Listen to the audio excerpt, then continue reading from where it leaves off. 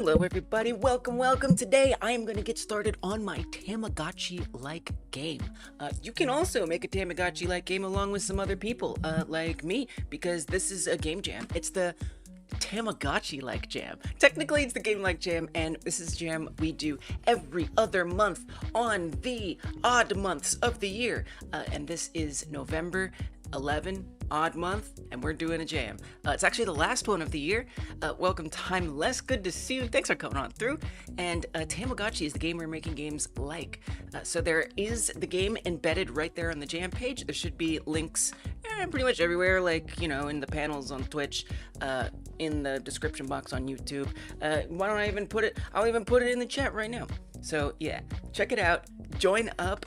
Even just joining up helps a lot. It ranks higher on itch, and we get more people coming through the community and more people to chat and hang out with, so that's always nice. Plus, maybe you'll make a game. Maybe you'll be like, you know what? I actually think I'm gonna make a game for this. So my game is gonna be about a cat. I'm curious what your games are going to be about. Let me know. You can post in the Discord. You can let me know here. I'd love to go check out anything you've shared so far and stuff like that. But let's just at least give a quick little run through of the theme games. So again, they're embedded right there on the page if you want to try them out and get a better sense of how they work. Now there's two versions of the game that's on there. The first version is the original, like literally numero uno, the first version of Tamagotchi that ever existed. Now this was pulled off of like a unit, and so it doesn't have like all the original icons and stuff, but it is the original Gen 1 game. So you can play it right here in the browser. Just so I can pop it open more easily, I'm gonna play it outside of the browser, but I do want to let you all know it may seem like nothing happens, because in the 90s, they expected us to wait 5 minutes to play games. And they didn't even tell us, without looking at the instructions, what to do to get that 5 minutes to begin. So that's just like, I don't know, that's a reality, I guess. Let me explain. What's up, Dev? Welcome, Henry. Dev Henry! They changed everyone's names on YouTube. What's up, Henry? So here's what you do. You use the left or the right, wait, it's confusing. The left Alt key to pull up the clock, and then you use left Control and left Alt to set the time. It can be whatever you want. What's up, Alan? Welcome back. How you doing? And then we are going to, Alan, a member on YouTube? Thank you for being a member. Welcome. There's so many new members, and I feel like y'all became members off stream, so I wasn't able to be like, yay, you're a member. Welcome. So you press the space bar, and that confirms the time, and then you press Alt to go back out here. The controls are on the bottom, Control, Alt, space, and then if you hover over it, some of the controls are there. Now the 5 minute begins. You have to wait 5 minutes. I'm gonna open this elsewhere, so that way, because if you like unfocus it, the time won't continue ticking. So I'm gonna open this somewhere else, and we'll circle back. We'll circle back to that. Whoa, it's a logo. So the other version is a harder version. This one is if you're looking for an extra challenge, some inspiration on mechanics that go beyond what that original game has. Again, this is embedded right here in the browser on the itch jam page if you would like to play it there. Let me get this open. Just gonna set the time on this other one so we can circle back to it later. I'm gonna pop it open again over here so you can see. Now, to me, this other one, this is the same one that's embedded on the page. This one is kind of awesome. First of all, the music is just amazing. The music is so good. It's got this like great aesthetic. Oh yeah, I forgot. It's actually a little choppy on this browser. Don't ask me why. Firefox is like, I can't take it, it's too much for me. So we'll open a different browser. You remember playing Tamagotchi? Nice. So I just got this one started. Which, also this one does have sounds too. Alright, we're gonna circle back to that one. This one has sounds as well. Like, that's, to me, this is a formative memory, is using a Tamagotchi. I remember walking around the, like, I think in the United States, it was like, we have a store we had a store called Bed Bath and Beyond, and it was like where you buy like, I don't know, friggin' what you calls them, bath mats, furniture, things, knickknacks, stuff for your house, household items, I guess is what you would buy there. Bed sheets, different things. And I remember just walking around with my mom and having the Tamagotchi like in my pocket and just like constantly checking it and being like, did it hatch yet? Or like, you know, whatever. It was really, really exciting. And so it was cool. Had, well, I mean, so here's the thing. Tamagotchi, they're still making stuff. They still have new Tamagotchis coming out. Like they kind of never left, which I think is kind of awesome. And they're still like leading in the genre. Like if you type in Google Play Tamagotchi or virtual pet, they're gonna come up right away. Oh, Bed Bath & Beyond. Yeah. Oh yeah. Well, with Bed Bath & Beyond, like I don't know. They at least where I'm at, they went out of business, and I know they shut down a lot of stores. So they might still be around. But I think they're on the out and out. Okay. Still waiting for that egg to hatch. It takes a long time. It's not right. It's not fair. But I will say, you know, as a kid, it was incredibly exciting. It was like it made it feel real. This is a real creature. Now, of course, you don't have to do this in your own, Tamagotchi-likes. You do not have to make the player wait 5 minutes. This isn't about making exact copies at all. This is about using the base mechanics as inspiration for your own interpretation. So don't worry about having that weird stuff in there. It's just, it's the way the original is. Now, to me, this one is so actually much better. It is like a more fun game. It has better features. The sound is good. It has this like Pokemon looking like art to it. Wait, does it remember my, when I played it the other day? Wow, it remembers! Look at that. We got persistence out here. So basically you can pick multiple characters and then, or Tamagotchi, and you hatch them, bam, immediate hatch. No waiting, it just hatches. This is kind of how it should be, if you ask me. But, you know, what are you gonna do? Let me see if I can pull up the other window so we can see the moment that it hatches. We can be there when it happens. Such good, like, music. Like, this is like what is this song? Like, give me a soundtrack for this. This is amazing. Okay, so there, I guess I'll put it down here. That's the, regular Gen 1 Tamagotchi in the bottom left there. Still waiting on the hatch there. So yeah, so this is pretty much the same in the other one, it just has like more things, and in this case we can feed some bread to it. Oh, we don't want to feed, I tried to do twice, it was like, do not do this. Give it some cake. I don't know if it actually like differentiates cake between like vegetables. Got some nice stats, apparently IQ, that's fun there, the egg is covering it up, it says fun. Still waiting on another one to hatch. What is deed? I don't even know what that means. Like deed to a house? Are we gonna make this Tamagotchi a homeowner?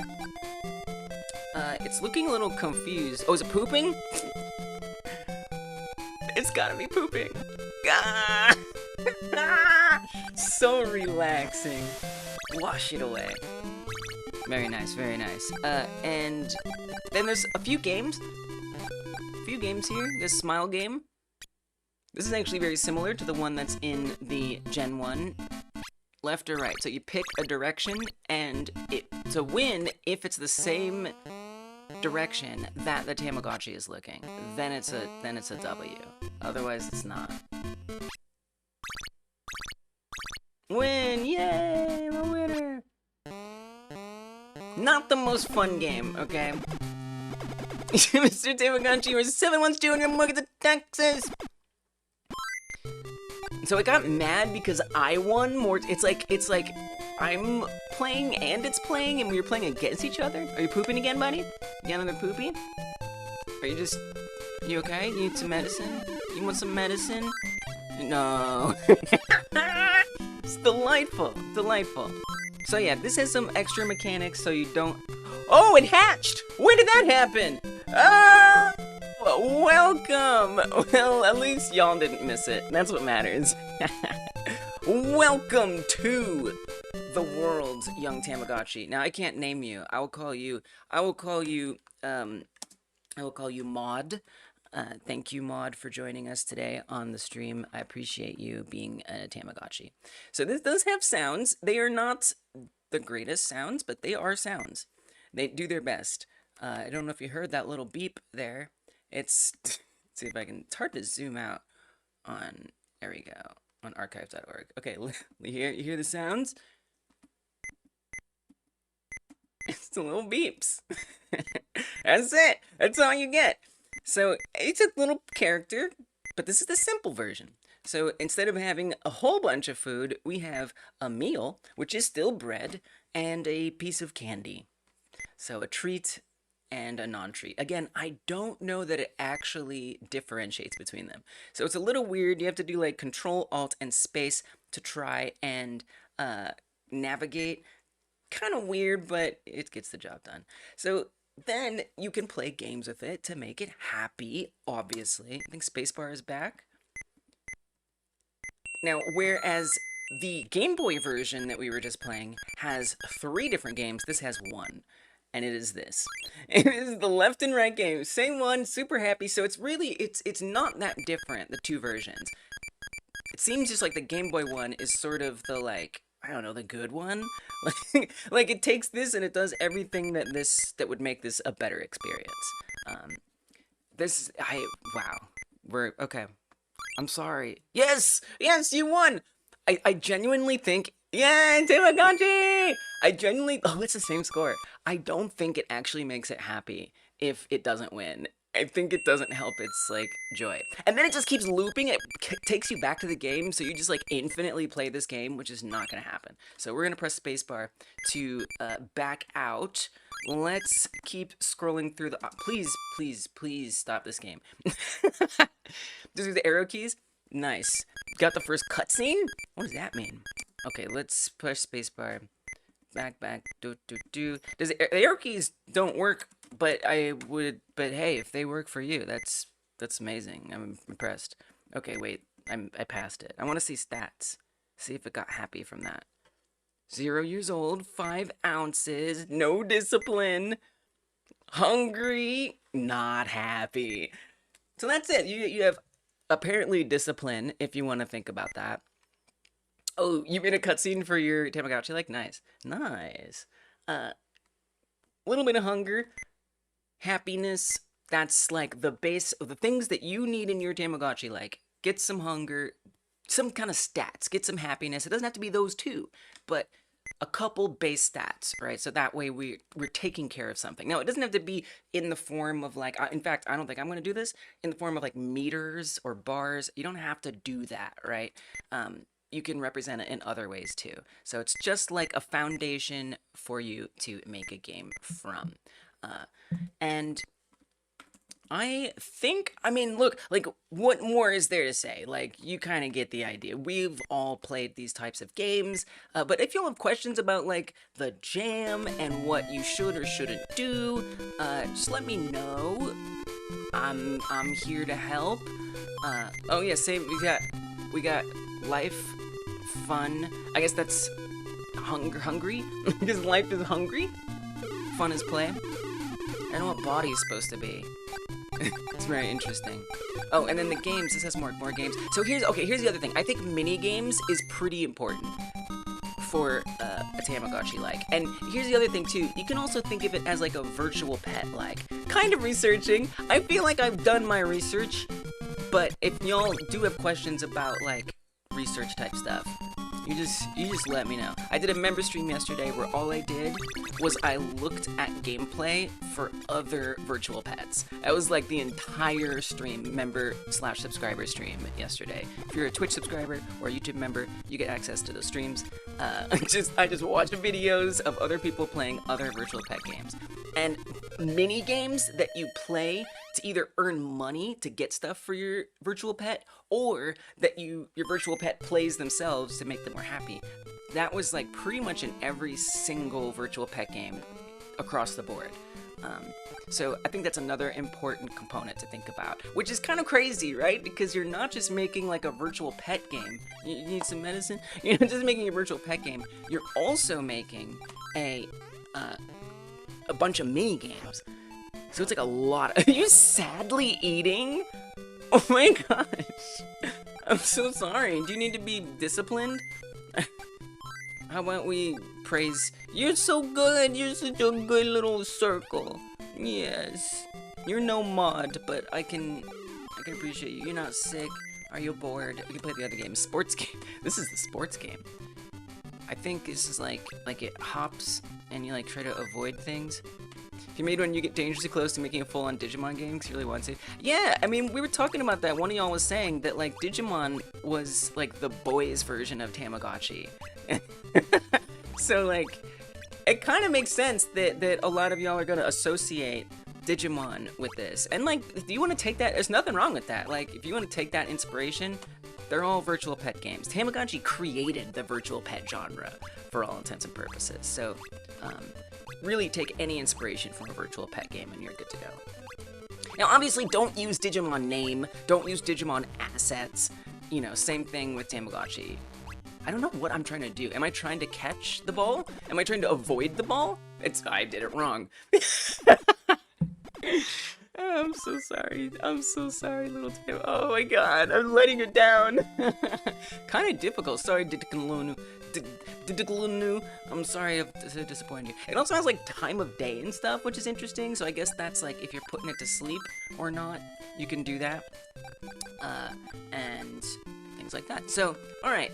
Now, my own Tamagotchi-like game. My plan is this.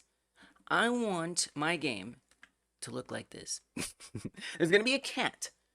A cat will be involved. Mark my words. I actually have talked to like a voice actor, one of y'all in the community, about doing some voice acting, because this is going to be about a talking cat. In fact, it's going to be about being a content creator who is making content about their talking cat. That is the game. So like mini games and stuff, they're all gonna center around making money by like posting videos, taking video of your cat, and then you use that money to buy supplies for food and water and toys and stuff like that. So I'm eschewing the meters. So there's not going to be like, I don't think. At this point, I'm thinking no meters. Instead of having 4 or 5 hearts for hunger or a bar or whatever, the cat is just going to alert you when it needs something, because it talks. It's a talking cat, so it's gonna say that it's hungry. It's gonna say that it's lonely. It's gonna say that it's bored. And then maybe at the very least, there could be like a little quest log or up here or something, where when the cat does have something that is wrong with it, that it needs, it'll appear up there as something you need to address. And then there's money, because that helps you get supplies. So these are going to be like interactive things. This is just a mock-up I did with stock images. So we've got a couch, a litter box, obviously the cat, a computer setup, a phone as a camera, and there's a dish, food dish back there as well. The rest of it is not really relevant. So in theory, you'd be able to click on any of these things. If you click on a couch, then it's going to take you to this. It's going to take you to playtime, which is going to be a mini game, because there's mini games all over the place, and a lot of modern virtual pet games. So whereas in, well, I mean, anyway, it's kind of the same. I was going to say, like, in Tamagotchi, you don't necessarily have a mini game for playing, but you do. It's literally the mini games, the playing is mini games. But, like, for example, bathing, right? When you are bathing your Tamagotchi in the original Tamagotchi games, it just washes things away and bam, you're good to go. In the more modern Tamagotchi games and in other similar virtual pets, it is itself a mini game where you like take the shower head and you move it around and you scrub the Tamagotchi and things like that. So I think looking for where you can have interesting mini games to take care of your pet is going to be important. So if you click on the couch, it's going to take you to a scritches or a cat rubbing, cat petting mini game where there'll be like maybe like a little target or something, and then you click or rub your mouse on that spot, a new target appears, you click or rub your mouse on that spot, and then after that, now you have, this isn't like just playing with the pet, this is like cuddles if it's feeling lonely or it needs some cuddling. So that's what doing the couch would fulfill. What's the next one? Oh, this is just some ideas here. If you click on the cat itself, then you go to play mode and you can play with the cat. So you're gonna be able to buy toys to use to play with the cat. Maybe even you can't play with the cat until you buy something. Yeah, Brown, welcome, how you been? Good to see you. Yeah, Brown in the house. A Hyper Game Dev alum. Been supporting the channel for so long, so generously, and I really want you to know how much I appreciate that. And it was always such a joy to check out your games, and I'm glad you got to stop by. So you'll buy toys and you'll play with the pet and stuff like that. Oh, 2 years with her. Okay, I barely even log in on there. But knowing that you sent a message there, I'll make sure I go check it out then. Thanks for letting me know. Thank you for letting me know. So this will be a mini game, and I have some ideas of what kind of mini games those are going to be, but we'll circle back to that. So then the idea that I'm having too is that once you enter either like the couch area, here, let's hide this one. Oh, it doesn't actually hide it. Okay. Once you enter the couch area or the play area, you finish that round of something. So I don't want back buttons. I don't want anything like that. I don't want you to have to think about canceling. If you click on that couch, you are doing the petting mini game. And when that petting mini game is done, then you go back to the main room. You play with the cat. When the playing mini game is done, then you go back to the room. So if you click on the computer, then we do the other mini games. So it'll be like posting videos, responding to comments, banning trolls, whatever things come along with being a content creator.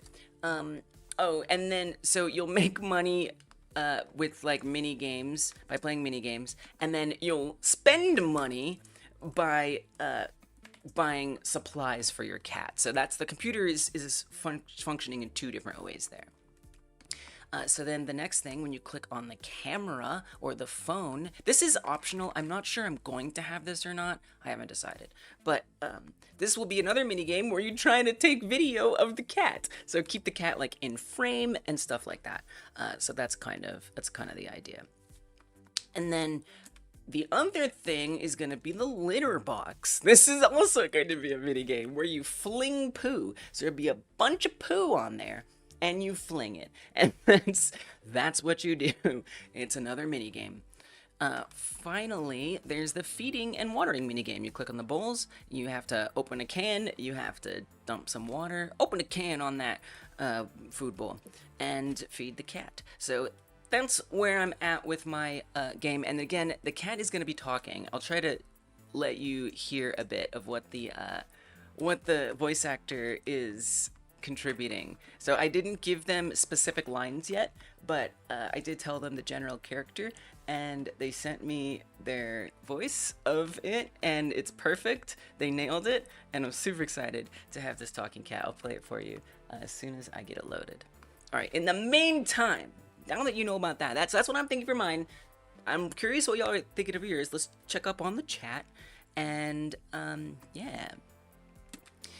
You have questions about the jam, whatever, you just let me know. Okay, that's from the member stream.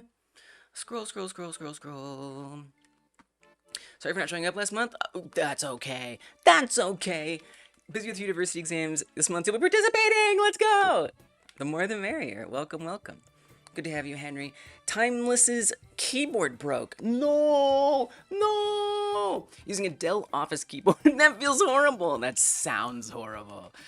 I mean, it depends, right? Like, for me, I'm okay with like a flat little trackpad built-in type of keyboard. But I know that like some people really appreciate a mechanical keyboard, certain specifications. Their keyboard has to be a certain way, and yeah, maybe the Dell keyboard is not living up to your standards. I'm sorry to hear that. I hope you get the keyboard that you need and that you deserve soon. All right, Timeless says you're using code you already made to make a timer and sprites. You're already working on it. Y'all are just like chugging along. I am pumped. I feel like there's gonna be really, really good entries for this. It's just a hunch. I just feel like y'all are gonna really bring it for this jam. I remember playing Tamagotchi, of course, had, yes. You went Beth Beyond, they're very popular. They're making new ones all the time. There's Pokemon ones, there's Star Wars ones. I think I'm gonna do 3D. I think I'm making a 3D game myself, Alan. Digimon, Digital Monsters. Digimon are the champions. I don't know the song beyond that, but I remember that very well. Digimon, Digital Monsters. And then I'd switch it to Pokemon. I don't know if they actually played at the same time. Tone Man missed the Halloween stream. That's quite alright. It's quite alright. Thanks for your drawing, by the way. I checked it out in the Halloween stream. Tone Man drew in like a game-like jam logo. It was really nice. You are 7 months due. I know. It's like, what is deed? What does it even mean? I mean, really. And you made a game for the game jam. Nice. It's short and awful. Like a Tamagotchi game? Or you made a Tamagotchi game already? You already made and finished a Tamagotchi game? Is that what you're telling me? What kind of game dev prodigy are you? Arrow keys, yeah, so yeah, you don't have to have Control, Alt, you don't have to do all that weird crap. You don't have to have it be 3 buttons. You just do what feels right, okay? You do what feels right. You get dangerously close to making Digimon. They're very similar. Do I like your idea? Oh, did you put it in the Discord? All right, let's see what your idea was. Real quick, I did load up. Okay, actually, I'll play it for you later. I'll play it for you. You know what? Let's circle back to that. The voice acting. When I start working on mine, I'll play you the voice acting. I'm very excited about it. It's not on the Discord. Well, then where did you tell me your idea? Where's your idea? Did I scroll past it? Dark Rosen. I don't know. I don't see it. Is it in that message? Did you explain it right there? Why did I think that was in the past? What's wrong with me? You literally have a whole block of text, and I was like, it must be before that question. You have a pet blender, and you feed it tasty things like fruit and vegetables. That's so fun. And pets? That's messed up. Actually, it'd be kind of funny though. Like the blood going everywhere.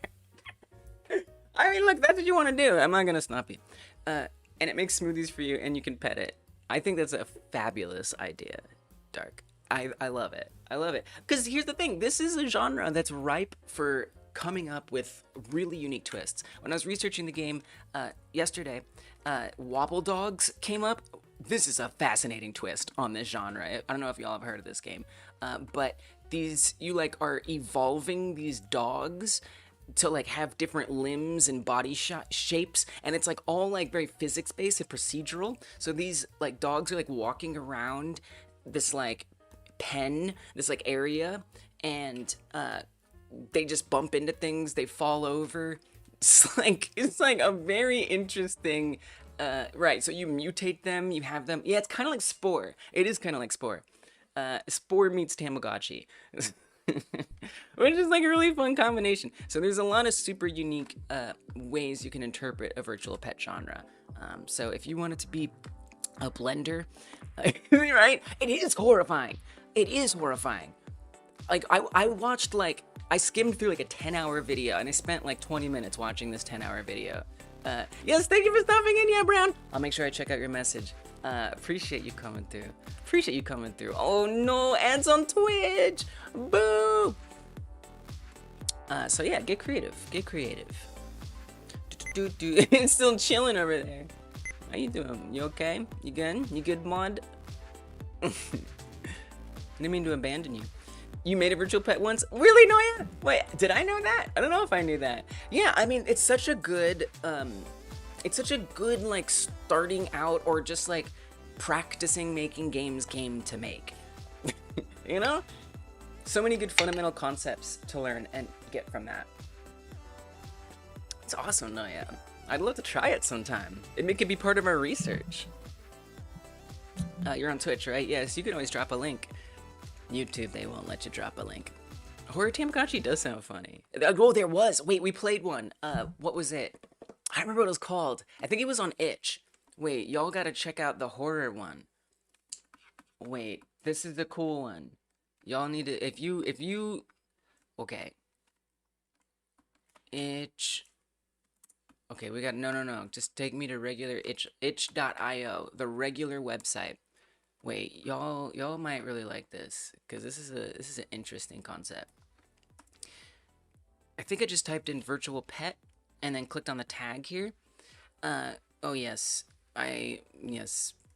Come on, verify I'm a human. It's okay. Yep, it's okay. Okay, which one was it? So yeah, I think Itch is also a really amazing place to find unique virtual pet games. Here, this one, Goodnight Meow Me. This one. It doesn't even look like a horror game, but this game, okay, let's play this for a second. I feel like everybody here who is thinking about making Tamagotchi-likes needs, or is a fan of virtual pets, needs to experience this. This is an important development in virtual pet history. I think this one is quite old. 2018. It was made, really? Nuh-uh. Is that what it said in there? 2018 this game was made. So this is like ancient at this point. So maybe you might have even played it before. Okay, this is worth it, I promise. It's a horror game, but it's also a Tamagotchi game. We got sound, right? Yeah, we got sound. Okay. Now it's not like you're taking care of a monster. Okay. It's kind of like an unassuming, like a surprisingly horror Tamagotchi game. Okay, it's cute. We got some nice, like, almost cozy sort of graphics going on here. There's a cat. What's up? How you doing? It's a cute little cat right there. I think you said out of 2018. Oh, that wasn't 2000. Oh, I thought that was the year 2018. Thank you for clarifying that. I thought it was 20. Okay, because I do remember looking down in the comments, and the oldest comment was like a year old. So, like, that makes way more sense. Okay, no, it is 5 years ago. No, it's 5 years ago. No, it is old. So, I don't know which one it is, but it's something. Okay. So, we talked our little Meow Me. It's got the bars, right? Food, happiness, overall health. Got some little talking things. Oh, wait, I just skipped over that. That was so cute. Nice little animations. Got some food on the desk. Everything seems pretty, seems pretty normal. Lise, how could you say this is a horror game? What's going on with the window? Is this... is it boarded up? Are there boards on the window? What is going on here? Why are there boards on the window? Well, it's probably just a weird thing. Probably doesn't mean anything. Here you go. Have some food. Yeah, you'll be alright. You look like a little unhappy. There we go. We're gonna hold you tight. The cutest little sounds. A little happier. Let's play with it. Do a little dance. Everything's normal. Let's go to bed. Let's get some sleep. Sweet dreams.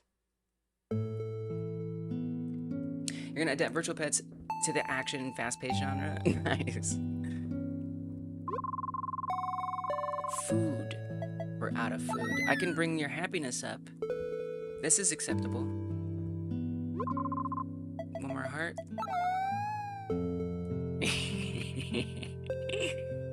Oh my god. Happiness is all the way up. But I don't have any food! Maybe there's food under the litter box? No, probably. Picture frame behind there. Alright. Guess we're heading out into the world.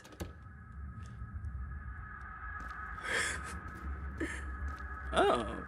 This is a bit of a different place. Oh my god, I'm getting chills, honestly, like. Okay. Something about the, like, static.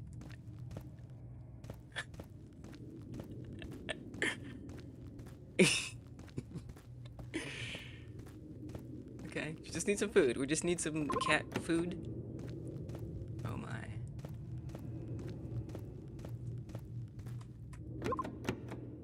Okay, alright. We got a lantern. I really like the lighting effects. It's got some nice layers to it. Circle and then the point. Or the... Oh! Spotlight.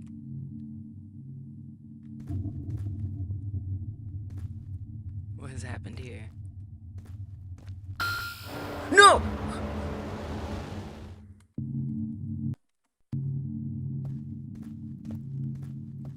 Well, maybe I'll just walk around at this time.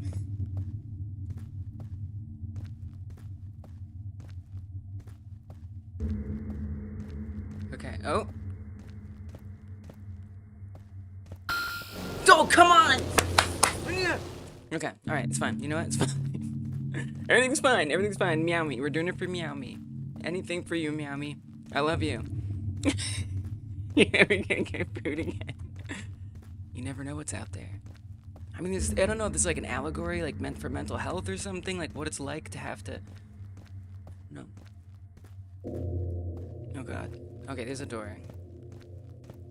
It's probably locked. It's not locked. right, it kind of... Okay, just two heads. Okay.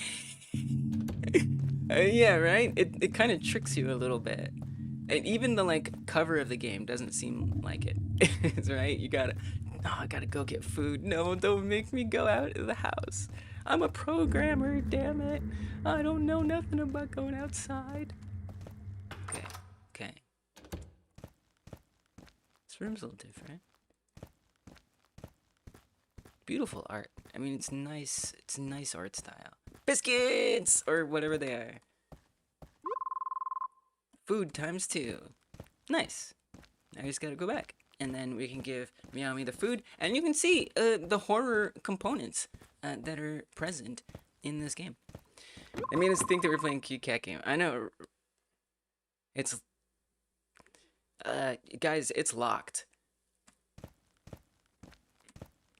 Well, I did just come through. It's giving me chills. I did just come through that door, so I didn't lock it. And if I didn't lock it, who locked it? Okay, great. We got the key. You know, maybe I just forgot. Maybe I just forgot that I had the key and I left it behind. No, please. Go. Please don't get me. No. Ah! Okay. Now, serious. Okay, this is like a mini game. This is a mini game. Virtual pet games, even when it's breaking out of the genre and being wild with horror elements, it's still got mini games. It's just this mini game happens to be a bit of a frightening horror adventure. Avoid the scary things. Okay, I gotta do this right. Yes! Whew. That was close. Let's at least get back to Meow Me. No! Alright. Yeah. Isn't this awesome? So just maybe to inspire you, right? Like where you can go with this genre. It doesn't have to be an exact Tamagotchi style. Okay. Careful. I want to show you guys one more after this too. Here we go. Avoiding the skull. Oh, not walking into the skull. I don't know. Like, what are these? What are these skulls? Are they... Are they cats that, like, died? Because they did have paw prints, didn't it? You played it. This is scary. It's scary. It just changes. Is this where my house is? Wait, is this where I live? It's not what my house looks like. Okay, I didn't think so. I don't know what to expect. Shredder Tamagotchi, you can feed it paper and... Sorry, I just, those are definitely paw prints. That is... Oh! Ah, yes. Was that, like, right on the window, too? Hello! Yes! Meow me. It's good to see you. Got your food. Yeah, yay! Everything's fine. It's just some, you know, got you some food. Is that enough? Is that, you still a hungry? Let's just, you know what, let's just vibe a little and you know, you go to bed a little hungry. That's okay. All right, Meow me? You be all right. I'll see you tomorrow.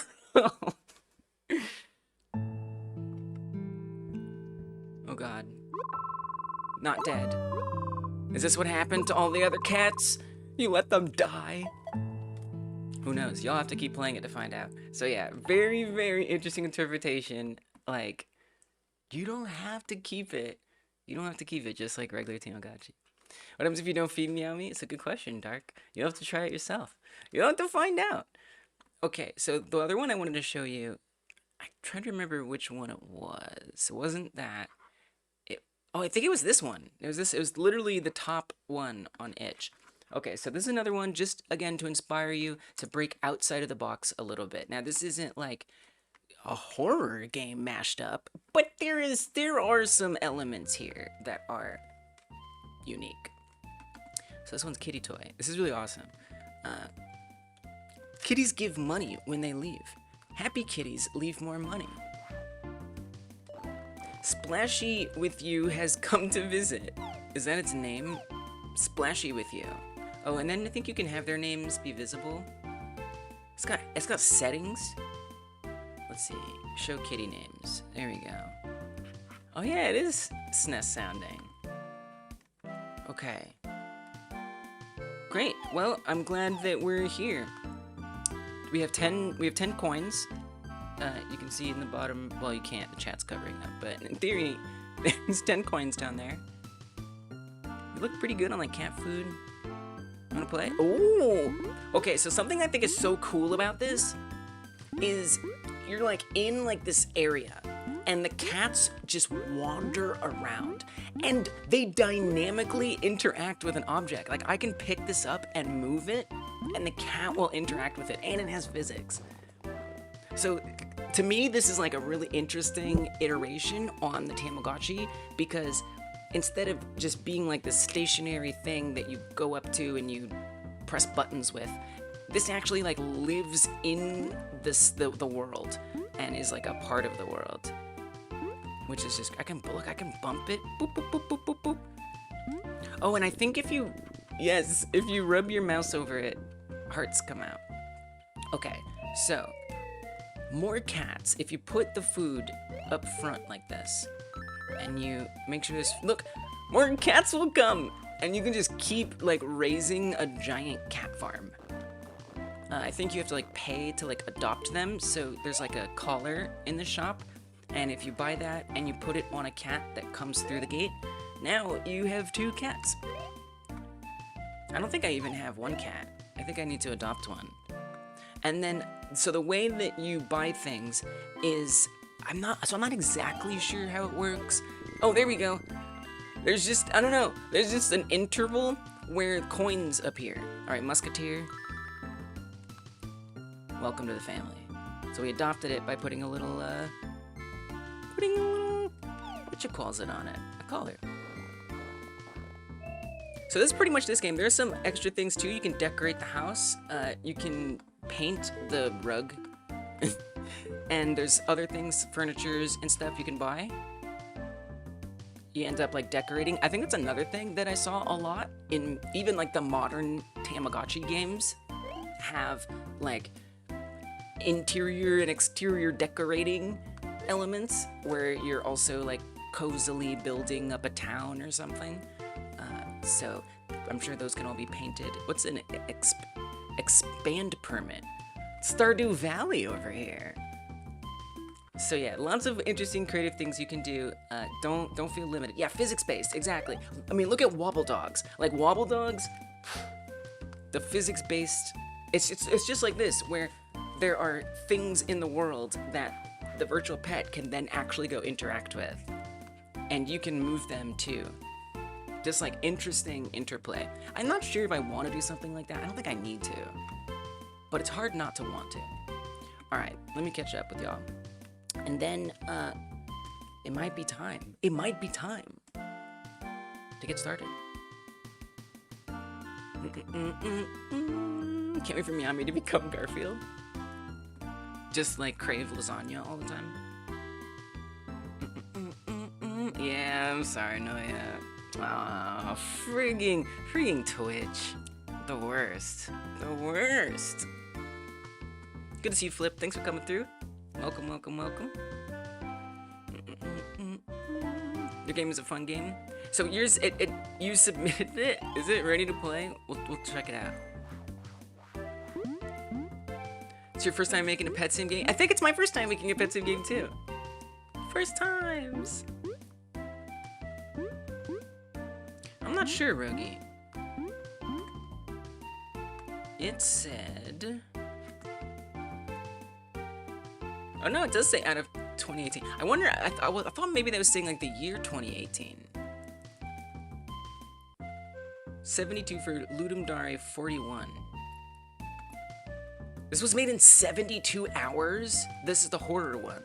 The horror one was made in 72 hours. That is actually ridiculous.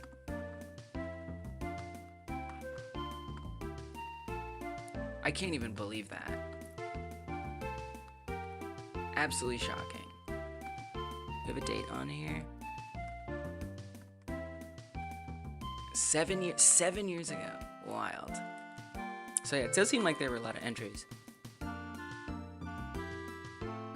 Toaster Tamagotchi. You can feed it bread. It makes a cute sound, but if you feed it a fork, it gets... I think you're gonna get angry. Oh no. It sounds very dangerous. The washing minigame would be fun with the toaster too. Dark is just like, Dark is living up to their name and being very dark today. Blenders that blend pets. What's wrong? What's happened to you? Are you a goth now?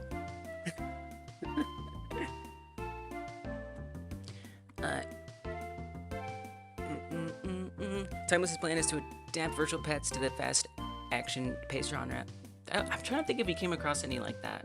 There were definitely some like dungeon crawler ones where you take care of the pet and then you go out in dungeons. I mean, you could even think of like Pokemon Mystery Dungeon kind of that way a little bit.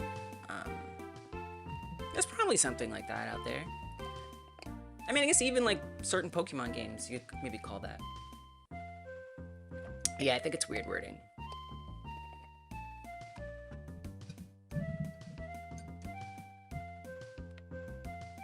What's it like to have a cat? You don't know? It's amazing. The companionship is unmatched. They're very independent, but they still require a lot of care, and they'll let you know. They'll let you know that they need their care.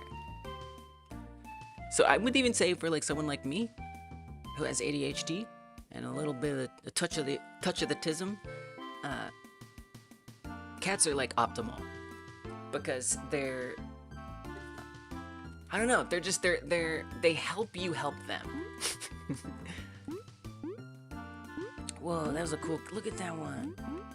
I think it's another thing to think about, like customization. A lot of modern virtual pet games have like, you know, hats and clothes and things you can decorate your pets with. And then here you got like a variety of color patterns, which is fun. Outside is where the food delivery driver lives. Been there. I've been there. First dialogue. Hello, my name is user input. Your name is... What is your name? That's actually very charming. Shredder Tamagotchi. You can feed it paper and cardboard and it goes burr, but don't let your cat near it. Hey, welcome, Keote. You live, kinda. Your brain is mush. Wait, why? Were you sick or something? Have you been working very hard? Take care, get rest, things like that. Welcome, welcome. Alternative meowies. I don't know. What happens if you don't feed meowie? I don't know. I don't know.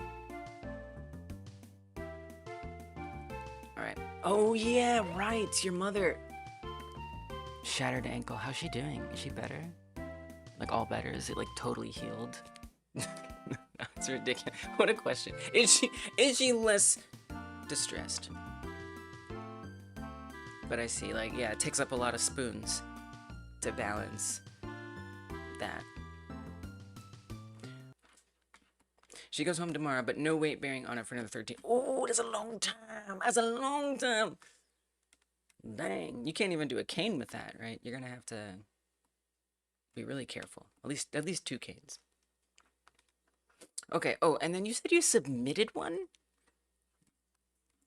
Wheelchair. That's a good way to go.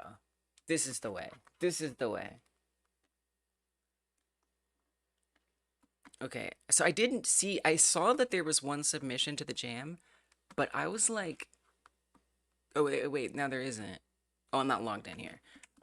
But like usually when there's one submission this early, it means it's spam. But are you saying it isn't spam and it's you, Toeman? I don't know, Toeman. What is this? I have to vet this. What are we doing here? What am I looking at?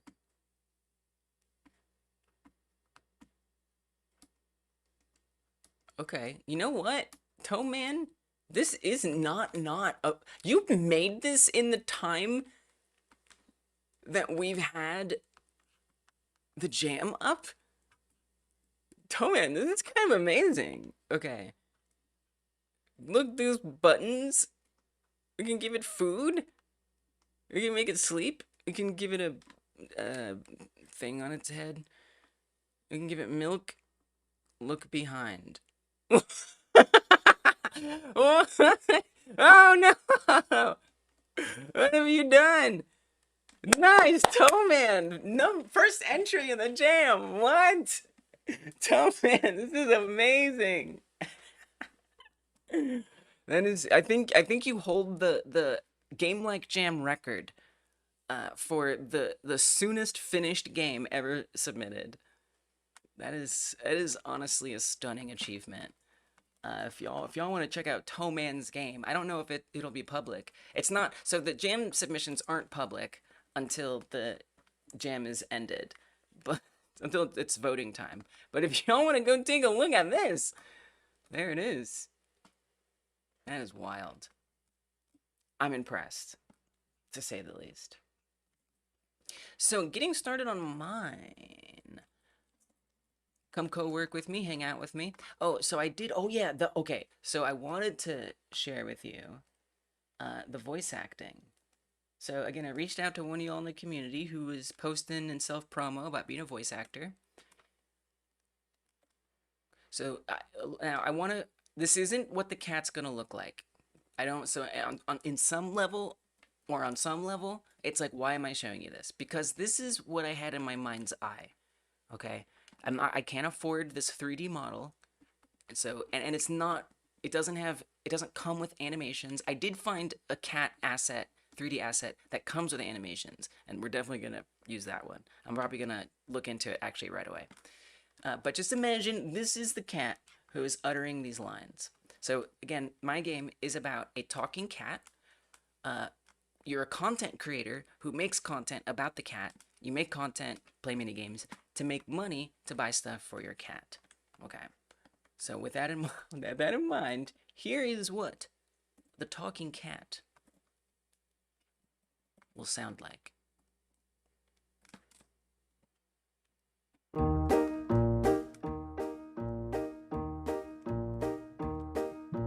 Look at them, begging for my affection.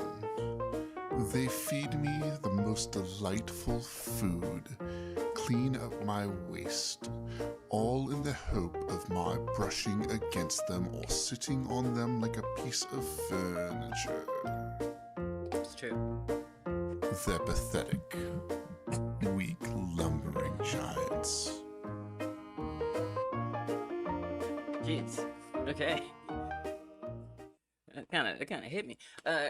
So this is gonna be the voice for the cat, and the cat is not gonna say those lines, but things like, I require kibble, or, I made a poopy, or something silly, but in that voice, and that's how you're gonna know that you need to take care of the cat, and it's also why you're famous on the internet, because your cat literally talks.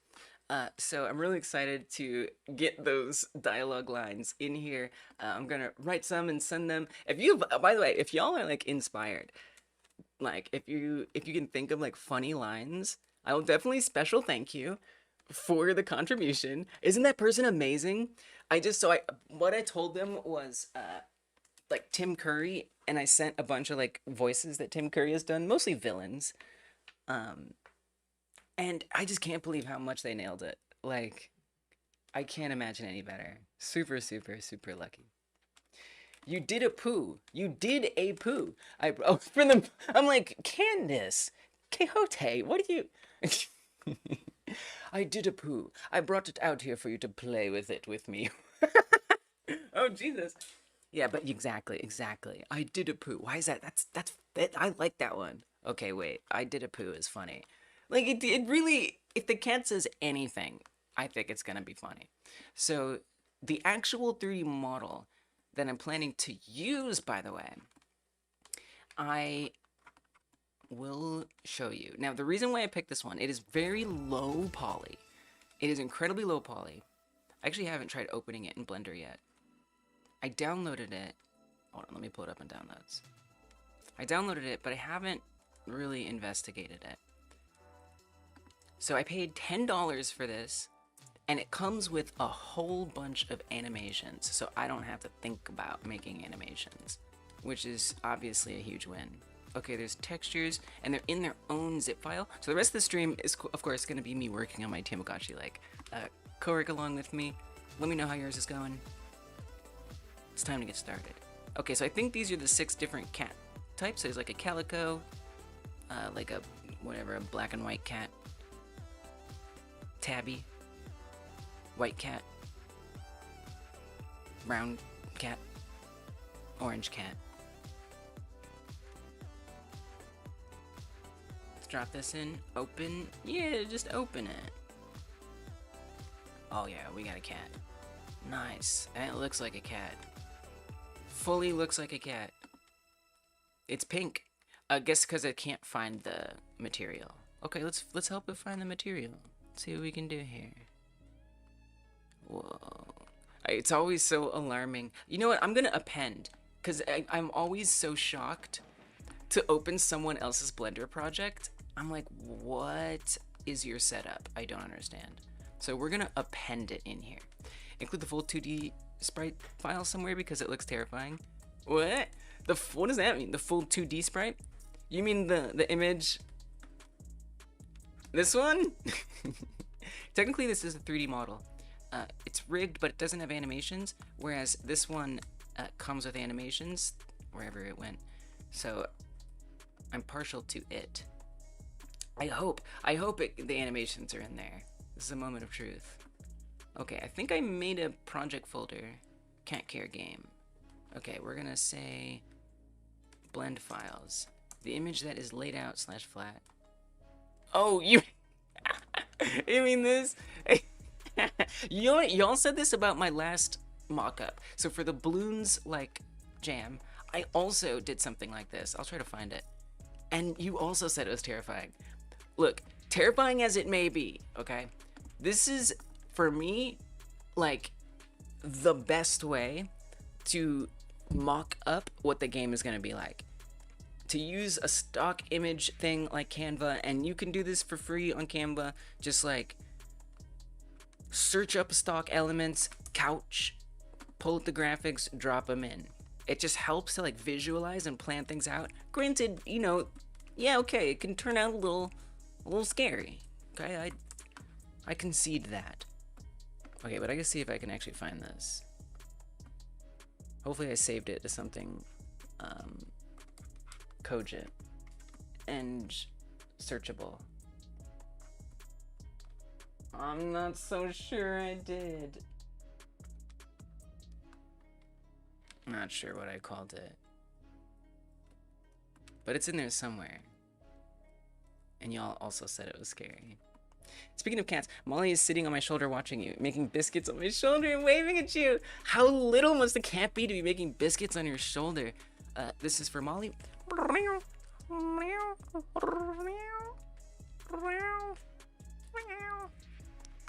Molly understands. Okay, let me just make this. So is this asking to... I see. It's weird that it like dragged and dropped it and it didn't append it. It was like, oh, you want to append something? Like, yeah, I want to append what... I want to append what I thought we were appending. You used this first week to learn how to make animations in Blender. Yeah! Wait, you're gonna make a 3D one? Let's go. Let's go. No, not a new folder. I just would love to make this like a favorite so I don't have to keep going back to it. Wait, where's the favoriting? Oh, it's up here. Bookmark. Okay, Chibi Cat, blend file, collection, camera light, cat, append. Okay, now I'm in my own project. That's a little trick for you. If you're using some kind of asset pack and it's got like a weird Blender setup, append it in, and then you'll have your normal Blender setup. Okay, this is a cat. This is definitely a cat. Now, I want to see if it comes with animations. I'm a little nervous that it isn't going to come with animations. I do see something. Action editor, see if I can find... Okay, I see some... Yeah, we got animations! This is gonna save me hours of work. Oh my gosh. And you know, I might make changes to the model. I think I would like the head to be a little cuter than this one. Hopefully you'll see once I add some more,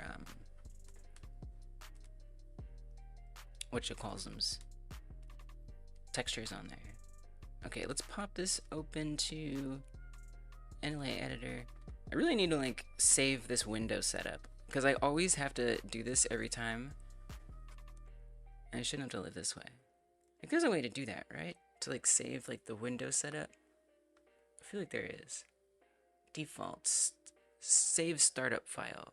But this has a cat in it. Here. What if I cut the cat out? Just for a second. Just real quick. No cat. Okay. Now if I save startup file. But be in layout. So if you go to default, save startup file. Current file is the default. Yes, override it.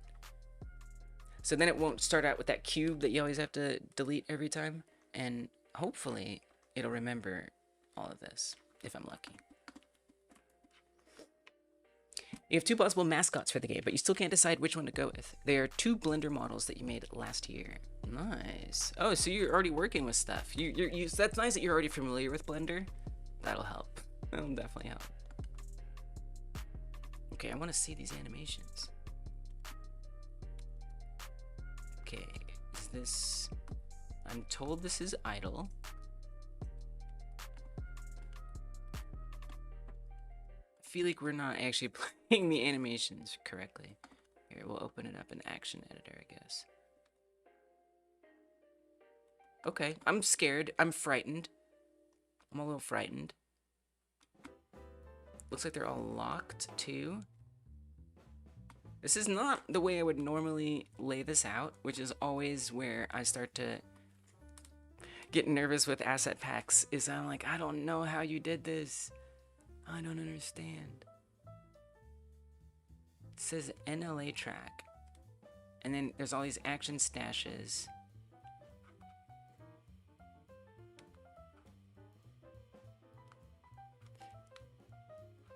I wonder why I can't see the animations. And this was also made several years ago too, so I don't know, maybe something's a little different. She stayed up there long enough to get a screenshot of her in your pet channel? Oh my gosh. What? I can't even imagine a cat being on a shoulder. Maybe we just have like chunk cats, and that's why I can't imagine it.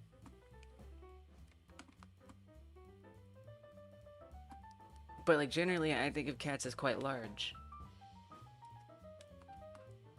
And so how do they stay on a shoulder? But I have to believe that you're telling the truth. Okay, so I gotta figure out how to make these animations exist. Sleep. Oh, that's okay, something happened. Yes, oh, animations. Okay, we're animating. We're animating, baby. We're animating. Hello, Molly. Oh, okay. I think I see now. You have to make some accommodations. That is so sweet. I was like imagining like a little parrot, like a pirate's parrot. This is amazing. You kind of like, I'll help you. I'll help you stay on me. She's beautiful. Normally she does seem like a parrot. Oh my gosh. These bones are very interesting. I've never seen bones look like that. When she lays down, the cat gods demand accommodations, right? That's why I want that voice to be the cat's voice. Because cats do be demanding. It's their whole thing. Get last. Don't make it about winning. That's not good for your mental health. Don't make it about winning. Alright? The ranking is about having fun and motivating you. Not being something to beat yourself up about. And also, you don't know that. Okay, so that's a sleeping animation. Very nice. Can we just not see all the, like, weird armature? Okay. What else we got? We've got cat trot. Yes. Yes. It looks like it's, like, slow motion or something, too. How is...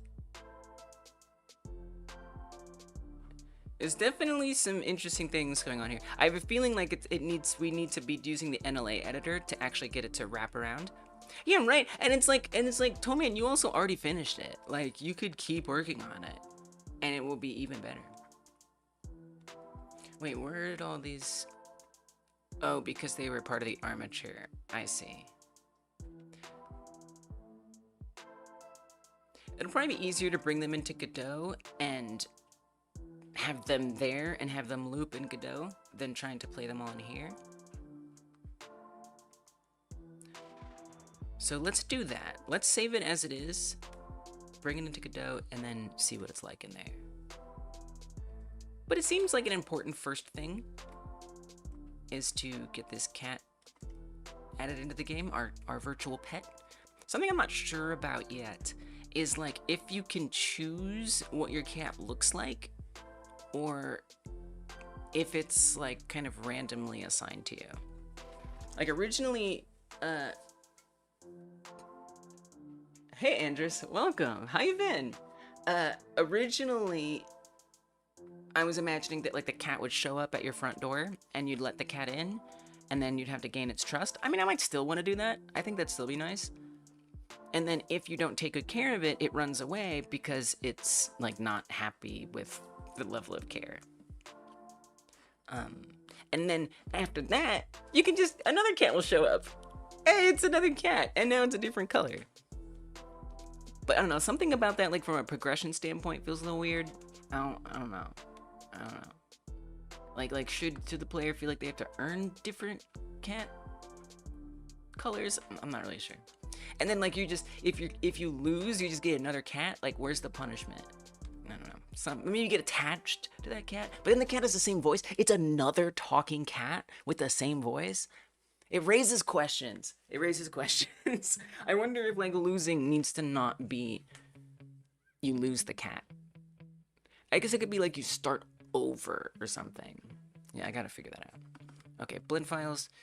We're gonna save this as cat. Naturally, .blend. And let's see how it imports. Saving me a lot of time using this asset pack. It's not really a pack. It's It's a very useful asset, and it has very, very low poly count, like obnoxiously low,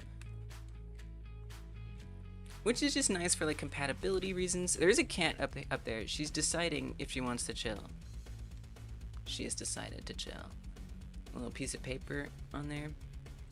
There you go. Kitty cat. Go backwards. Have a ghost Tamagotchi that your goal is to assign them to a regeneration. Whoa. That's some high concept stuff. I would play that game. You're creating an 8-bit pixel main menu, and it's looking so cool already. Menus are important. You share the process. Oh, let's see. Yes, if y'all share your Tamagotchi-like stuff on the Discord, come here Tuesdays and Fridays and let me know, and I will show it off. I will gladly check it out. You could argue this gives you an advantage in a jam because like everybody gets to see your progress ahead of time, and maybe they'll give you a higher vote. I don't know if that's really true, but if that incentivizes you to share things, not that it's about winning, okay? I'm not saying that.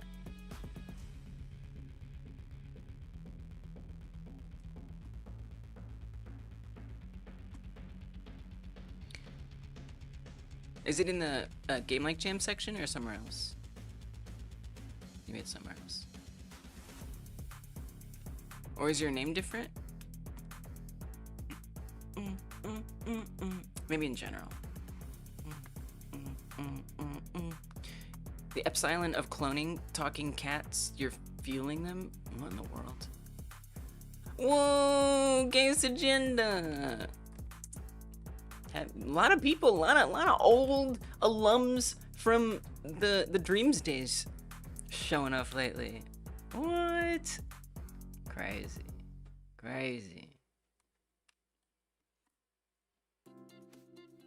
I don't know what that means, Timeless. I'm so very confused by that. But it is an interesting bunch of words. I like how Henry was like, oh my gosh, I didn't expect you were gonna actually look at it right away. Off topic, you found a copy of the book you told me about that you loved in high school that showed you how to make a computer with an oatmeal tub, a drum-based hard drive. I don't remember an oatmeal computer, but I remember you telling me about a book. The book was made in 1967. How could you make a computer out of oatmeal in 1967? Oh, this I gotta see. Feeding and drinking the cats. They clone, you are fueling their clones. Okay. So, like Wobble Dogs? Not oatmeal, the container. Okay, that makes more sense. When I retire, will I make a I mean, I guess there always has to be a last stream. There always has to be a last stream. I think that question kind of answers itself, right?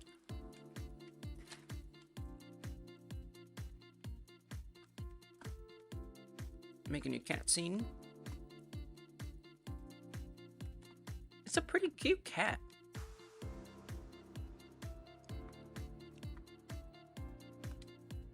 Now, I doubt these are looping, so we'll have to make them loop.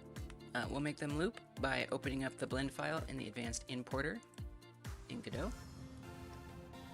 And then set their loop mode to linear, I think. Share it with me in general. You can view it later if you like and see all the math you had to do to make an oatmeal can computer. You made an oatmeal can computer. That's what you made. It was an oatmeal can computer. How to build a working digital computer. How is that in 1967? How could this be? How could this be? How did they even have the word digital? Is it just words or are there pictures? There's pictures.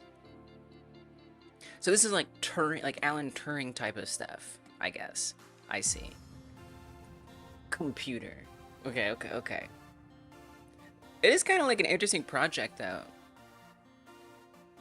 It was electronic. Yeah, I guess they had electronics in 1967.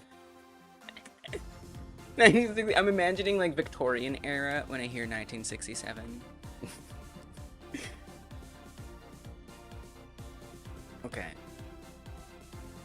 Animation player.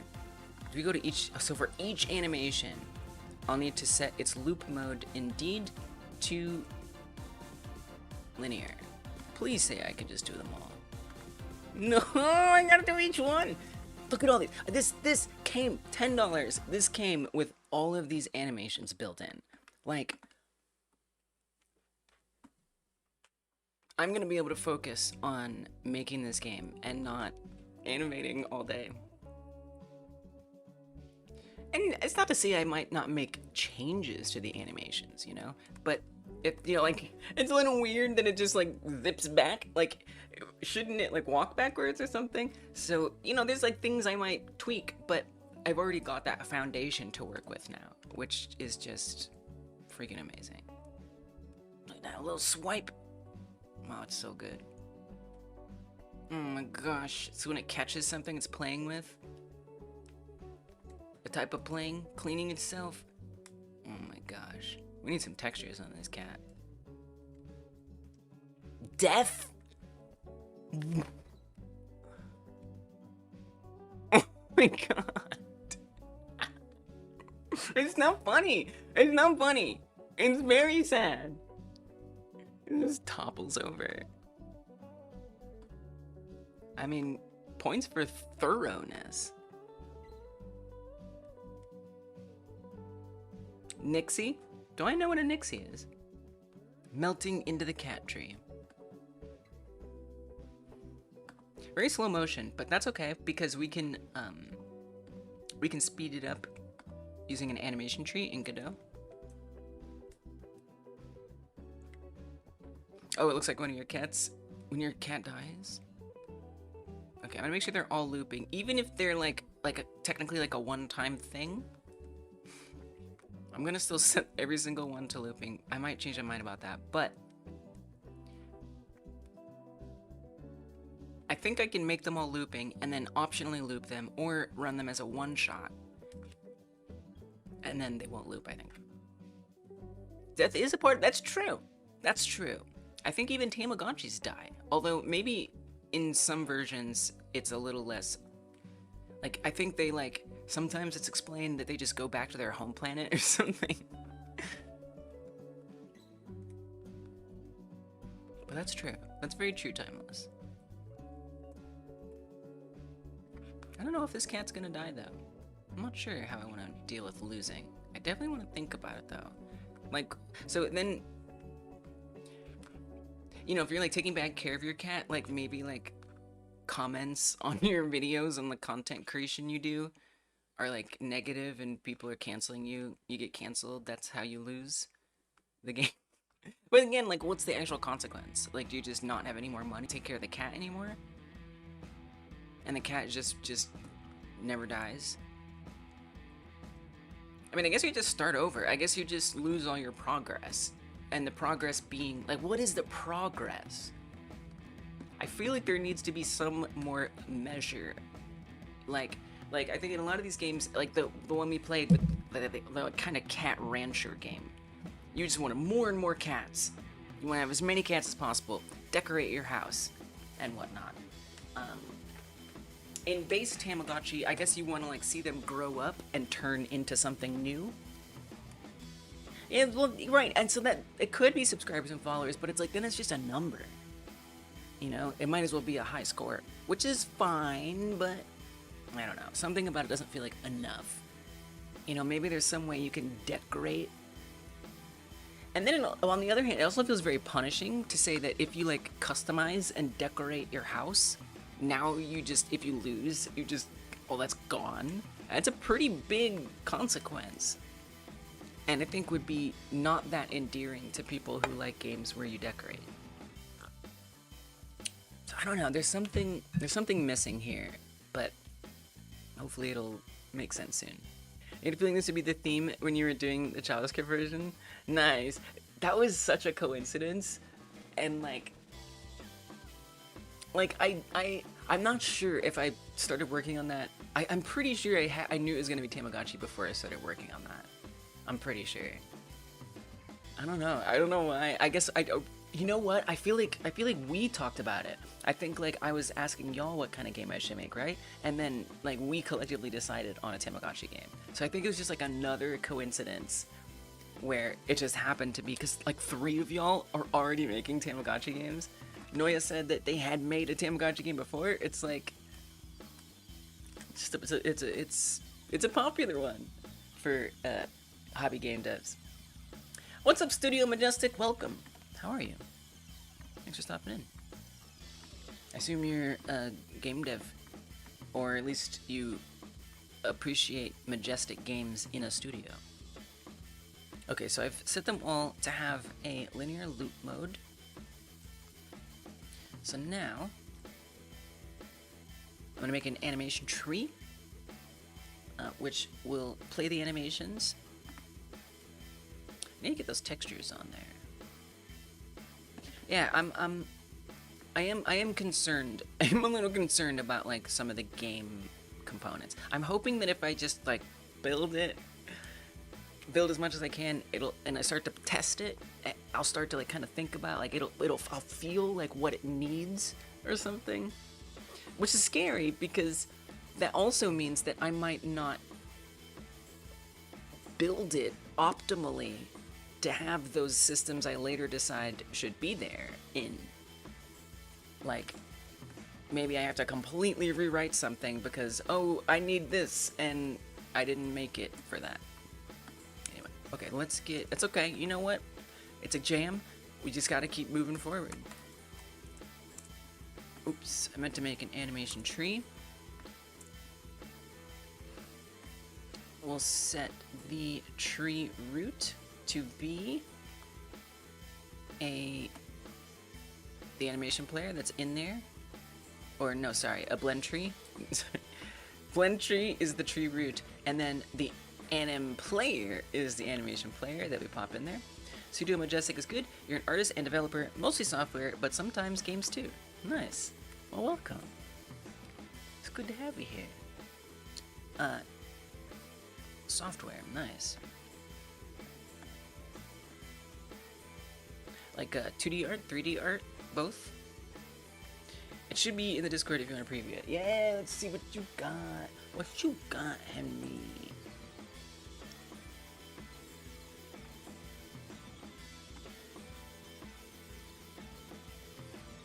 Untitled Game Like Jam. So Henry said they were working on a pixel art menu. Nice. Very classic, very retro feeling. I like the font. It's nice how it's got like a pixel feel, but it's also got like a hand-drawn feel at the same time. Like it's kind of like sketch style. That's really cool. This is not, it's clean. It gets me excited to play this game. I love the like little copyright down there. It's hype. This menu is total hype. I also like how the text like goes in just to like tell you like a way. I never think of that as a way to indicate that this is the active one, but it looks really good. I created everything. Nice, Henry. It's a good thing to make first, because then you know how to plug up your game into the menu. I often make the menu, like, in the middle. Maybe I should not do that. In the middle of the project, and so then I have to, like, kind of make it fit, which can be annoying, but that's okay. Alright, let's make sure I can set these up the way I think I can. So we'll get an animation in. Let's do one of the attacks. Attack left. Plug that up to the output. And then if we do a one shot.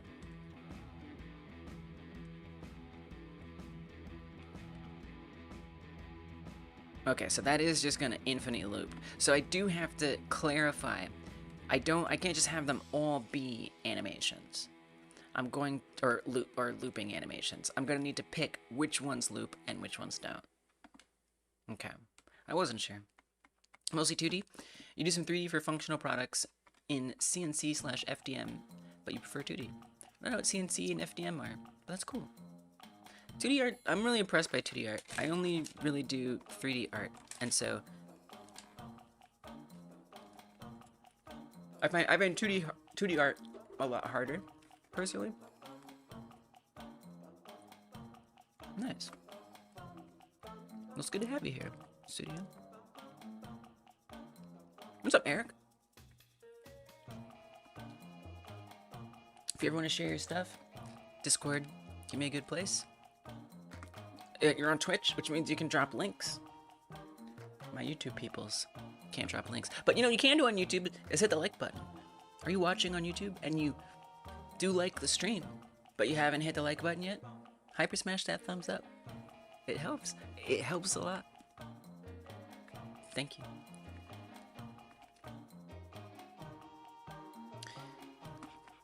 Well, attack left, definitely not a loop. Attack jump, definitely not a loop. I set them all as loops, but they don't need to be. Catching, not a loop. You can kind of tell you by looking at it. Like this one, totally a loop.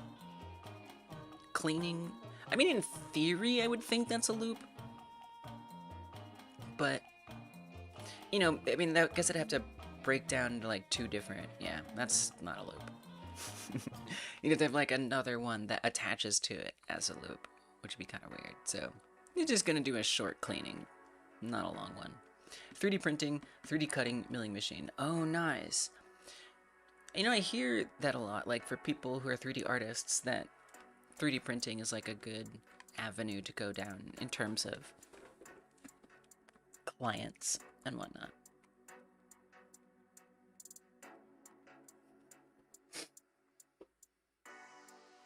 Oh, maybe Timeless is using Scratch, yeah.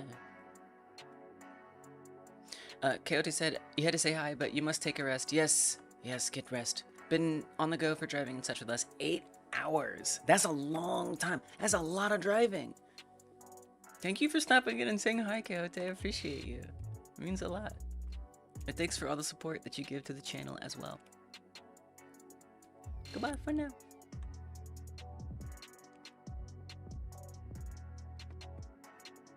Are you a loop? I don't think death is a loop.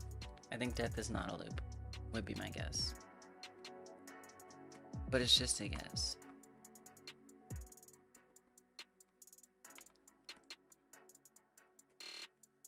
Cat eating. Also not gonna be a loop.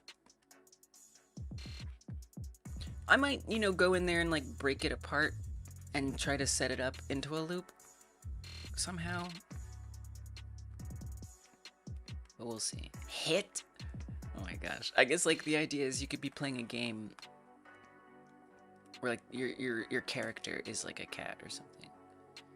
So like if there's enemies, like hitting the cat. Jeez. Whoa. Jump down from the air. It's just idling in the air. I do too, Timeless. I do too. Whoa. Oh, so this one did do that. So here we have two different parts. There's the starting animation, and then the mid-air animation. I don't know how much jump down. I mean, there is a couch, so I don't know. We'll see. Okay, jump through the air. So again, that's like a loop that I suppose would coincide with something else, perhaps. So maybe we'll make an eating loop or some other kind of loop as needed. Jump up high, okay. Probably not a loop. Jump long, probably not a loop. Oh wait, actually it does look like a loop. It's kind of weird. I guess it's like a, I guess it's like a loop. It's more like running. Might have to rename some of these to make more sense to me. Resting. Also resting, just differently. Not loops. This is the loop. Sitting, but not a loop. So like there's sit like the action, and then sitting. Sleeping. Trot. It's cute. It's very cute. Sorry, Twitch, about the ads. I'm really sorry. I don't know what to say. It sucks. It just sucks. It just sucks. Nobody deserves that.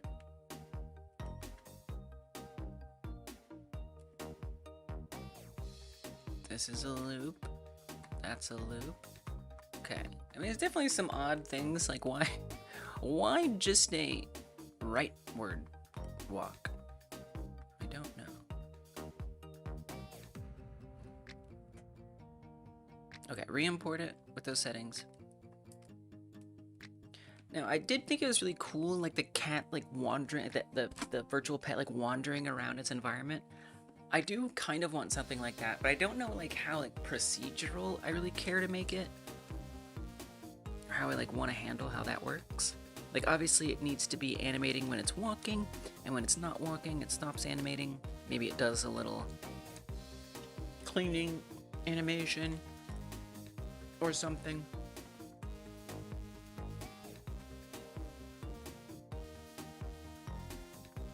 But I really gotta think about what do I want to make first.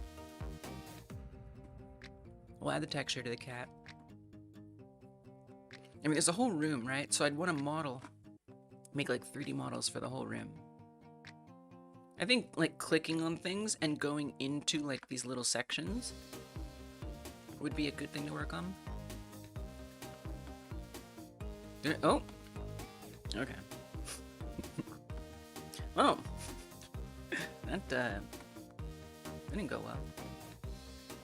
I do hope I don't have to set all of those again. But if we have to, we have to. Yeah, I think clicking on things and switching to like a zoomed in. Something I've never done is like have like scene switching, really. Where you like go between scenes. Usually I just have like one main scene, but I know some folks also actually switch the main scene. I don't think I want to do that. I don't like that. So maybe there'll just be like different camera angles, or different, even just entire different cameras that could switch to. Although it'd be nice if we animated in between those cameras.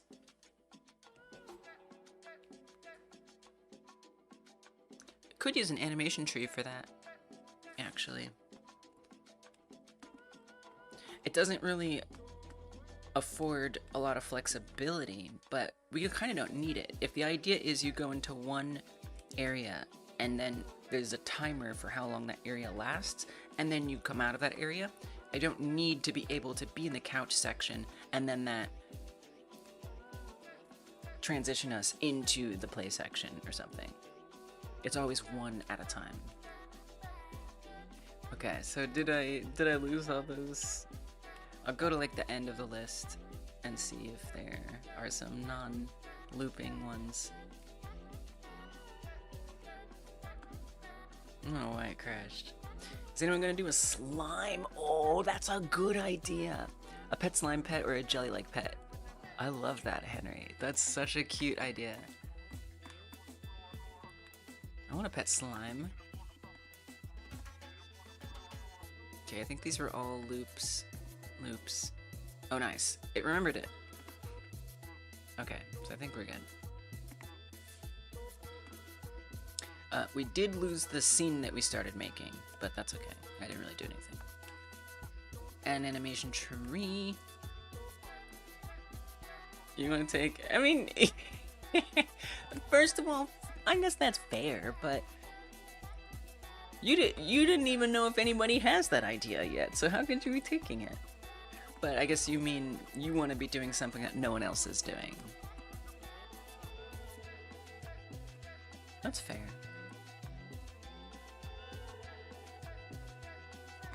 You might... That's gonna be hard. You might not know. You might just be surprised. It's always a risk. I don't mind if people do things like I did. But I'm curious, I mean, you don't have to answer, but I do wonder, like, where that's coming from, you know? Like, is it, like, you don't want to be compared, being considerate? Oh, I don't know if that is considerate.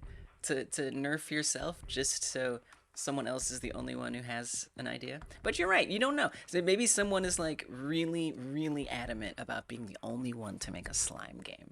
And so you want to make sure you're not stepping on their toes. That's very sweet. It's very kind of you.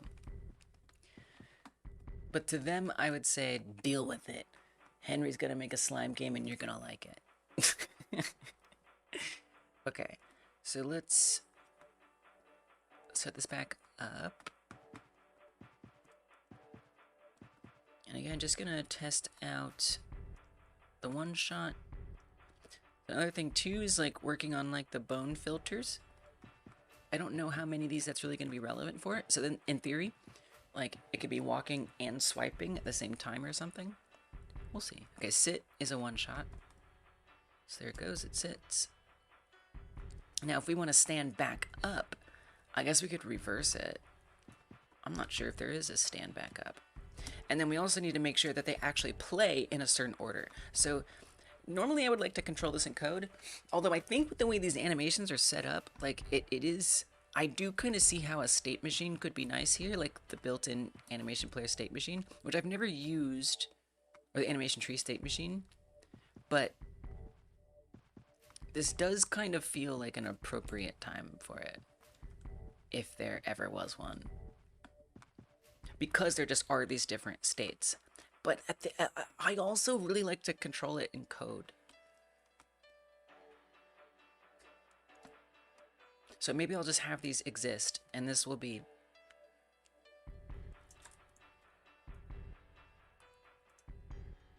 I like the idea of making it like a verb, like sit, and then like a...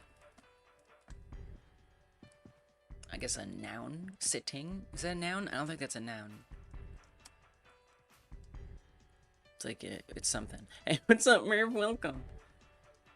Kirby! Animation. So this would not be a one shot. It's good. This animation tree is gonna get a little crazy. It's gonna be a mess. It kind of has to be. I don't know that there's really a better way to do it. So this would not be a one shot. I think this would be a blend. So guess we could put that through here.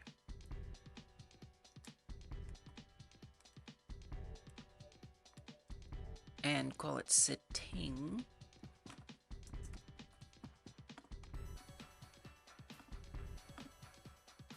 I kind of would like to indicate, well, I don't know. It's tough because, again, I'm going to have to interact with this through code. So I'm going to have to make sure I'm using the right code to access the one shot. At least that's the way I'm deciding to approach it.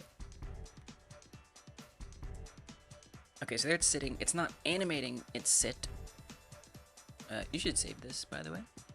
Let's make a scenes folder, and this is our cat. Oops, I called it car.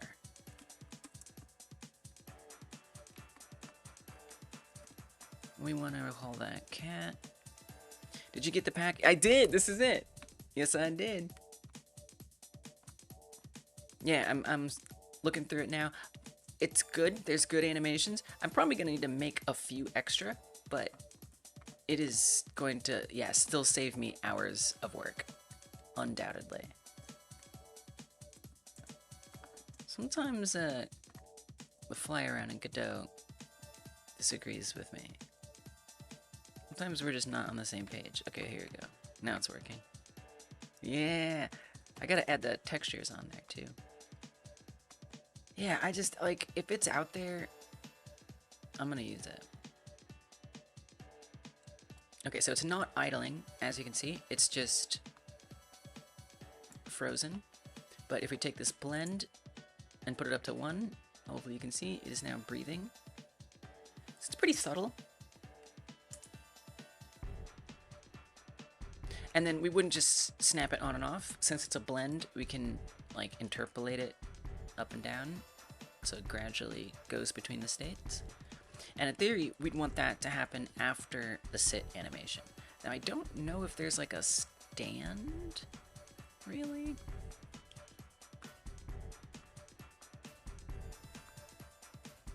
Or a getting up of any kind.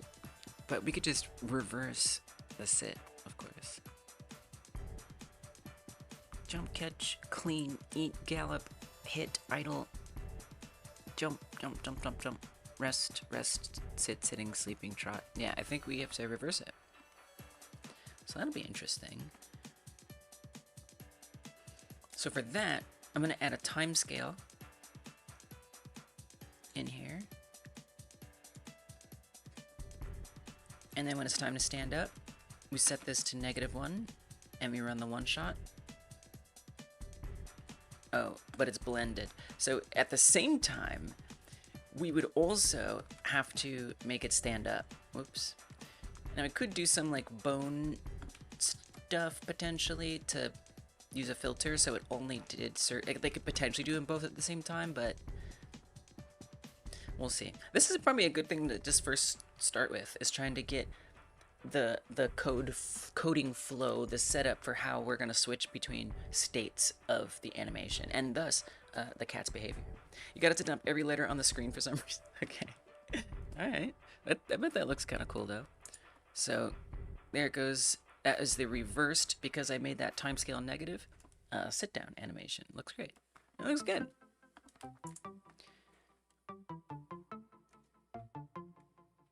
I'm surprised that that fired. I guess we'd have to keep it at -1. Wow. It's a little tricky. Like, do I want? I mean, I've never made quite like an animation setup like this. But it's like I could do it like a couple different ways. I could have one animation tree and a bunch, just a sprawling metropolis of these nodes interconnected and through code controlling them in different ways. Or I could have multiple animation trees that represent different like things. I don't know. I mean, the idea of a sprawling animation tree sounds horrible. I hate how that sounds. Whereas multiple animation trees feels more workable, more organized. I guess I just wonder, like, is that like a performance hit? Like, is that very, very poorly optimized? That's okay, Toeman. Let's come over here. I mean, it makes sense, Toeman. You only came here for the Granny, because you like the game Granny, and for our last Game Like Jam, we did the game Granny. And that was kind of the main reason you were here. And we're only, like this, imagine you're a Tamagotchi fan. You showed up because of Tamagotchi. Eventually, there's not going to be any more Tamagotchi stuff here. So I could understand. No hard feelings. I'm just going to just look up real quick if anybody has ever shared an opinion on the internet about this. Godot, multiple animation trees. Just curious if someone has said, don't do that, it's bad optimization, and maybe someone will fight against it and be like, it doesn't matter. Oh, interesting. Multiple animation trees cause only the latest one created to work. Oh, it might not even be possible. Yeah, that tends to happen with Game Jam games, Toeman. People make them and move on. I know you really liked that one. The Stitcher was one of the games from our last Game Like Jam. Really, really good. Very good. Granny-like, by the way. This is closed as not planned. Oh. Maybe you're just like literally not supposed to have multiple animation trees.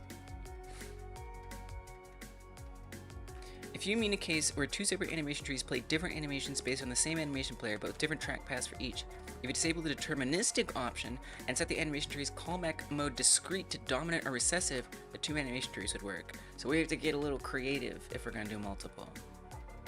We have to set these settings up a certain way. If multiple animation mixers animate the same property, same object, there should be no bug there.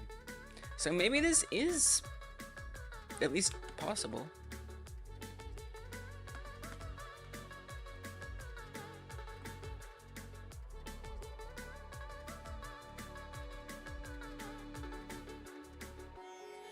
But maybe I'm overlooking something that I should consider putting in here.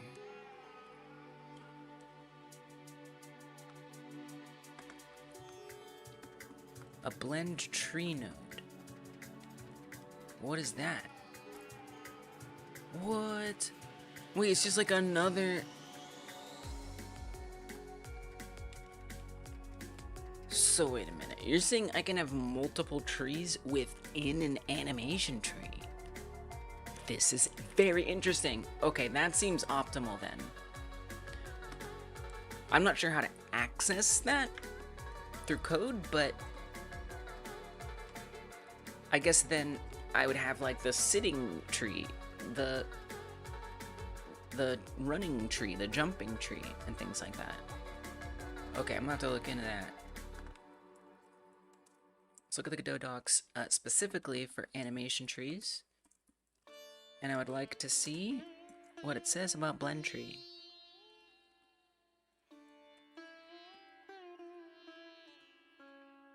When you make an animation node blend tree, excuse me, kitty cat, you get an empty 2D graph in the bottom panel under the animation tree tab. Well, is this talking about... is it talking about like this, the tree root? Or is it talking about in here? I'm not sure, actually. It contains only an output node by default. In order for animations to play, a node is be connected to the output.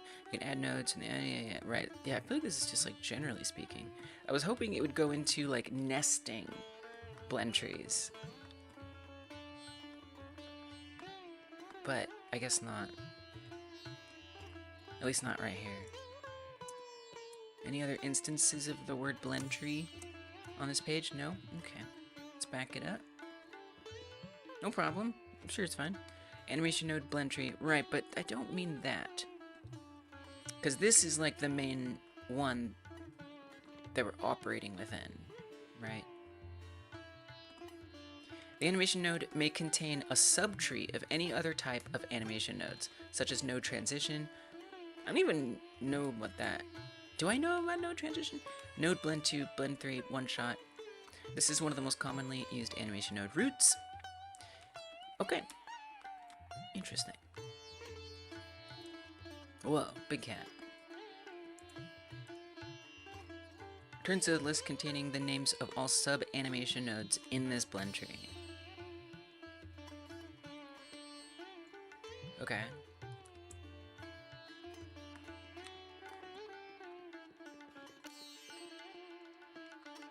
Let's see what's going on here.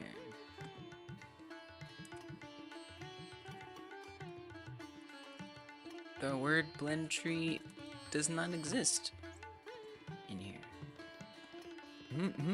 Okay. Go for animation tree, state machine versus blend tree.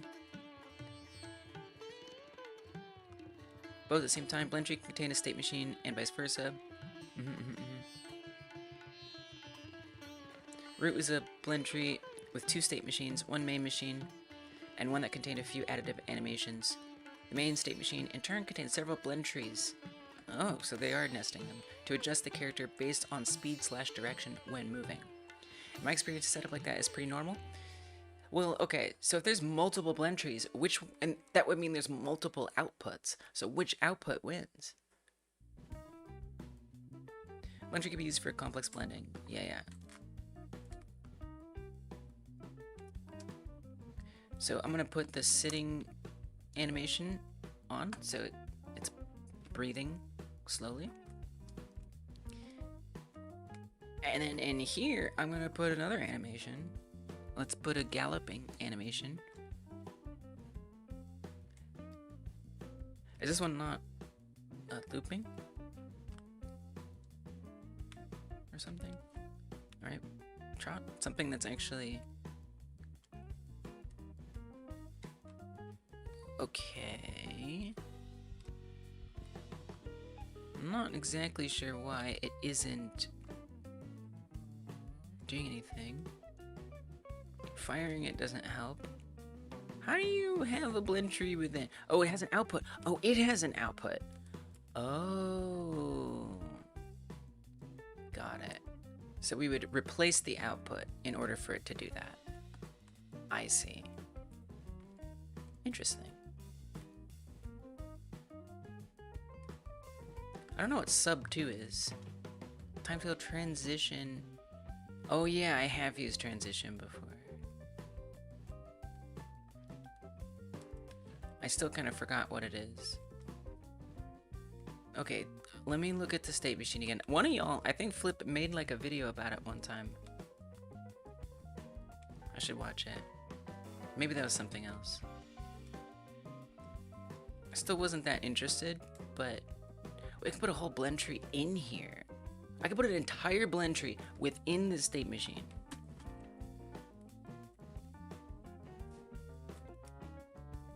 I could put a state machine in my state machine? You must have heard I like state machines.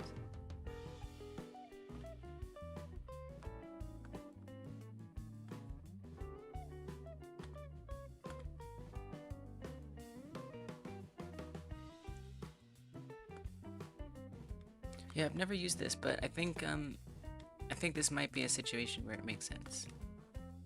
Oh my goodness, what's happening?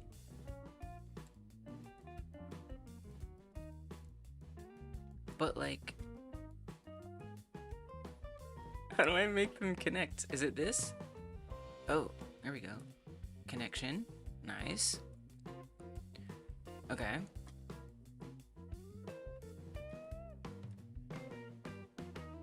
Ooh.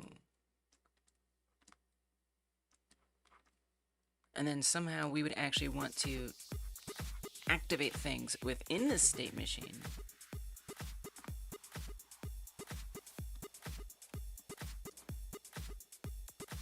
Nothing connected to input output of node output. What? Nothing connected to input output of node output. Yeah. Oh, you mean this? Yeah, that's true. The input of the output that outputs. Yeah, of course. So if I pop this in here. Okay, interesting. That's definitely not sitting. So somehow we'd have to initiate the start. I don't know how we do that. I just don't know. I've never used this, but I think I just have a feeling that this is the place I should use it. It's just a feeling in my heart. When you make an animation node state machine, you get an empty 2D graph in the bottom panel under the animation tree tab. It contains a start and end state by default. To add states, right-click or use the Create New Nodes button, whose icon is a plus in a box. You can add animations, blend visual entries, or even another state machine. To edit one of these more complex subnodes, click on the pencil icon in the right of the state. To return to the original state machine, click Root on the top left of the panel. Before the state machine can do anything useful, the states must be connected with transitions. To add a transition, click the Connect Nodes button, which is a line with the right-facing arrow, and drag between the two states. You can create two transitions between states, one going in each direction. 3 types of transitions: immediate, sync, at end. Immediate will switch to the next state immediately. Sync will switch to the next state immediately, but will seek the new state to the playback position of the old state.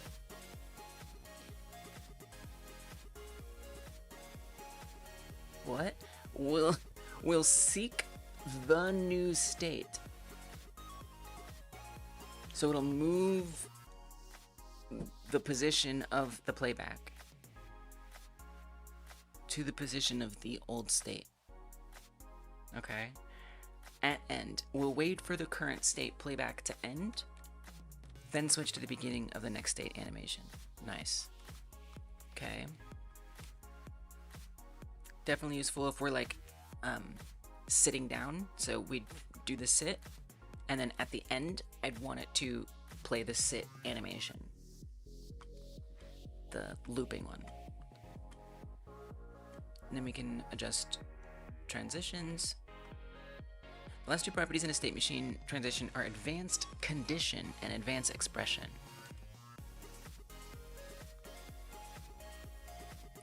What? Where is this?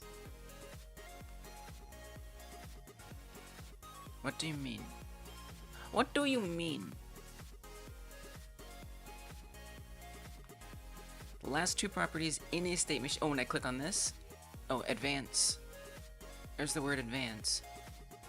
Condition and expression. Condition and expression. Okay, I see. Oh, this could be quite useful too.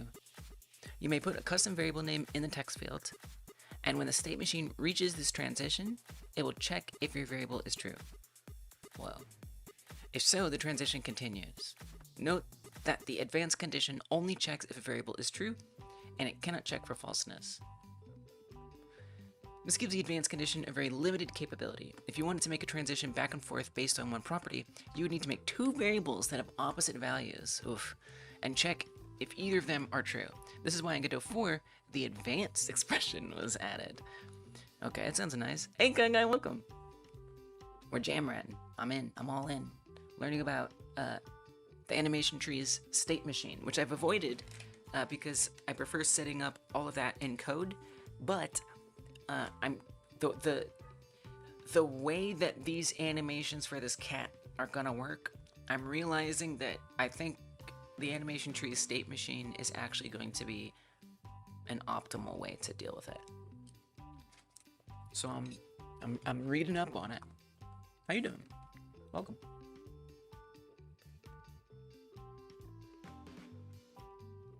So it works similar to the condition. Instead of checking if one variable is true, it evaluates any expression. An expression is anything you could put in an if statement.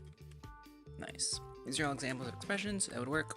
Is walking, is walking, is walking, and is not idle. Velocity greater than 0, players on floor. Nice. Here's an example of an improperly set up state machine transition using advanced condition, okay? Mode auto. Condition is not spinning because it can't check false. Okay. Start, bounce, back and forth, spin.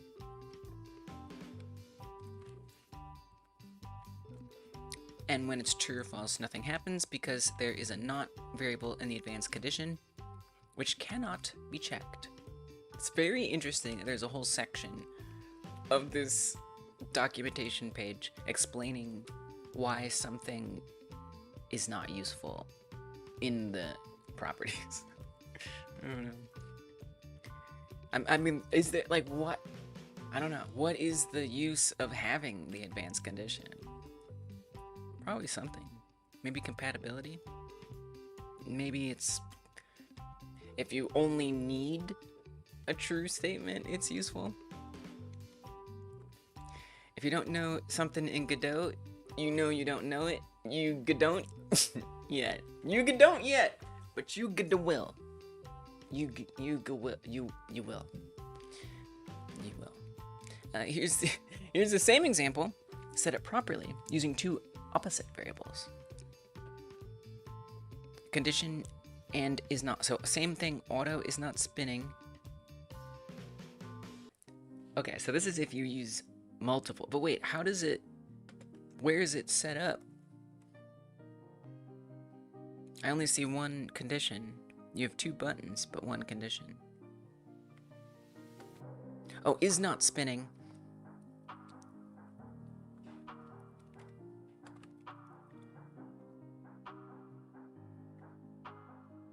Okay, so it's just like toggling between them. I see. So it's like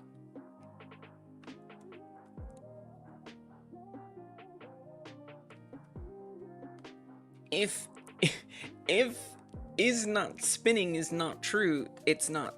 This is very confusing. You know what? We're just not going to worry about that because I don't plan on using that advanced condition. Okay, here's the advanced expression. If is spinning is set to true. Wow. So how does it know where that variable lives? I guess like there's a script on the animation tree node itself that has that variable or something.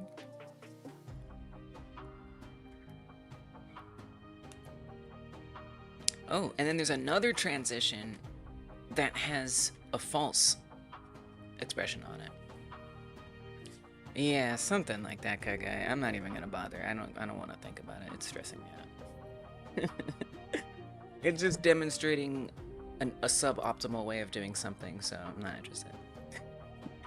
Yeah, I feel like it's just like, for me, confusing the way it's set up, where they have like these two toggles.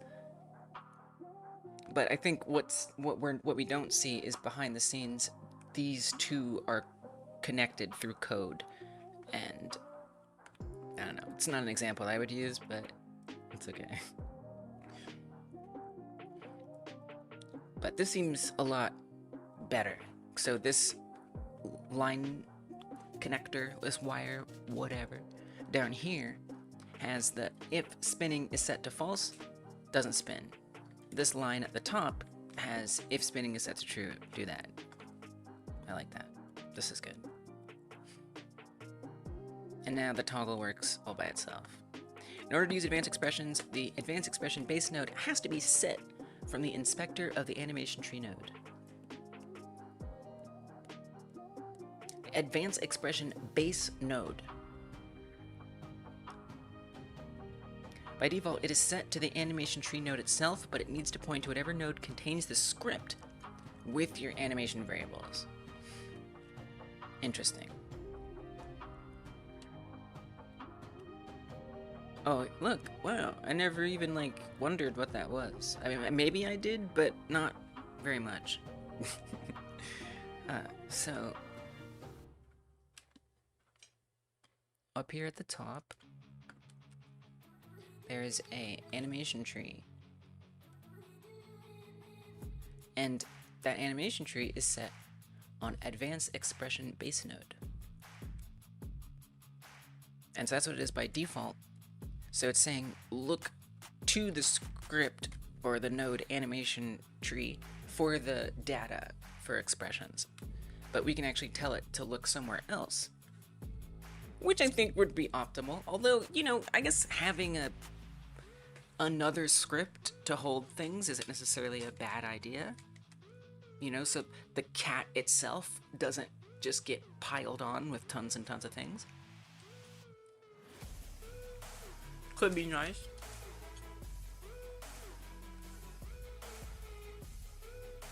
Now I have to decide. Do I want to set it? Do I want to put a script on the animation tree? Like, not really, but I like the isolation, because then I don't have to, like, wonder, wait, which... So this is what I don't like about using a tool like this that's inspector-based, is I don't have the same amount of, like, whatchamacallits. I can't search. I don't have the same indexing.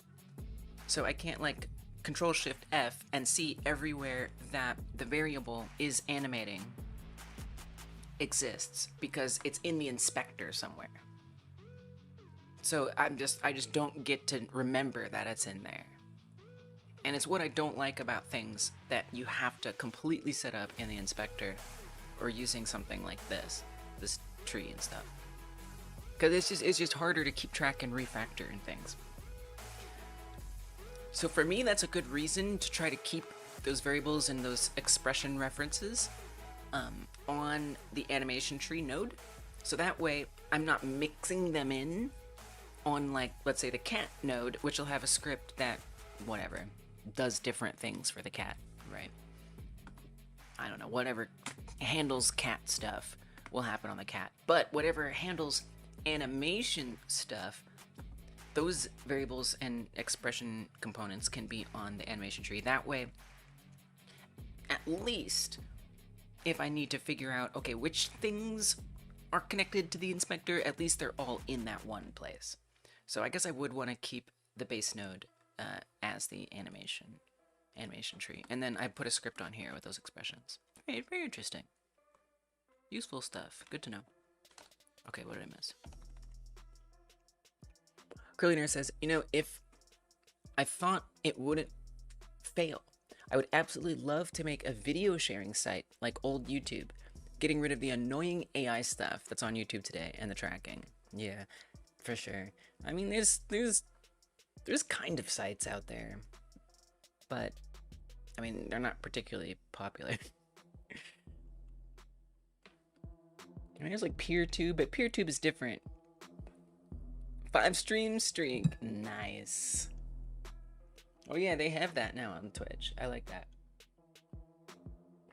Vimeo. Is Vimeo dead? I guess there's Daily Motion, but I feel like I had to go there recently and it was really miserable.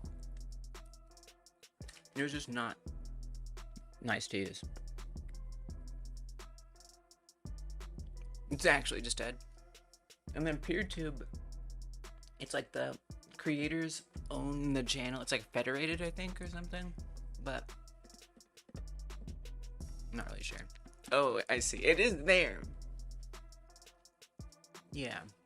Yeah, unfortunately, all these corporation-run software situations are going to pander to their shareholders and whatnot by stamping AI all over everything. It's really weird. Like YouTube doing super strange stuff, like applying upscaling filters to videos without telling the creator.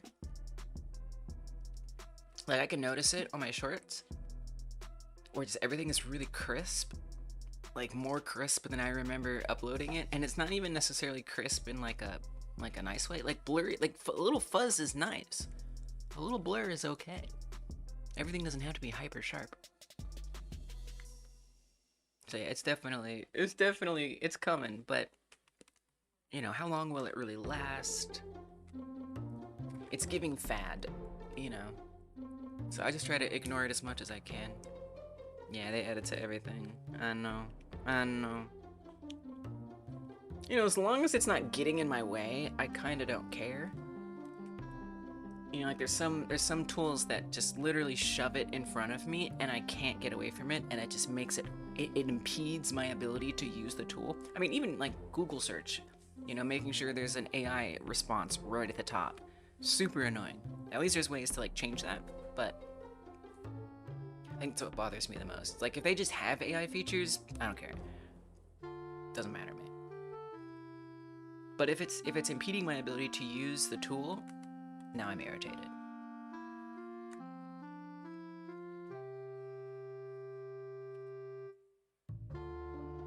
Turn into a classic copy-pasted corporal format. Yeah. I know. Kaga says, I did make it out to my area arboretum before work today. Oh nice, the like botanical tree garden. Wasn't as early as I'd hoped, so I didn't get as much time there, but you made it. Counting as a W. Kagai touching grass, touching trees. Sounds lovely. An arboretum. I want to go to an arboretum. Like a curated tree garden. Sounds amazing. Good job, Kagai. Taking care of yourself, getting fresh air. It's wonderful.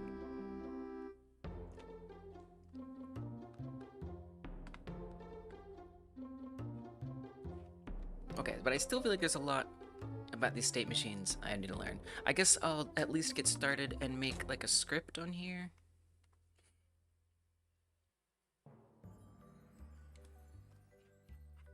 And the will be, I mean, just animation tree. It's the well, it's the cat. It's the cat animation tree, technically. I'll put this in a nondescript script folder.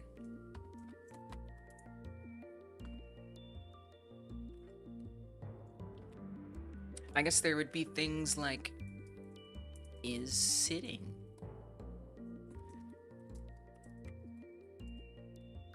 is cleaning, etc. and so forth.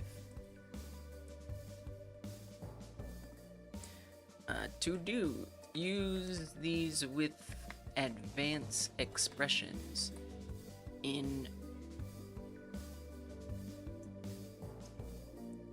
animation tree state machine transitions. Okay, moving on. State machine travel. One of the nice features in Godot's state machine implementation is the ability to travel. You can instruct the graph to go from the current state to another one, while visiting all of the intermediate ones. This is done via the A-star algorithm, so the shortest path. If there is no path of transitions, starting at the current state and finishing at the destination state, the graph teleports to the destination state. To use the travel ability, you should first retrieve the animation node state machine playback object from the animation tree node. Okay, it is exported as a property and then call one of its many functions. State machine animation tree parameter slash playback state machine.travel some state. The state machine must be running before you can travel. Make sure to either call start or connect a node to start. There's a lot to learn. Blend space 2D and blend space 1D. Part of the arboretum is all curated. Part is more wild wooded area with a nice path with artist sculptures along it to view. It was good. Only thing was you weren't the only one there. With the same idea, so many people. I guess it depends if that's a positive or a negative. Could be nice to be around other people, but there could be a point where it's like, this is interfering with my solitude. Alright, and you've got like fall colors happening. So it makes sense everybody wants to be there. I wonder if there's like a time of day it's least busy.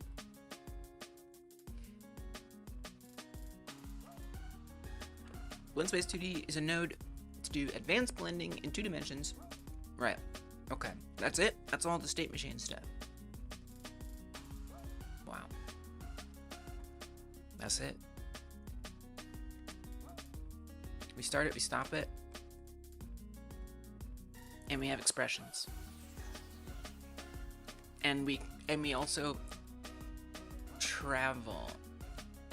Okay, I'm gonna look through the Discord because I know Flip made a video about this, and I remember just bookmarking it in my brain as something I wanted to come back to. Flip just like makes these awesome videos and leaves them in the Discord, and then they're just nowhere else. They don't exist anywhere else. They're just like these resources. And I need to just like go in there and pin every single one.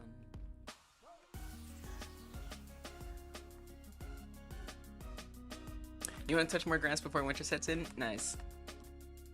You like less people? Yeah. I think I would too. Okay, I pinned custom resources.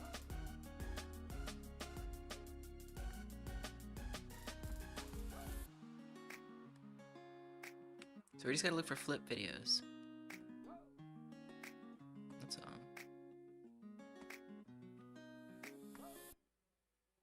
There's a lot of stuff in here that aren't Flip videos.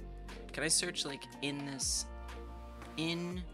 live text from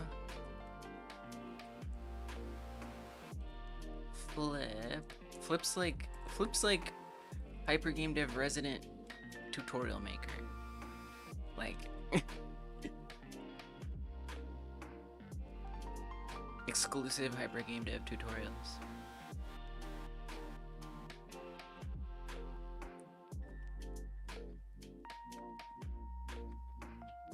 Here's a video. This doesn't even explain what it is. Oh, here it is. I'm gonna make a video to show the results. This was... Oh, I think this was for the fishing line.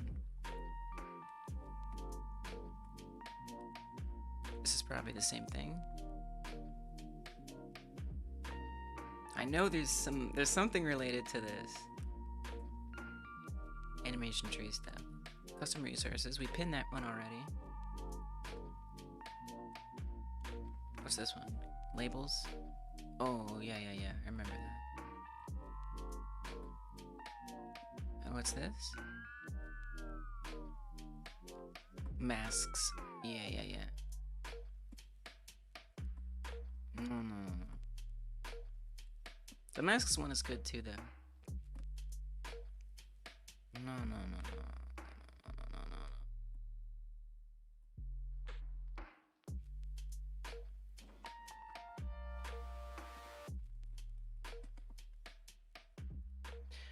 Flip seriously should make a tutorial channel. I know. I know. I know. I'm about to ask Flip if Flip wants videos edited and posted on Hyper Game Dev. Because we know what Flip has said? Flip has said that they don't feel like doing YouTube. They're too lazy to do YouTube. I think they put some videos up. But yeah, they do. They put some, but not quite as many as we think they should. Oh, this looks like relevant. There's all kinds of animation code in here.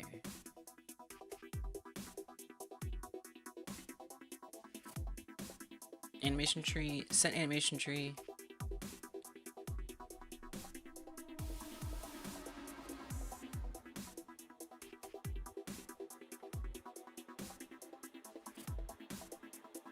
This might be more like navigation stuff.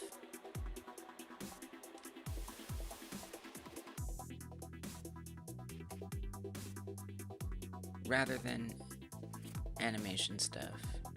Like, it is animation, but I think we were more talking about navigation here. But I could be wrong. It's hard to tell because the video decided to pull a Discord and be bad at existing. Thanks, Discord. Really appreciate it. Often it's like, I could just download it faster than it takes to load it. Maybe. Jeez. Dang, Discord, come on now. It's like, oh yeah, I'm loading.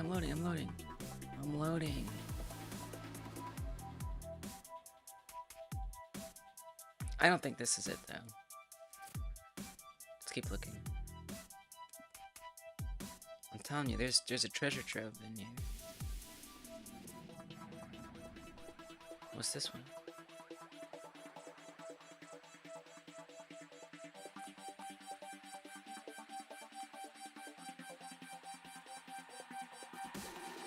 I don't know.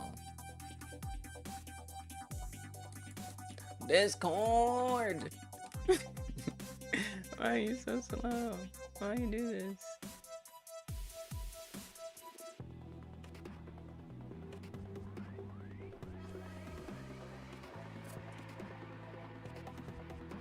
Oh my gosh. I'll start downloading it. It'll be like, okay, I got it. I figured it out. Okay, I'm a video. You're right. I'm sorry.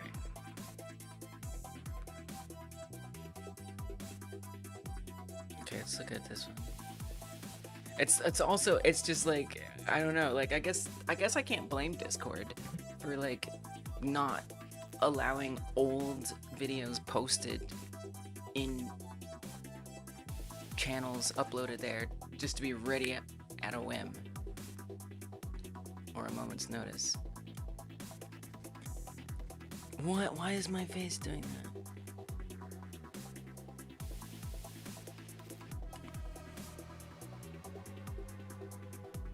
This is grueling. Well, I guess I'm not gonna watch it. I guess I'm giving up on that. So traveling. It was worth a shot.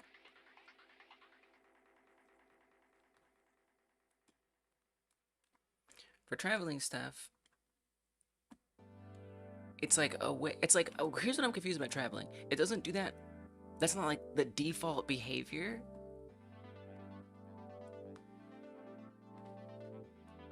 Like, why wouldn't it visit the intermediate ones? If I have multiple things connected, so whatever, cat sit, cat gallop,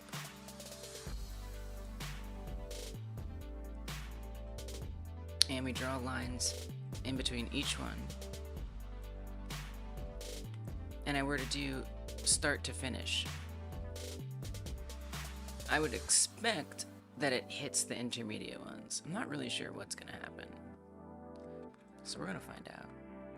I guess it's time to make like a scene. There's not even a main scene for the game yet.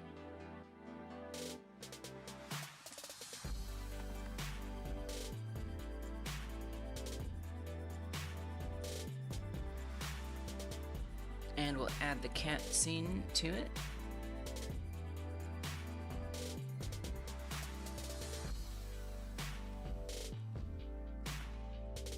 Get a camera in there.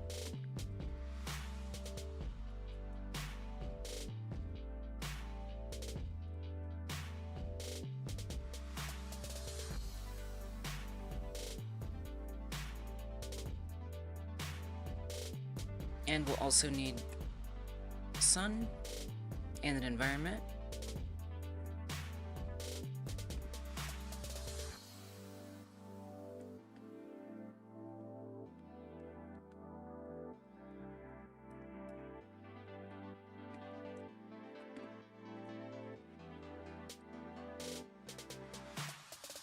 That's so cute. How cute that cat is. I know it doesn't have a texture, but it doesn't matter. It's still a cute cat. It doesn't need a texture to be a cute cat.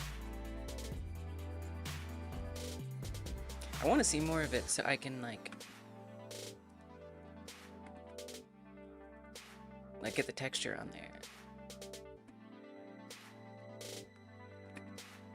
So I can decide like what changes I might want to make. Because originally I was like, you know, the head isn't cute enough.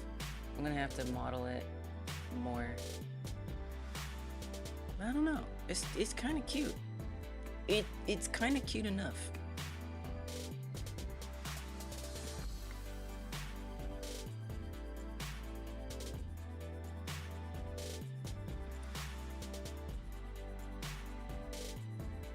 Okay. We have a main scene. We have a sun. We have a world environment. A hairless cat. That could be. There you go. Easy texture. One color. Yeah, I mean, luckily, you know, the textures are really obvious, like how to work with, so could make a hairless cat pretty easily. I even feel like one of the cats kind of looks hairless already.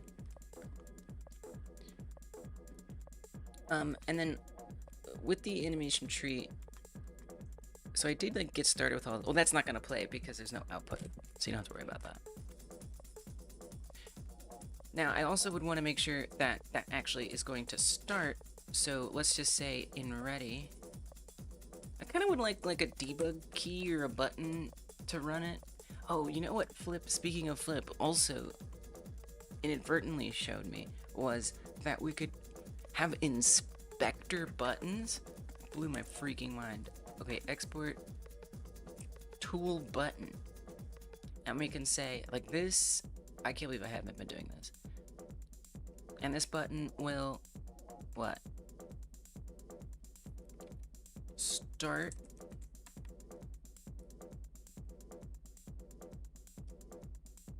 state machine. What else do you want? An icon? Tool buttons can only be used in tool scripts. Oh. You know, that makes sense. Export tool button annotation requires a variable of type callable. The type bool was given instead. It was? Right. So like when it, and then, okay. Wait, so how do you format this? Variable. Oh, so you just start doing variable. Wow. And then you put the function in there. Neat. Wow, and we can set icons. Okay. Can I set an animation tree icon? It lists all the icons? It's pretty nice. Okay, variable, we're gonna make a function. So func start state machine. And all this is gonna do, well, we do want, oh, it's itself, so it'll be fine. Start, doesn't it, wait, I thought it was just called start. I feel like we have to access it differently than I thought. Is it not what I thought?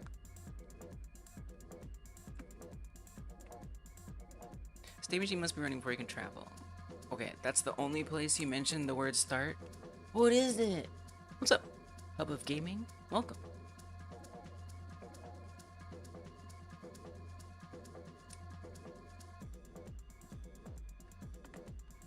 Okay. Where's the... This is like very fragmented, all of these instructions.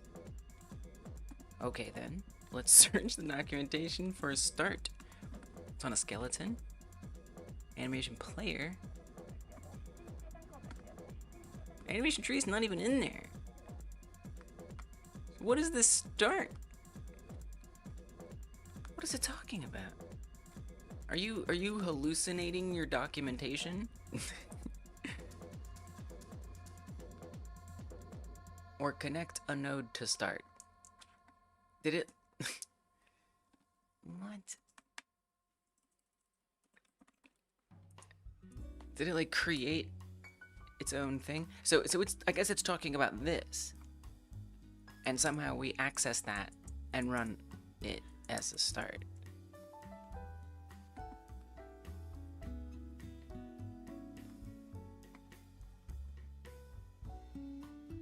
The animation tree documentation is lacking.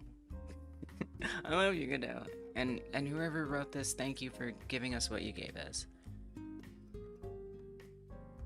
But I want more. Animation tree state machine. I don't want to watch some YouTube video tutorial. YouTube video tutorials are the worst. Animation tree state machine tutorial. Godot.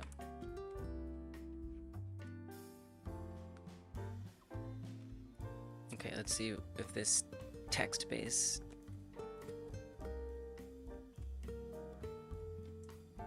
tutorial satisfies.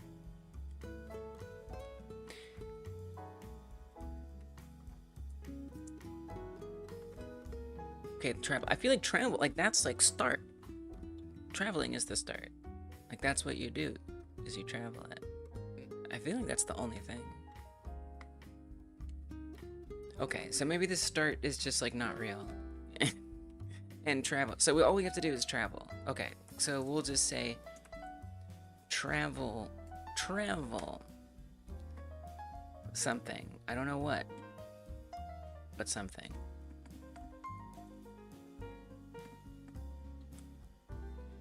Do travel equals travel.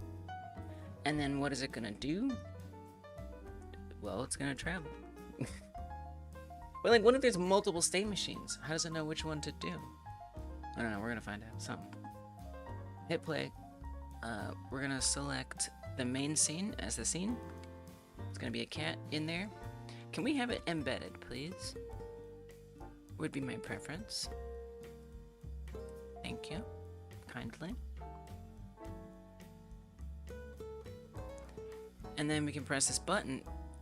Nice, right? Inspector button. And I'm curious if anything is gonna happen.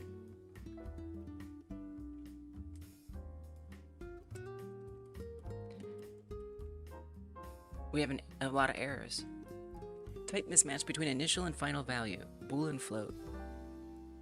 Animation node state machine. Condition playback new is null is true. What the hell are you talking about? What is it talking about? What does this mean?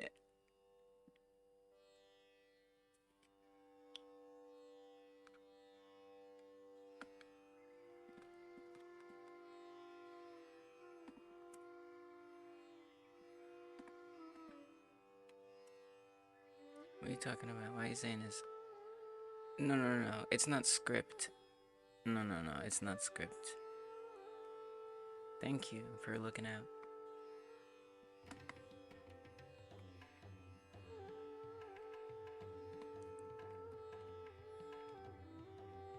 Nobody responded. Cool. Cool. Okay. Well, this is going well. No, stop. Nobody in the world has ever gotten this. Okay, cool. I'm starting to think I'm just gonna do it in code, y'all. Like, I mean, I'm sure there's some sense here. I'm gonna have to watch a damn YouTube video, aren't I? We're on YouTube. I won't watch a YouTube video.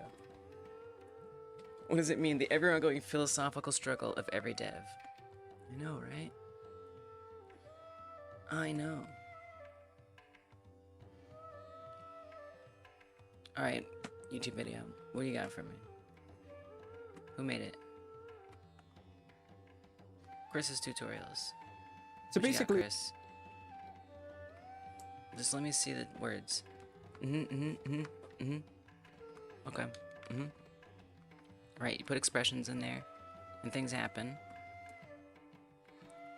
But in code, getting it started, what is that like? What do we do for that? Update animation parameters. I guess this is continuing to have the expression be understood. Conditions idle, true. Whoa. Whoa. So now they're like in the inspector over here. Whoa. Whoa. This is kind of crazy. So like creating custom parameters to be used through code in the animation tree. I like this. I like this a lot.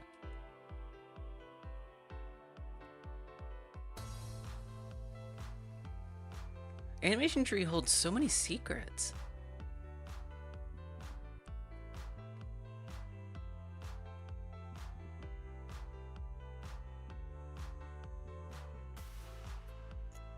This looks like blend space stuff.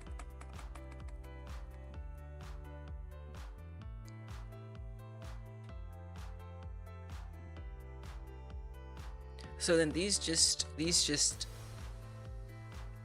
are just constantly monitoring those conditions, and if those conditions happen, it'll do the thing.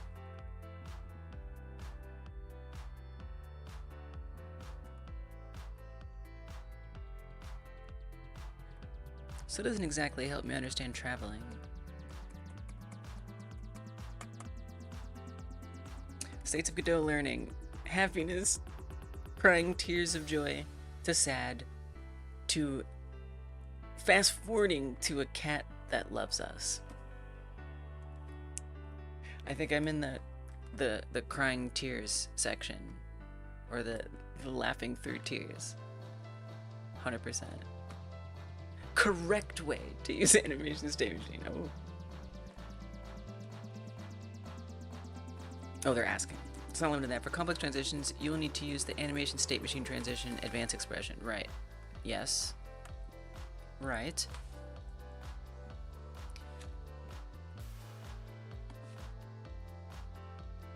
Yep. Set the base node.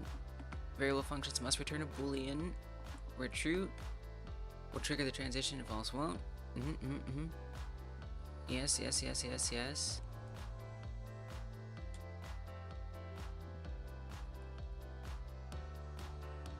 Use an enum. Yeah, that kind of makes sense to me. Then you can set the enum variable to a state and only execute side code. I know, right? Exactly. That's what I'm saying. If enum state is set to that,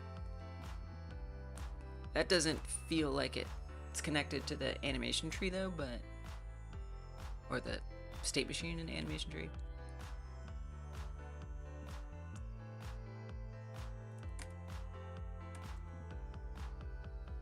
All this like knowledge just hiding everywhere. Okay, but specifically, can you tell me about this travel?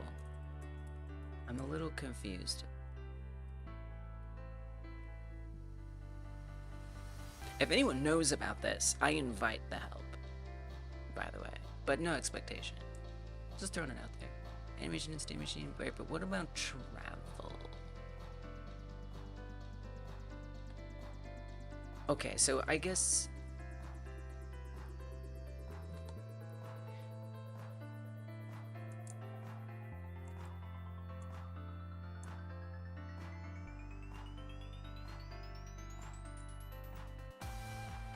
so you specify what the travel is.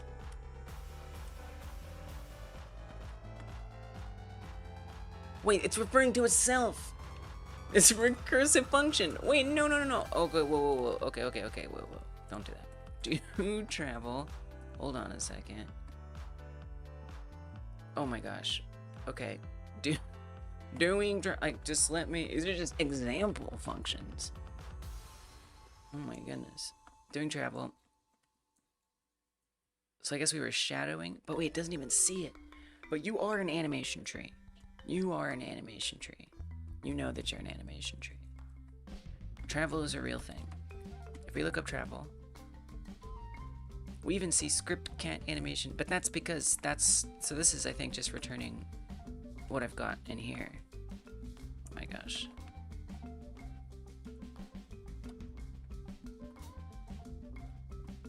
Animation node state machine playback travel. So I guess I have to first use that. There's start and there's stop. This was hiding. Transitions from the current state to another one following the shortest path. Okay.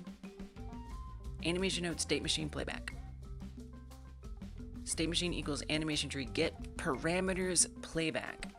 Oh my goodness. Was that in that tutorial anywhere? The default one? Like maybe I just missed it.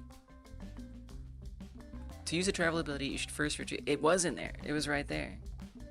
They did put it in there. It just didn't. It didn't sink in. Okay. Cool. So we would set a variable for like just playback. It's the playback. But we're calling it, it's the state machine. It is this is actually the state machine.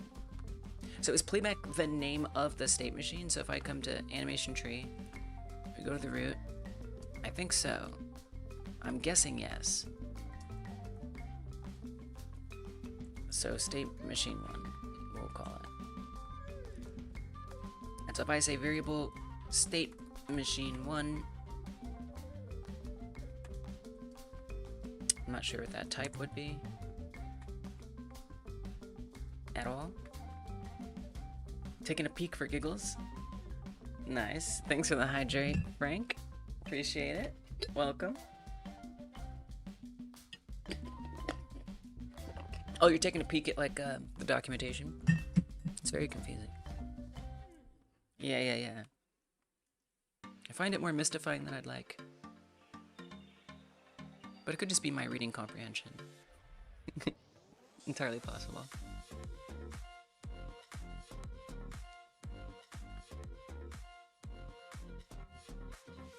Right, but what would the type for that be? Get parameters playback. How would I even type that?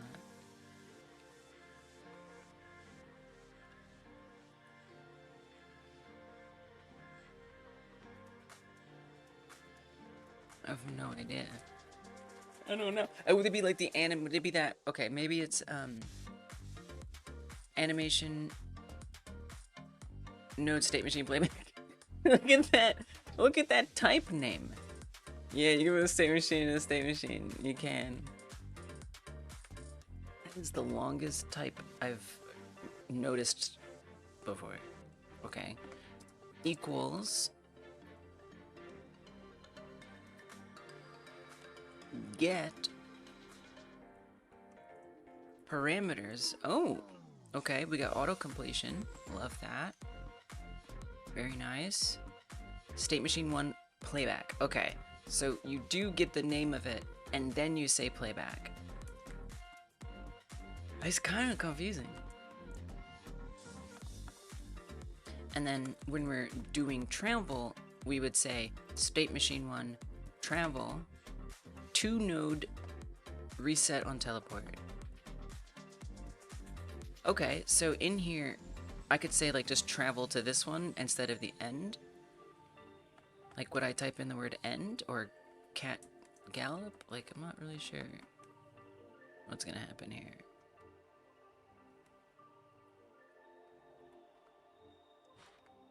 Press the button. Okay. What do we got? The value of property to travel is nil, but callable was expected.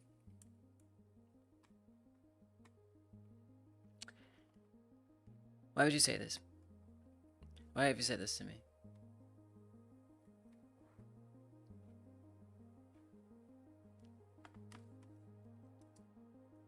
I'm confused. What do you mean? How can you say this? It's not that? It's not what we set it to? Like, I mean, we could do this, but I don't think it wants that. Because it returns void? Yeah, so that's like trying to return something. Oh my goodness. Why is it nil? So much confusion that I feel. I like it because I'm learning things, but I'm confused. Do travel callable. I mean, I don't have to use this button. Like, I could just make my own button, but I wanted to use the button. Is it like not a runtime thing? Like, does it only work in the context of the editor? I mean, it is like a tool script, but I feel like that shouldn't matter. Yeah. An invalid callable. Tool button action null is an invalid callable. It sounds invalid, yeah. Definitely sounds invalid, yeah. I can see why you'd say that.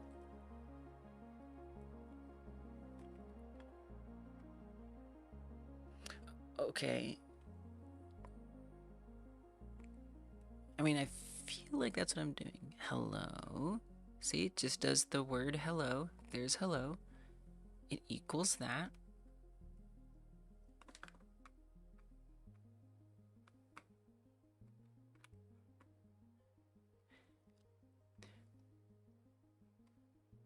Export a callable property as a clickable button with label text. When the button is pressed, the callable is called.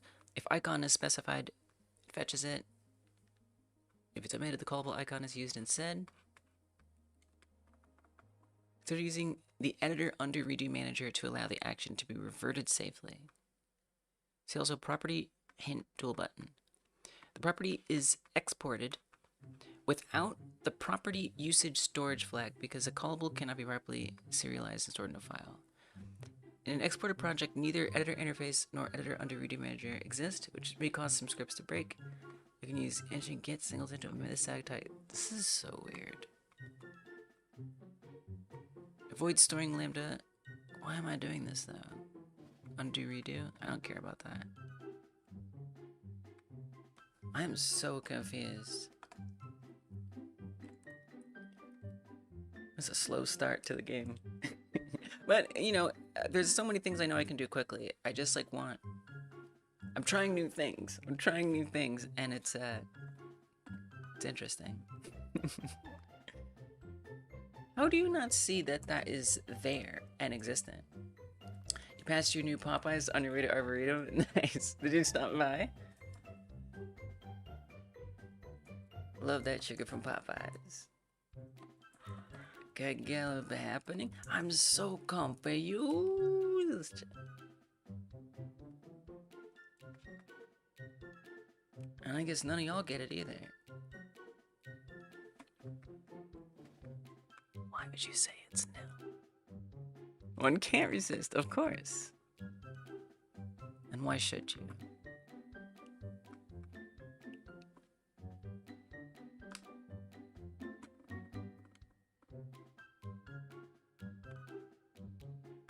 I don't get it. I'm confused. I mean, are you mad that I typed the function? Or something? No. What is going on? I feel like I'm being gaslit right now. Like, something I'm trying to avoid doing is like using chatbots for anything at all. Just as an experiment. But this would be really nice to ask a chatbot why it's returning nil. Because I'm very confused. I mean, I could just let go of this button thing. I don't have to use this button. I think I have to give in. I think I have to ask the chatbot. Where else am I gonna get? What am I gonna do? Real chat isn't helping, but that's fine. The internet doesn't help me. Maybe I gotta look up export button tool godot. Maybe there's something out there that I need to see. before I give up on it. Don't be jealous. I'm only a little jealous. Only a little.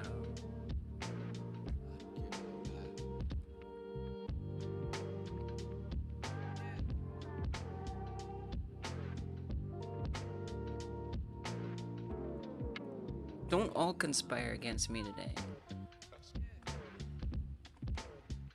You know what? I'll open it up in Chrome. Who needs to load a web page safely? Not me.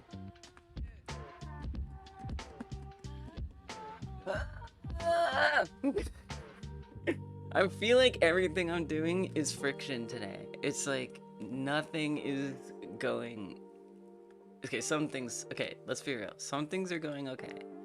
The animations we got set up, it was working good from the assets. This is just not loading. This is just like not a thing that loads.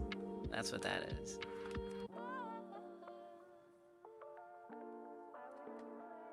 Doesn't work until scene is saved. See you later, Kai Guy. Goodbye.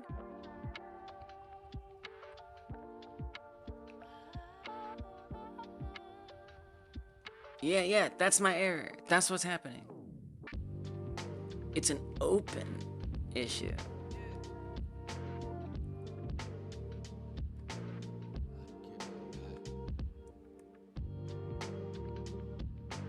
Reloading it. Well, I gotta say, I feel a little better that it's a bug.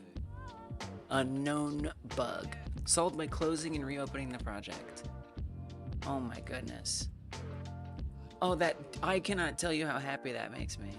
I'm like, is it me?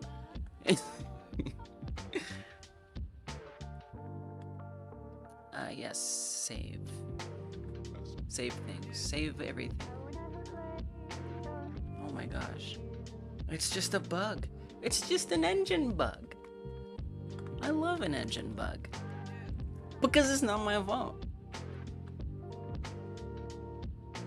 Hey, Toman. Okay, no weird error. No weird error! No, also no animation happened, but at least we didn't get the weird freaking error. That's one thing. So let me say that in terms of using that button in the inspector, there is a little goofy bug with it that you should keep in mind. Sometimes you have to restart the project in order to get it to work. You might use a free asset pack for this, James, since you can't draw for your life. That's a good idea. I've been using asset packs, and it's worth it. I don't think your drawing is that bad, but I relate and understand. Are those ants? Those ants? Oh, bugs. Yes, exactly. I just want to see if like anything is happening in there. When I press this, I don't see anything happening.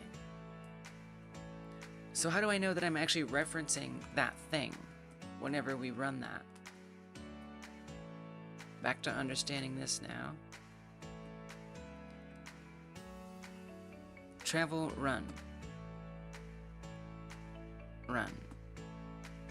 So all these are pointing to idle. So everything, so it's like, if you're at idle, it sends to attack, and then attack sends back to idle when it's done. Love that. Makes a lot of sense. And then there's the start, and I guess there's not like an end. Which I guess makes sense. You don't need an end.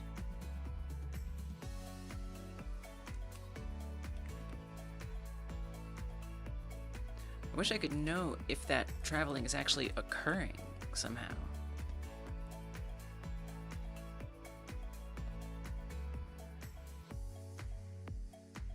I'm very, very confused. State machine. I don't understand. How the hell do you use this thing?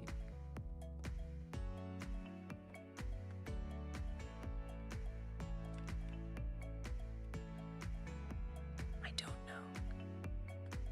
We could try the start. Maybe travel won't work if start hasn't happened. That's a thing, right? Start. Node string name. Start. Starts playing the given animation.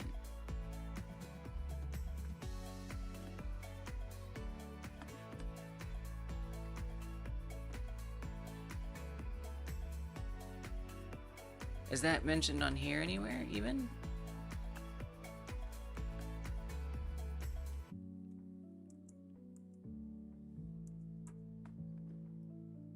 I mean, they're using travel without running start.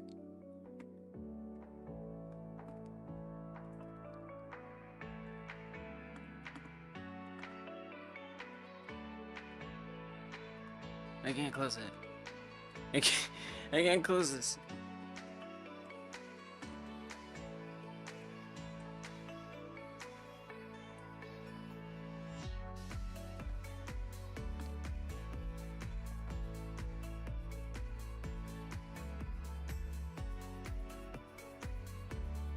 So they're actually making the root a state machine.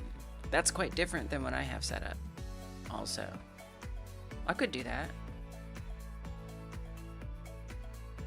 I wonder if that's part of the issue. Okay, let's do that. I've never done this way. Okay, reset the tree root to a state machine. So all that stuff is gone, but that's okay. Literally reset it to a state machine. Add an animation. Let's just keep it simple. Give me a sleeping animation. Now, okay, I can play it. I can press the play. It doesn't quite look like it's playing. Oh, it is. You can see the little bar moving. Let's get something that's a little more obvious. I mean, perhaps this was my problem, was that I needed it to be my root node. I mean, obviously not necessarily, but at least it makes it simpler.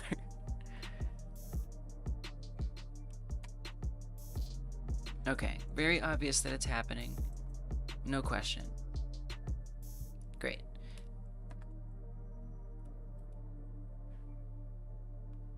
So now I can draw a line between these for some reason. It ends immediately.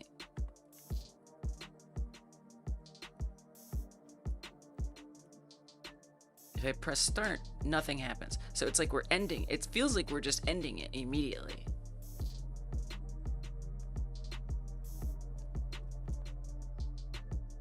Is what I'm guessing. But I don't know. Because then if I get rid of this and play it, it's good. And if I get rid of that and I play start, okay, this is interesting.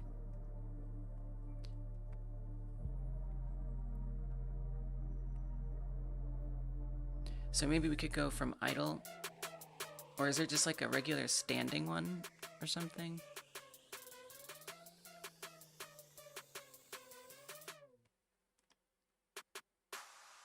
Okay, that's idle.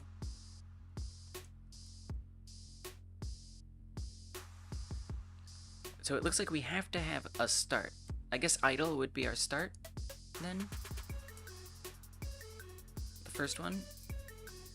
And then like that other drawing was, or that kids can code example. Wait, I can't zoom in. Boo. I was trying to like control scroll wheel. Oh well. So idle at the center. And then idle takes us to the cat root. And vice versa.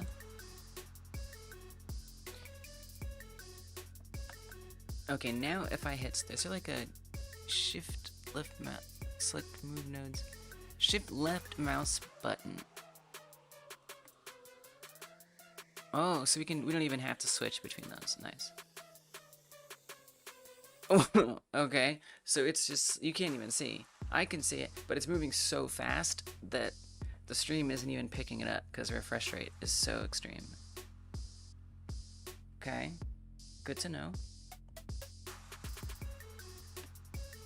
How's the stream on Twitch? If anyone's on Twitch, is it like glitching on Twitch, or is it just my computer? Twitch stream looks a little weird, but it could just be me. It's probably just my internet over there, but I know a couple weeks ago the Twitch stream kept buffering for some reason, but not the YouTube stream. Okay, so that is what I'm seeing. Is it's basically just rapidly animating between there. It's hard for you all to see, but I can clearly see that it's just constantly moving back and forth. So you could probably all see it if I slow down the transition time. So if you make it like 1 second, it's pretty long. Let's do 0.5 for each of them. Okay, things are happening. Things are happening. This is not making less sense anymore. Kind of. So you can see it goes to cat trot, it comes back and it goes to cat idle. And it just keeps, it doesn't even let cat idle finish. Doesn't even let cat trot finish. It's just kind of, they're interrupting each other to go between them. Okay.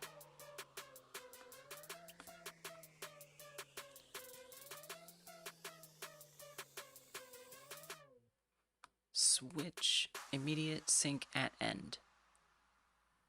So we could say like after one trot has finished, then play it. So full trot. Well, actually, it's still not going back. That didn't work like I thought it would. Wait for the current state playback to end. So maybe because it's a loop, it doesn't end. So it never gets there. QCat, great trot. Yeah, it's good, right? And I didn't have to make any of it. But yeah, I'm trying to learn animation tree state machines, which I've never used before. And it's a bit bumpy. It's a little hard to find the information I need. Hey, what's up, Cheeky? Oh. What a shame. What a shame that those don't appear. Those are like the old bootleg affiliate emotes that we used to use. There probably is a way that I could get them set up. I'm honestly very impressed, Cheeky, that you remembered those. Like, incredibly, deeply impressed. They definitely still exist.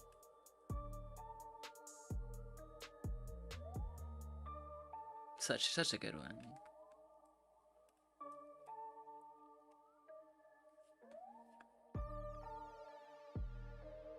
So a loop can't have an at end to send it back to. It's good to know. And then what's the other one? Sync. Switch to the next state immediately, but will seek the new state to the playback position of the old state. Still don't really understand what that means, but can't say it looks like it makes sense to me either. Oh my gosh, you dude, where are you even finding these? It's crazy. They still work. They still work. Those are so old. They're ancient. Maybe I still have them in the panels somewhere. Oh my gosh. That's awesome. And then I can't see one. Oh, I put a panel down there. Okay, well that makes sense. Alright, thank you, Noya. Good night, thank you for hanging out. I appreciate you. Look forward to catching one of your streams again soon.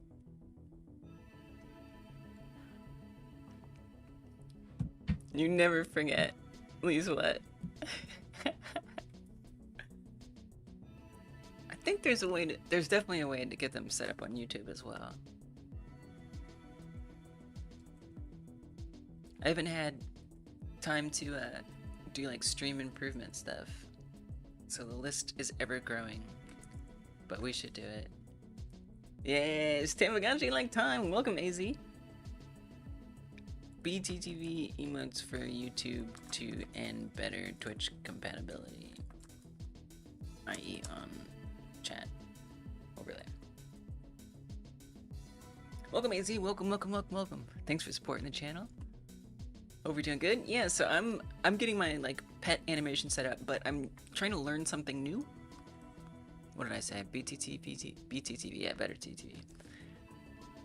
But I'm trying to learn how to use animation tree state machines, which I've never used before.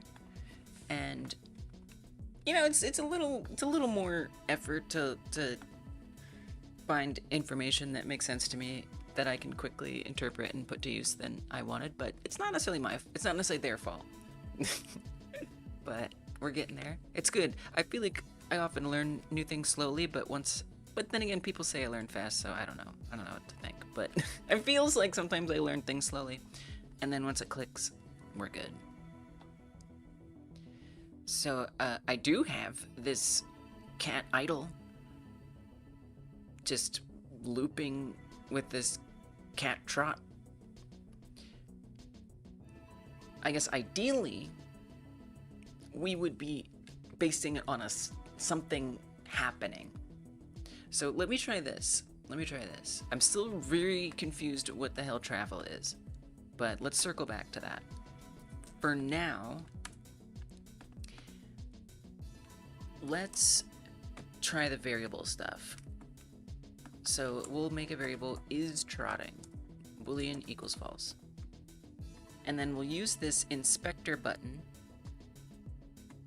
And instead of, well, I'll keep the travel because I'm still curious about it. Add cat sleep. Oh yeah, we have it. My cat walk a while ago, and then suddenly dropped sleep. Oh, yeah. Is it okay? Is your cat okay? Yeah, so this is an asset, this cat that I got. It was a lot of places. And I think it's quite an old asset at this point. 5 years or so. Chibi Cat, I can't remember who made it.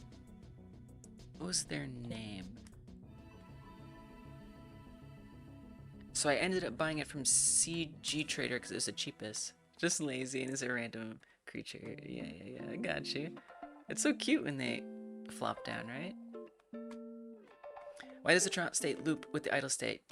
Can trot loop into itself? Well, I'm just trying to learn the animation trees state machine. I've never used it. It's a little confusing to me, so I'm doing the best I can to figure it out by experimenting. But I kind of got that idea to wire it up like that from this Kids Can Code tutorial where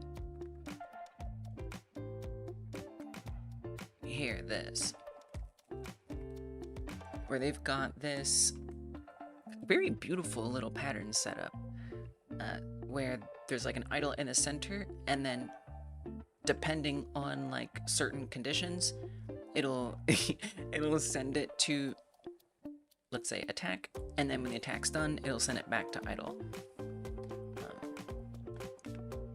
So yeah, that's kind of what I'm trying to emulate a little bit. Yeah, it seems nice. I don't know. I've never used the state machine node, so it's a slow learning curve. I'm not just like sitting here leak coding today. I'm just so far I'm grinding gears to try to learn. Is that a way you use that expression? Does the Kids Can Code player move continuously? I don't know. But I can give you a link. Let me check it out. I think they might. Do they have an animation? Oh, they have this. I don't know. You know, to me, so I think what it would be is you would have conditions again that sends it back. Yeah. Me too. I'm working on it. And then once I get it, if you ever want to know, I'll explain it to you, because I know that once I get it, I'm gonna be able to answer all your questions and more. But yeah, Gibison, by the way, it has this asset has all kinds of animations in it, including a plop down sleep one. But First I need to figure out how to actually wield these animations before I can make it do things that I want it to do. So I'm gonna set up an is trotting, and then, oh yeah, do travel doesn't do anything. That's okay. Print cat is traveling, I don't know. And then let's add a new button. And this time it's going to be called trot. Do trot. Doing trot. And then we'll make a doing trot function. I assume I need a function here. And what will that do? So I'd actually want it to just set a variable. So is trotting, I'm going to say it becomes the opposite of whatever it is. So it's just going to function as a toggle. Whenever that button gets pressed, it will toggle the trot variable on or off. And then we can set like conditions or expressions. So in this advanced, this is just from what I've been reading so far. In this advanced section, we can create an expression that can track is trotting. So if trotting is set to true, well, this would be false because this is the line that's going that this way. The line going that way is the one that I'd want to make it true on. So advanced expression is trotting true. Interesting. None of them are firing. So it's just standing there. Now it's not running idle, as far as I can tell. It's kind of hard to tell. Let's see if I can move the camera in. It's usually in this asset, they've been very like subtle animations. Oh yeah, remember I set the step to like the tiniest little fraction. Oh my gosh. And I have to put that back immediately. Oh god, do I even remember how I did that? Inspector, there we go. Default float step. I don't think it needs to be that small. I like it a little small. I gotta restart the editor. Okay, we just have to live with it for now. That's funny. Okay, put it at 0. Maybe at, I don't know, 0.3.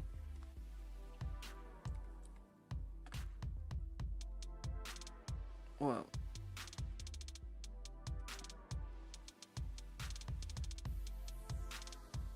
Oh, it is animating. It's just really hard to tell.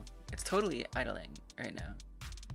Stream buffers? Ah, I thought so. Yeah, thank you. I was wondering what was happening on Twitch. Yeah, I hate that. I can try something. I have a theory why that's happening. Y'all have been watching on Twitch and you didn't even say anything. I think I know why that's happening though. I think Twitch is throttling. It's weird because it actually says my quality, my connection is excellent, which is very rare. It usually isn't saying that.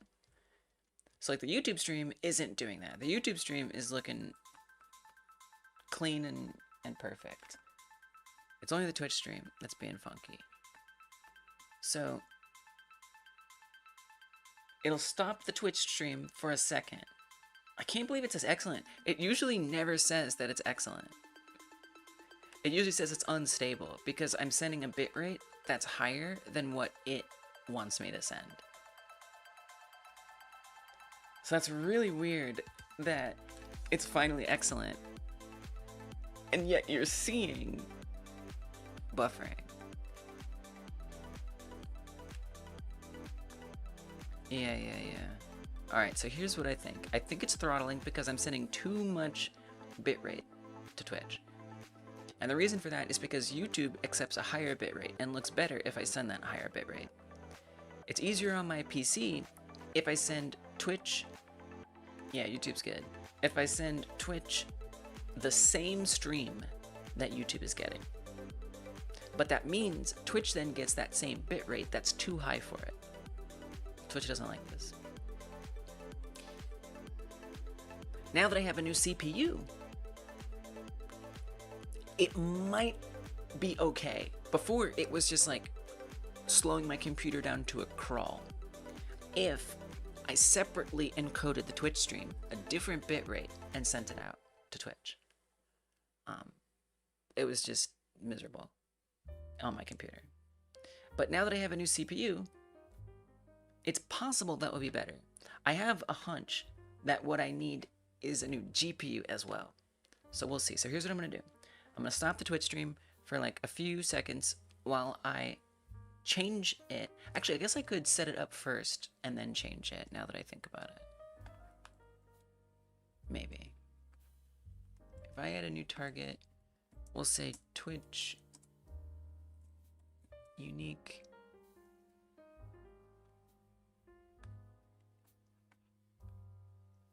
Okay, let me try to set this up first, and then hopefully we can just like do the swap. I've been meaning to try it. I'm only a little concerned.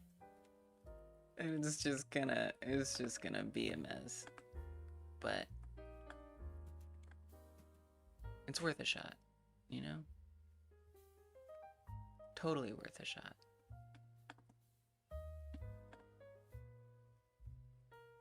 Okay, I'm setting it up now. Making sure. Okay, so this is the thing that I think is making it buffer for y'all. Is reuse the streaming encoder as OBS.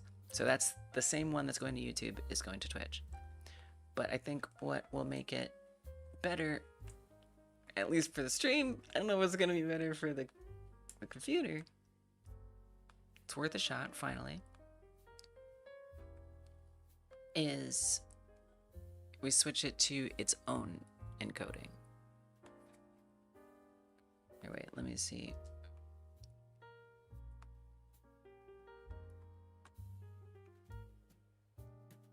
But I'm not sure what I need to set it up with. And what does YouTube want? Or what does Twitch want? Twitch bitrate. What does it want you to send?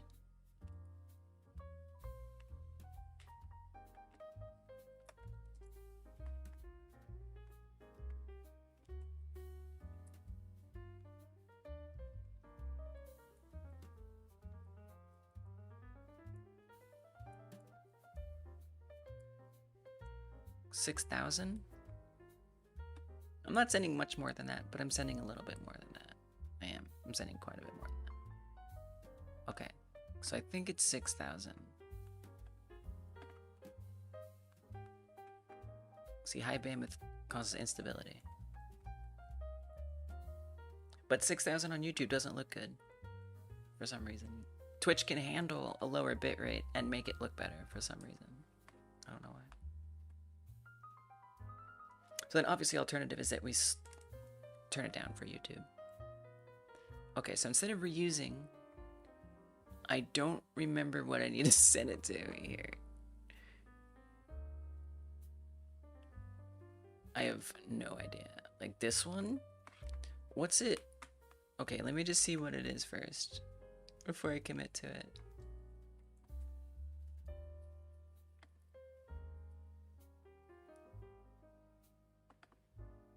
Oh yeah, that is what it is. Okay.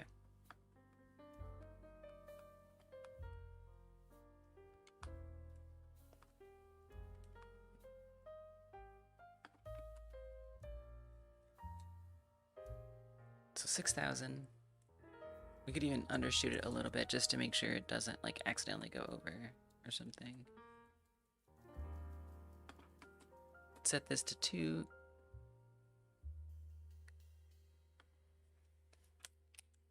Higher is less CPU. Just leave all that. I think we can leave all this. Let me just double check. I'm just going to look at what I already have the thing set to and match that. Yeah, this is good. Okay.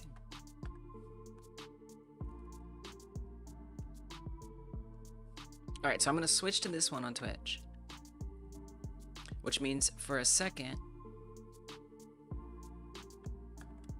the Twitch stream will drop out, and then I'm gonna send the new one over there right away.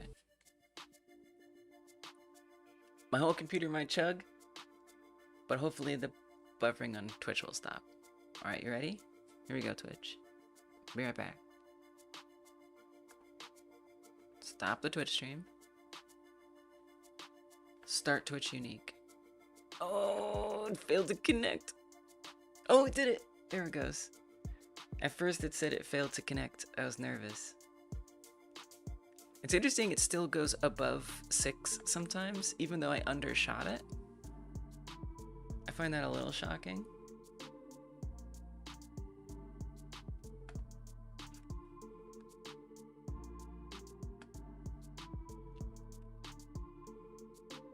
Because like 6,000 kilobits per second is the same as 6 millibits per second. Or megabytes or whatever the hell it is. I can't say it necessarily looks better looking at like the bit rate, but if it's not doing the weird stuff in the actual stream, that's all that really matters. Sure is a lot of wobbling though. Look at it go.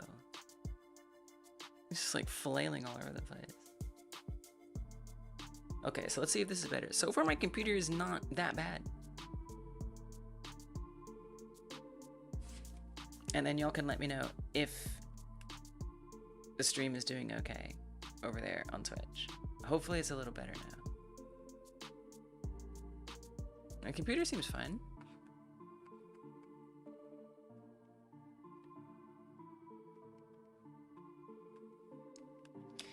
You downloaded the Godot animation project, and you notice the keyframes work kind of like Dreams, where you want to put the last keyframe at the very end of the loop, aligned with the next snap point.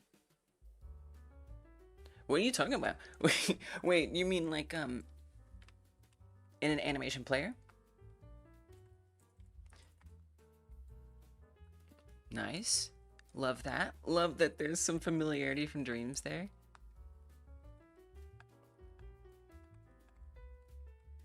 Always very satisfying. Yeah, I don't know. Sprite 2D may not apply. So are you talking about like looping something?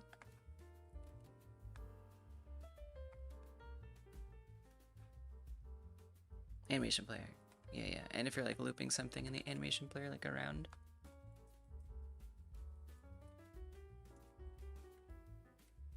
Gotcha. Yeah. Yeah, usually, so I don't do a lot of animating in Godot. I tend to do my animating in Blender. Idle keyframe is at the end of the loop. Nice. And the run loop. Nice. Yeah, the animation player is very similar to animating in Dreams, for sure. Even like the way you can just like click on anything and animate anything. You know, like animating the tweak menu stuff with keyframes. Really, really similar to a Dreams animation player, for sure.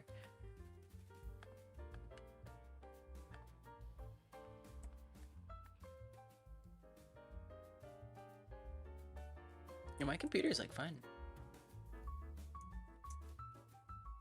The CPU is barely saying a thing. Not a peep.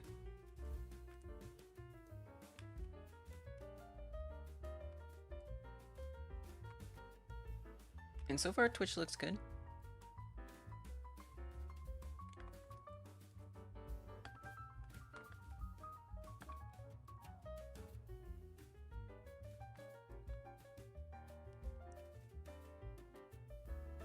Okay, so I want to get the camera from the side, so it's just a little easier to see this idle animation. It's just kind of tough from the front. I don't really want to put the camera to the side, if I'm being honest. I think I'd rather move the cat. Because I'd love if the camera was just where it's going, if it's already where it's gonna be. Would be my preference. Less things to change later. Oh yeah, look at that bitrate on Twitch. That's what you want to see. Very flat. Much flatter. This is good news. I don't know why I waited so long to try it. I was just like, I was nervous that my computer, because the last time I did it, where I encoded 2 separate streams, my computer was about to have a meltdown. But that was before I had the new CPU that y'all, by the way, who are supporting the channel as members and subs, paid for. Y'all paid for that CPU, and the PSU, and the fan. But I was just, I don't know, I was nervous that I was gonna take a risk if I did it and the computer would melt down. But I was just traumatized from having a bad CPU. We're good now. We can do intense operations. Okay, so I mean, this idle is very subtle.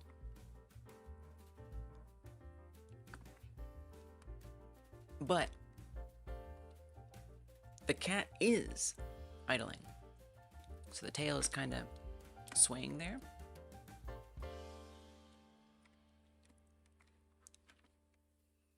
And if I press this trot button, nothing happens.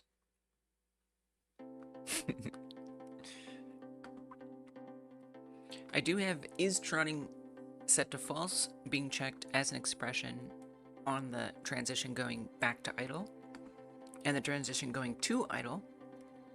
What's up, PG host? Welcome. How you been?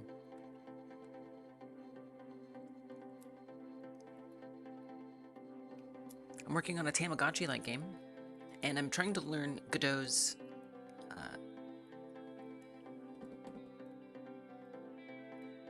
state machine in animation trees. I've never used it.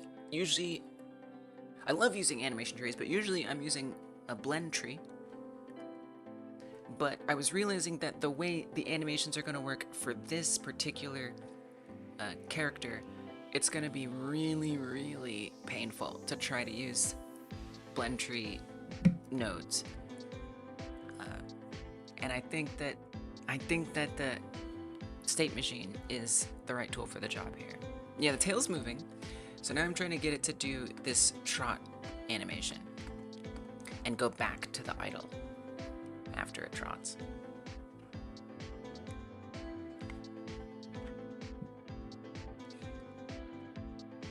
Switch mode immediate, switch mode immediate.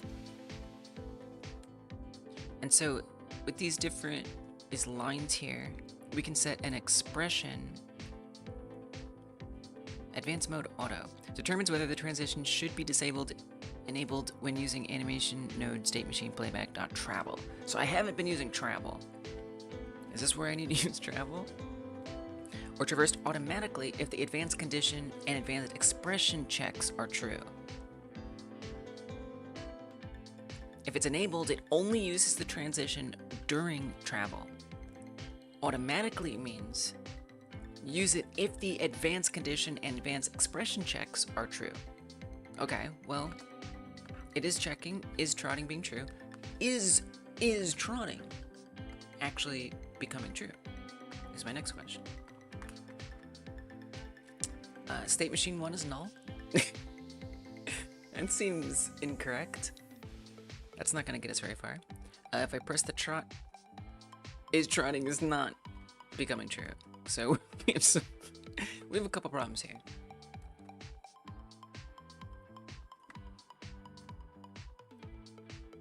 Oh wow. Oh, it's this again.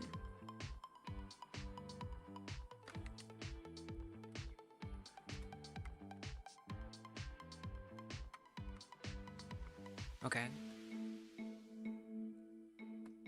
I'm trying to remember how we fixed this last time.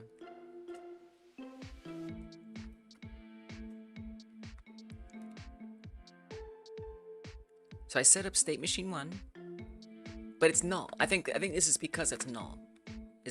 That's why it's. But why is it null? Did I rename it? I don't think I renamed it. Well, you did. You did, because remember, you used to have the state machine inside of the blend tree, but now the animation tree is the state machine. So I think this actually maybe is wrong.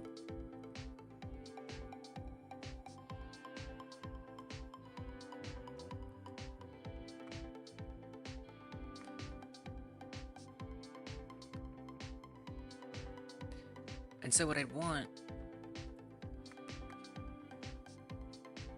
is to fetch the tree root this time. I'm doing good, PG. I'm excited to be working on a new project that I look forward to finishing before the end of the month. So I can't complain. So we would just even call this state machine, not even state machine 1. It is the one and only state machine.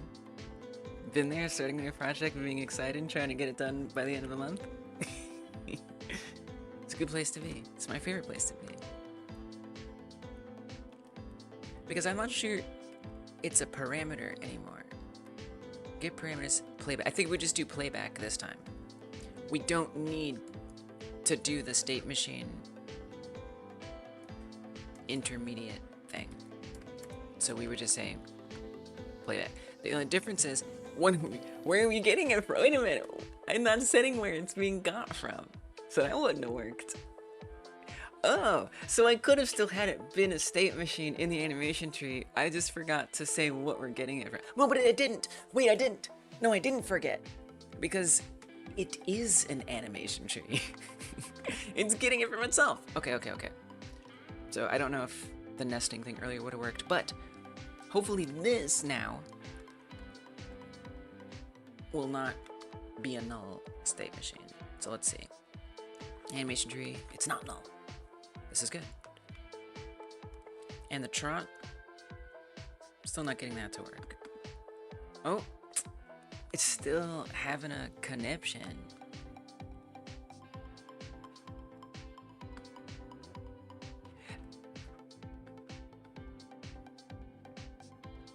And it's actually happening constantly, even in the editor, because of @tool.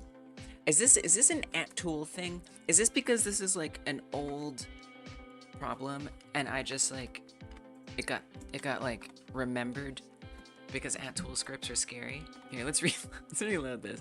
Sometimes @tool scripts like will just like persist in this really horrifying way. So we're gonna assume that's what's happening. And I'm going to add @tool back in there. And then comment the buttons back in. And then run it and see if I still get that error popping up. Okay, so this is good. Not getting that crazy error. And we're getting some clarity on why this is a problem. Do-trot is null. Right, so then there's this button. Oh yeah, this is a bug. This, I think, is a bug too. Wait. It's so confusing because it is not. I said it to this dude. The tool button is so broken, y'all. Like, there's something not right with the tool button. Export tool. I'm gonna stop using it. I'm done with it. Yeah, it was an engine bug. It's literally an engine bug. No, it's an engine bug, actually. Which, on one hand, I was excited to find out. Here. I was excited to find that out. It's an open bug. It's not even resolved yet. Which is crazy. I don't work in Unreal. I used to. I used to use Unreal Engine. But I stopped wanting to use it. How you doing, Skibbity Man? Welcome back. So yeah, this is actually an engine error, which is crazy. And it said that the fix was to just like restart the project. So I did just comment the stuff back in. So let's reload it. But yeah, basically for some reason, when you first add in like an export tool button, you often have to restart the scene or the project in order for that button to not be broken. I think. Okay, so now we'll try. Let's go to remote. the animation tree. So there's is trotting. If I press this inspector button, no, it didn't work. Same thing, same problem. Well, it's a little bit of a different bug it's returning.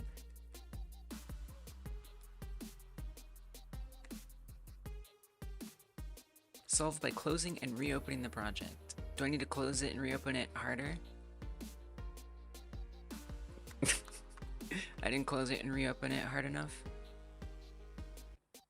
I mean, you know what it just makes me want to do is not use these. Because they're kind of cool, right? You can add a button in the inspector, which in theory makes testing and debug so much easier than like creating my own button or mapping an input key, you know? Oh, you guessed right? You did guess right, Skibbity. You did. I know, but I couldn't tell you guessed right. I couldn't tell you. You knew it was Tamagotchi. To be fair, I feel like you guessed a lot of things, but that was one of them, and you were right. I couldn't tell you. I couldn't do it. But know that in my heart, I was like, Skibbity got it. So I think I just have to let go of these because it's just slowing me down. It's interesting. They're cool. These are cool. And I thought they were going to be the best things ever. I'd even love to like track this. Like I should subscribe to it or something. Follow the issue. When was it? March 4th. To be fair, that's pretty recent. So that gives me hope that it could be dealt with someday. Relatively soon. I'm totally gonna watch this issue. I want to know, because the degree to which it, there we go, subscribe to it. The degree to which it makes debug easier cannot be overstated. Alright, so we're not gonna use it though because it's trash. I could just make like a little you know, maybe I will. It's effort, but I don't care. I'm gonna do it. I'm gonna make... I'm hooked on the buttons. I think I did something like this for my Puyo-like, actually. I made like this button board. I should reuse that. Am I gonna do that? I'm gonna open my previous Puyo-like game. I think that was 4.4. And this was a few Game Like Jams ago. And I remember I had this like debug button board where you would just press buttons and you could map them to different things, like relatively easily. Puyo-like, is this the right one? It is 4.4. So I opened the right godot.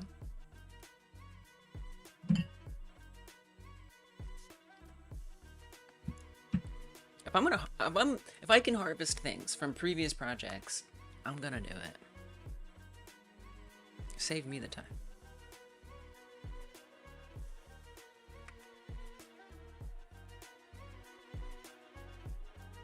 Hopefully it's actually like kind of usable. I'm just not sure where in here it lives. But it's in here somewhere. I put everything in the main scene. Mega main scene. Okay, it's probably not in main menu. UI, canvas UI, button settings. Oh, you can see some debug buttons down here. Those are actually all debug buttons. That's not the one I was thinking of, but I think I could still harvest that too. But it's not what I was thinking of. I would have called these things debug. Canvas layer debug, debug console. Yes, I like the sound of that.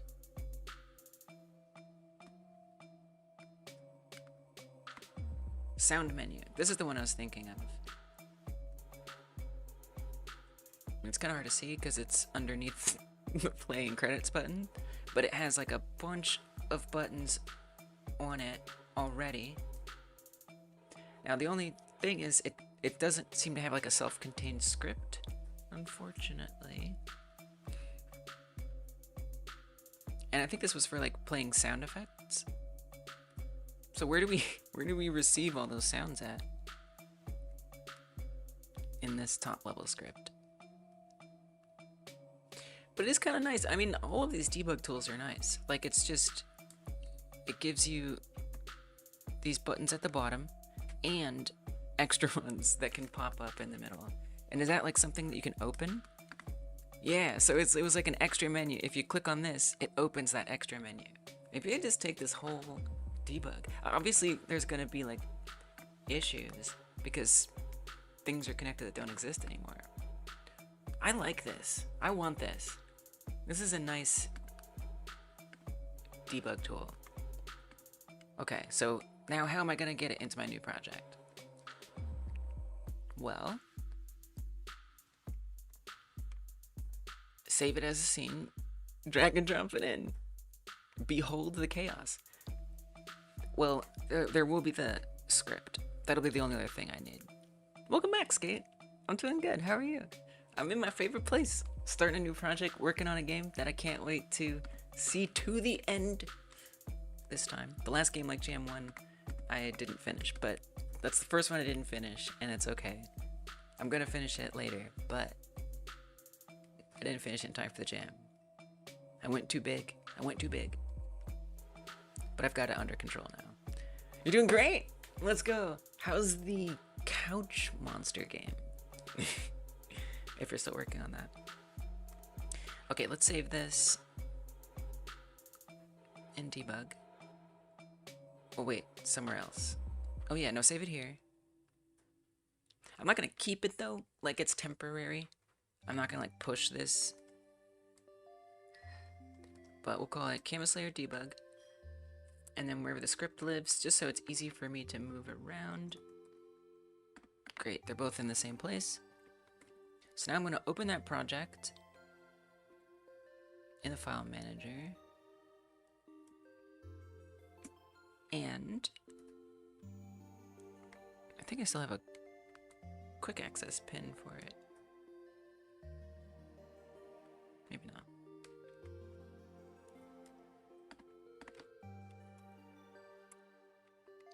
You forgot you were doing that because you got caught up in trying to make a 2D game. Nice. What's the 2D game about?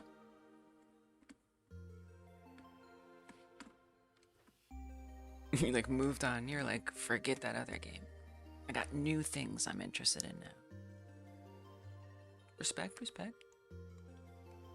Okay, debug, folder, and then we're gonna grab these two things. And I'm just gonna paste them into the new project.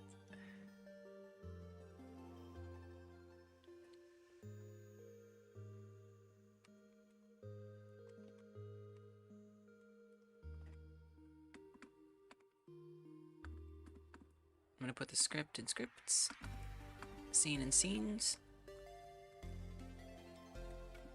Now come back to this project. Now if we're gonna open this, it's immediately going to complain about many things because it can't find a lot of stuff. So this is gonna be a profound bug fest. But this was the risk that we knowingly took.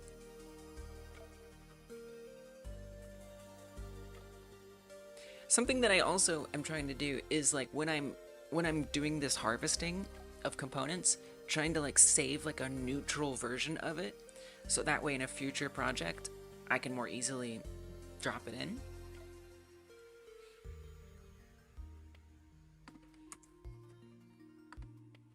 It's an RPG, and if it blows up, you might make it into a 3D. You think your game's gonna blow up? That's nice. Okay. Open it.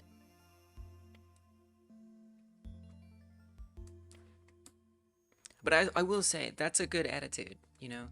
Like, don't push yourself to make a game too big that you have to spend too much time on if no one wants to play it. Now, I will say, that sounds kind of wild. You're gonna make a 2D game and then convert it to a 3D game? How does that work? If it's already a 2D game, like you would just remake the whole thing, I guess. Very interesting. Okay, so I got all my good buttons.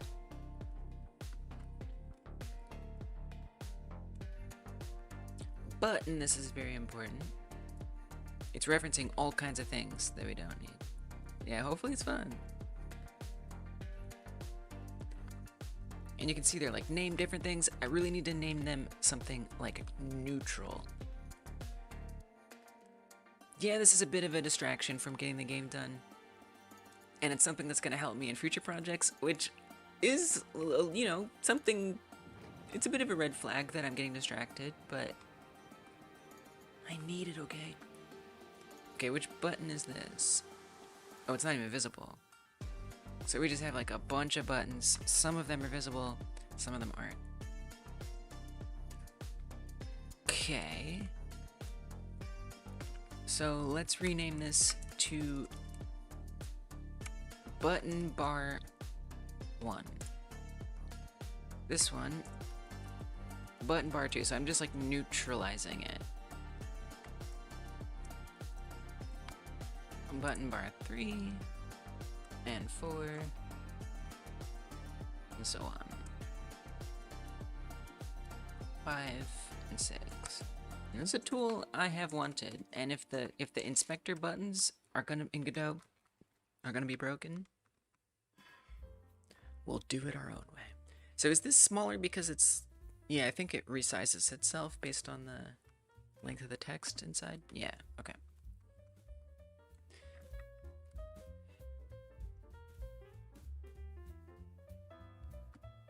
And then this is button bar pop out 1, we'll call it. Button, spawn buttons, what is this? Oh. Oh, we got even more we got even more buttons down here. Jeez, okay. Well, I guess this is bar top. Holy crap. Debug galore. It's a debug dream. Can't believe I've done a couple projects, several projects since here without adapting it. It's so good. We'll call it bar bottom 1 and then just do the same convention for the rest of these as well. It's good to make things easier for future you. Future you deserves it. Okay, now these were all for like sound effects, but again, I would want to generalize them. I don't think there's a way to bulk rename nodes. If there is, I don't know how to do it. Godot bulk rename nodes, but I don't think you can. Yeah, it was like a soundboard. Batch, that's what I meant. Oh, it does exist? Yeah, we're gonna use it.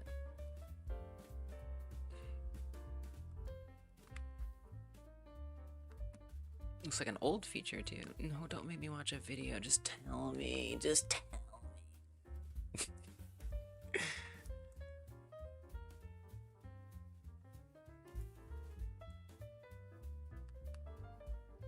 5-minute video to tell me that you can rename things?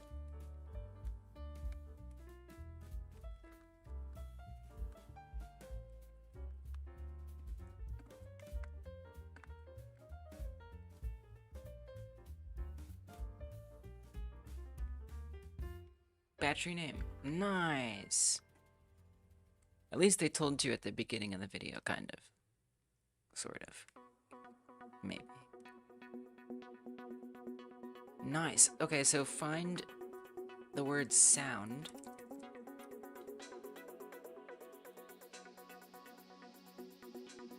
And replace it with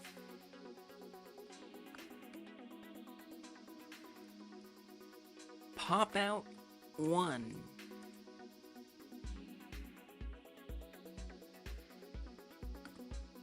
Nice. Nice. Let's go. Drag them? They did not need a 5-minute video. I know! Like, this is why I'm always like, I don't want to watch tutorial videos. Like, I'm so sick of YouTube tutorial videos. They make me mad. So mad. It's all just trying to like make content, not like deliver something helpful. And even if it does deliver something helpful, whatever happened to just saying it in words? Just type it. Just type it. Put it on a friggin' blog post. I should really start doing that.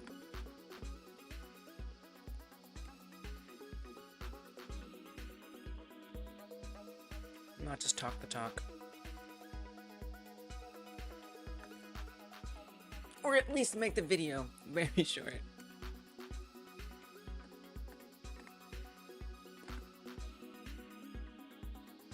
Yeah, it would be cool too. Well, I guess you can. No, you can do it. Button text. See? Done. Generalized. Come in here. Button text.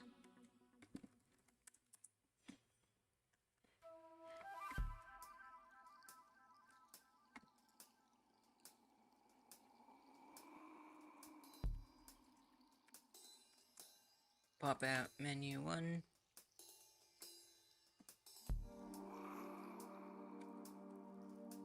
I usually use this text at the bottom for gameplay states. You can use it for anything. But I think it's quite useful for that. The topic is important, but a lot of videos don't consider it. Shouldn't make a video for something so simple. And if you will, at least batch it with other helpful things.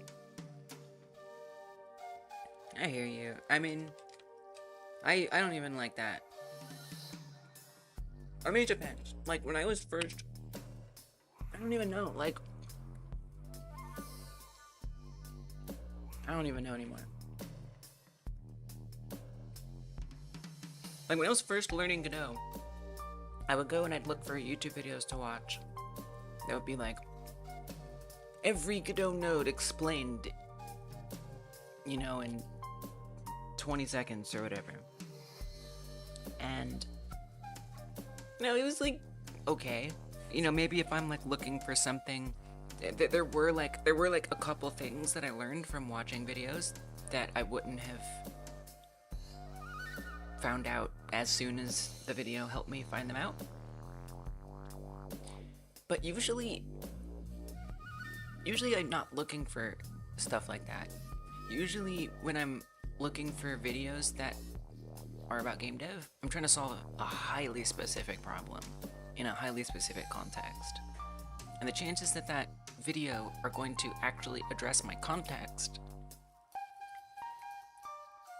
and even get to the point to address the main thing I'm trying to solve, unfortunately, is very low likelihood. So I just like avoid bothering. And then yeah, looking at, like, I hear what you're saying. Like, if you're making a video, I respect that. Like, I'm down for that. You know, making a video that has like stuff bundled in. I get it. I like it. It's fine. I agree. That's fine. I guess what I'm talking about are like videos that say they teach you one thing, and then it's like this whole ramble that does not clearly explain the highly specific thing that the video purports to explain. Anyway. Button tag. We'll just call it button. Okay, and then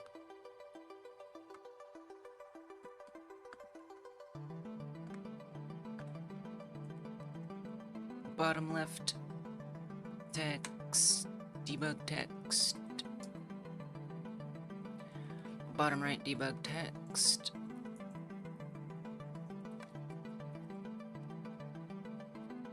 Now I did like a first person, so the last time I did this like neutralizing, it was for a first person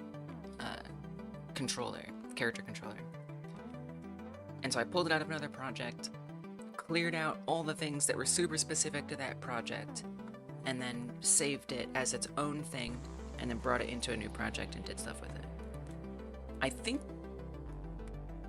like, I almost kind of want, like, this project of blank things, but I think the way that I saved that was, it was like a first-person template. Yeah, so, like, then it's like, do I want, like, a debug menu template? Probably should do that. You don't know if you'll finish it, but you did start a jam entry and make good progress. For what jam? Not for our jam.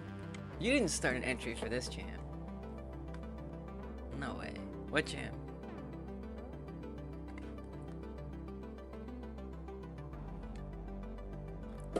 You started an entry for this jam, Rocky? What?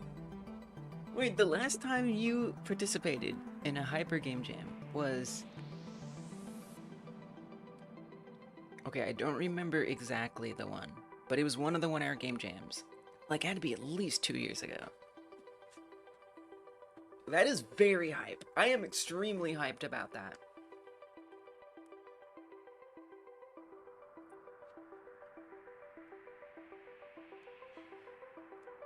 Hold on a second, I'm gonna reset my microphone. It takes a minute for some reason.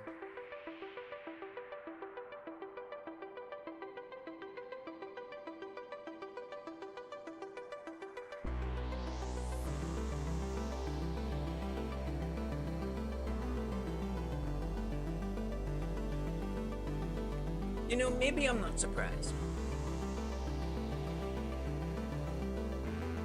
I can see this game genre suiting your, like, art style and your personality. Hey, I'll post it if it gets done. You don't know what that'll be, or if it'll even be a complete game.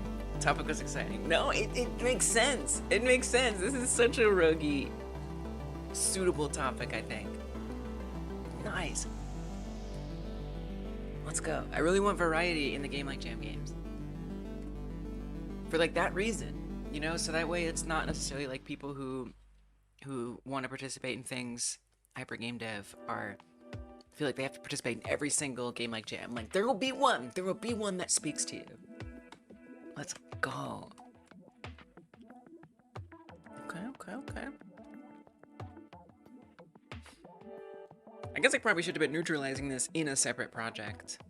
That's okay. So, this says sound menu. We want to call this pop out menu 1.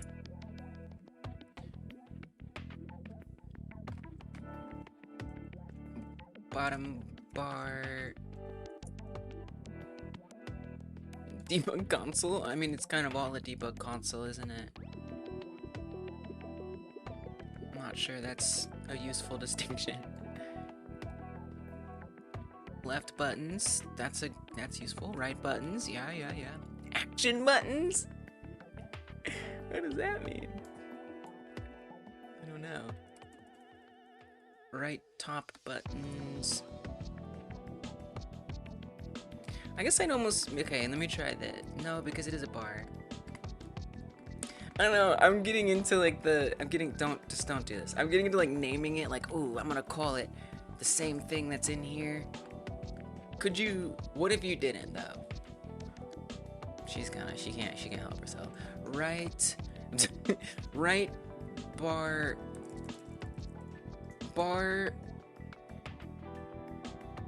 right top buttons. Especially now that I know about battery name. Come on, we can just find bar top here and rename it to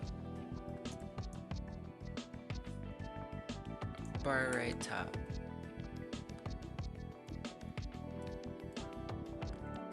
It's so nice to have these kind of things be understandable at a glance. Bar right bottom buttons.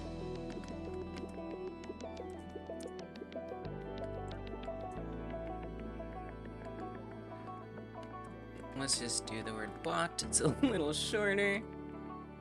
Rogi, I am so pumped. It's gonna be, whatever it is, it's gonna be brilliant.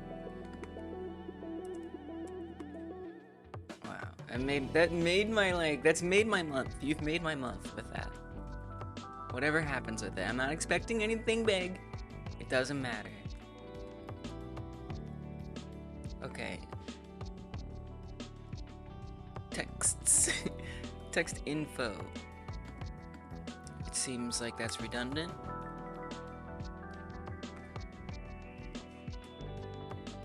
Label left text, label right text.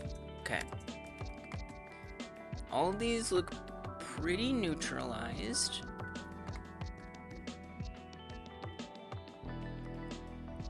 So now, the code. Not neutralized. So this becomes pop-out menu. Oh god, this becomes...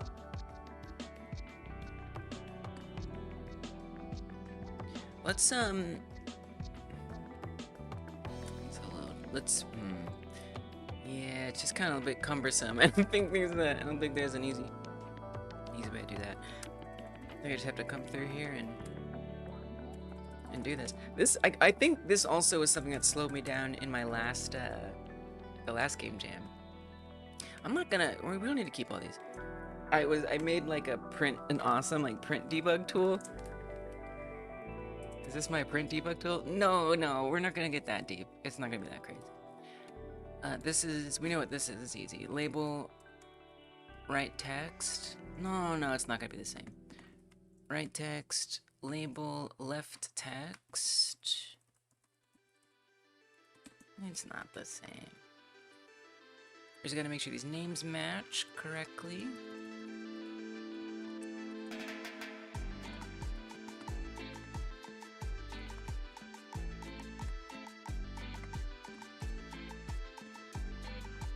Spell that right.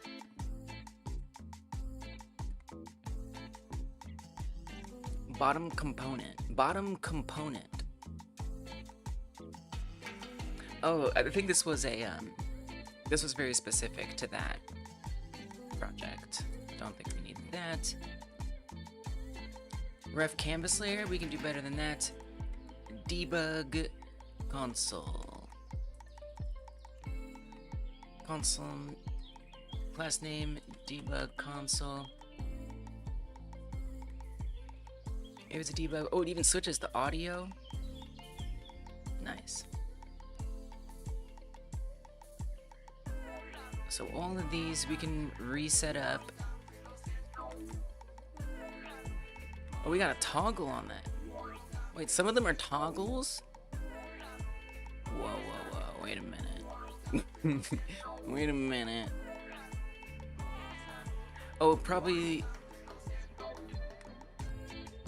like the pop-out menu is a toggle, I would guess.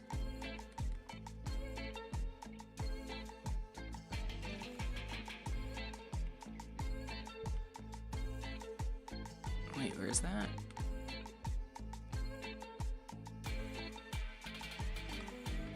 Toggle mode. No, this isn't a toggle. This is. Wow, so just some of them are toggles and some of them aren't.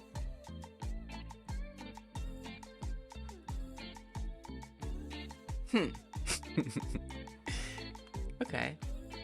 I would say that should just not be the case, and then if I want to make it a toggle, I can make it a toggle. I think that's just gonna be more frustrating and confusing than not. So let me just make sure none of these are toggles.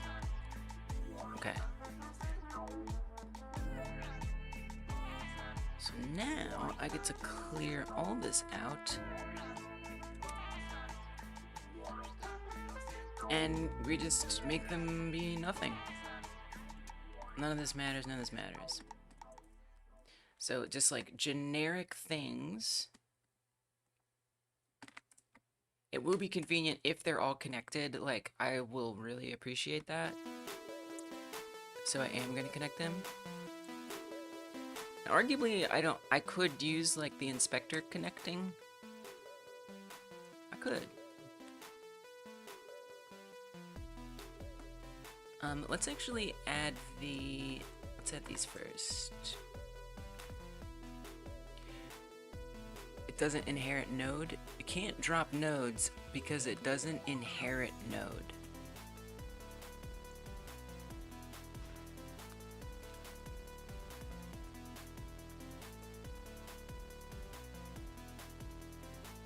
Why would it need to inherit node to let me drop these on here?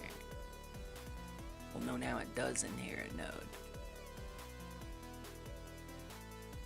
That is such a... Is that... Like, that's... That's weird, right? Like, that's weird. Canvas layer does inherit node. I don't know. I guess we should leave it until I get all of them... I guess you can't batch drag them on? Very strange. Okay.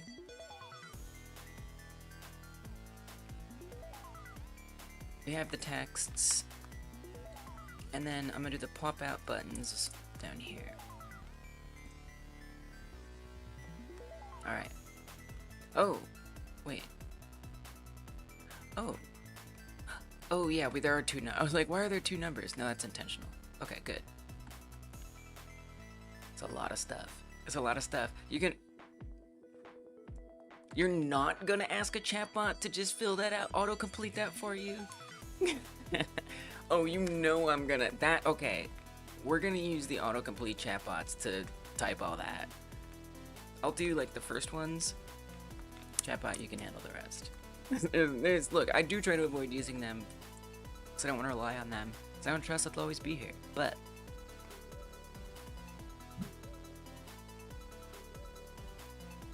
for some rote, repetitive task... Alright, have at it.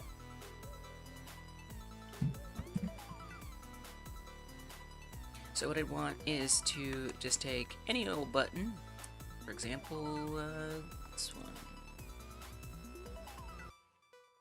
and we'd want to connect, or I think we'll say, I guess we usually do pressed. Button down is not a bad one though. And then we'll connect button bar right top 1 pressed on. We can do on as well. On button bar right top 1 pressed. Then we create the function on button bar right top 1 pressed. Returns nothing and we pass. So that way you can just come in here, set it up, and it should work. I guess I should just make sure I did this right.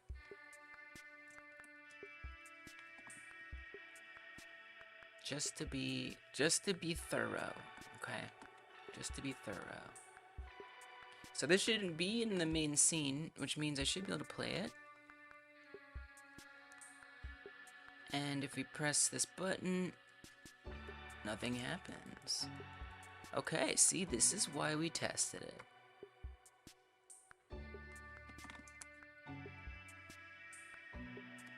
That's correct. This is correct. But nothing is happening. Why?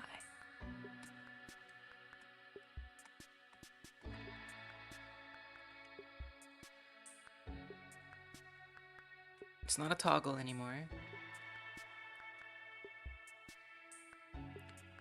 It's not disabled. It certainly has pressed.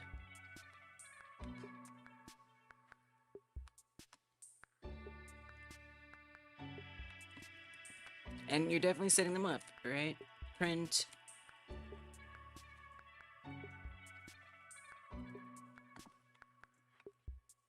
So if we restart this, we'll see buttons ready down there in the... What's going on? You're not even putting that in? What's going on right now? Does the one in main not have the script on it yet? I think it doesn't have the script, because I dropped it in before I added the script. Yeah, okay, delete this. Now put it in there. It should have the script attached. And now it'll say, buttons readied. No not found sound menu. Well, no. Oh, nice. This is now called pop out menu 1. Now if we press that button, we should see button pressed. Great, it works. Now I will have the autocomplete bot just to make sure that every single button is hooked up that way.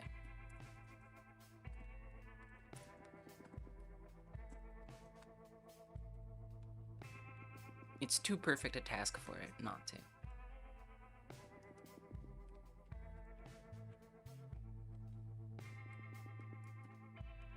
I don't know, I feel like an AI bubble is gonna burst.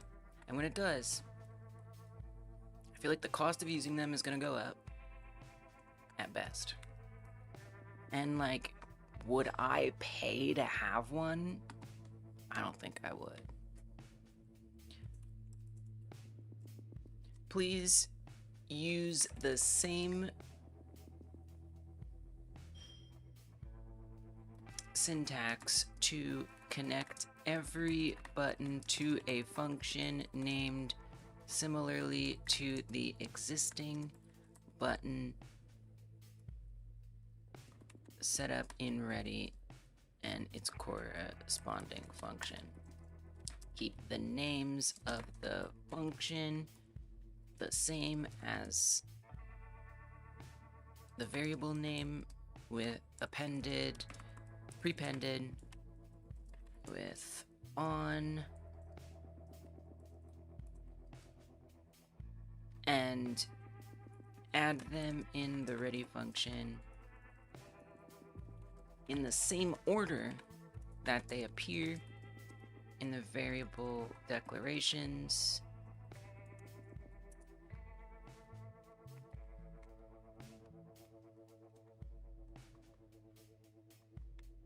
Looks, well, I didn't do that. Okay, so it did this. 2 on 2, 2, filled it out. Auto completion. Save me some time.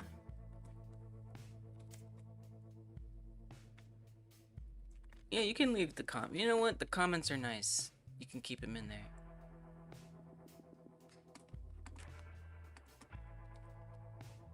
Okay, and then just as like a random test, I do hate that you put those on the same line. How dare you? How could you have done this to me? You can't. Who does that? Put them on the same line? Yeah, they're passed right now, but in theory, they won't be in the future. Monstrous.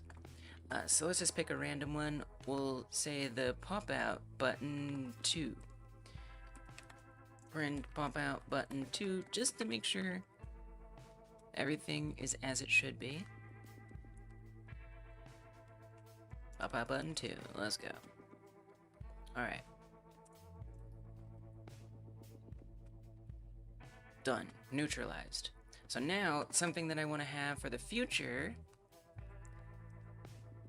I will make a blank, new, fresh project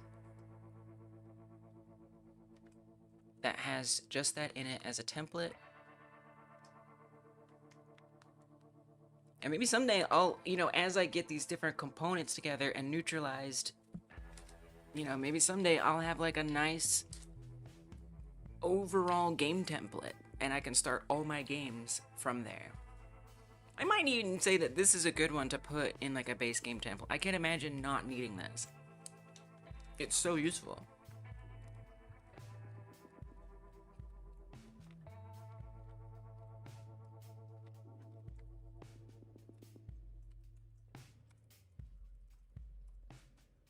Blank game template 1.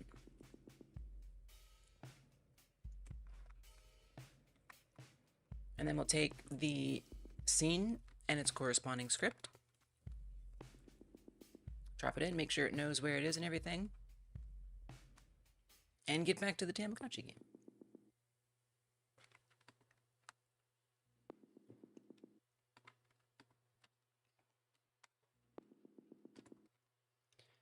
Okay, it opened full screen in a different window. Please don't do that. Why have you done this? Okay.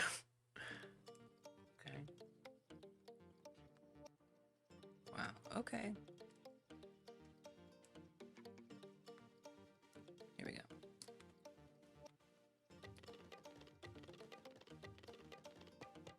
I'll create a folder called scenes and a folder called scripts.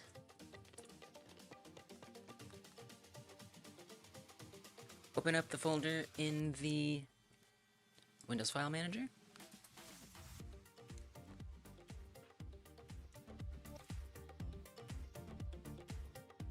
Get the script, put it in scripts. Get the scene, put it in scenes. And then make sure it works. And now, forever forward, I will very easily be able to just even start from this point. I was gonna say slap it in to another project, but it's not exactly like a plugin. I can actually just load every project from this one. But let's make sure it works. Just a blank test scene. Open it. Well, first you do have to put it in there. I guess to really get the full test.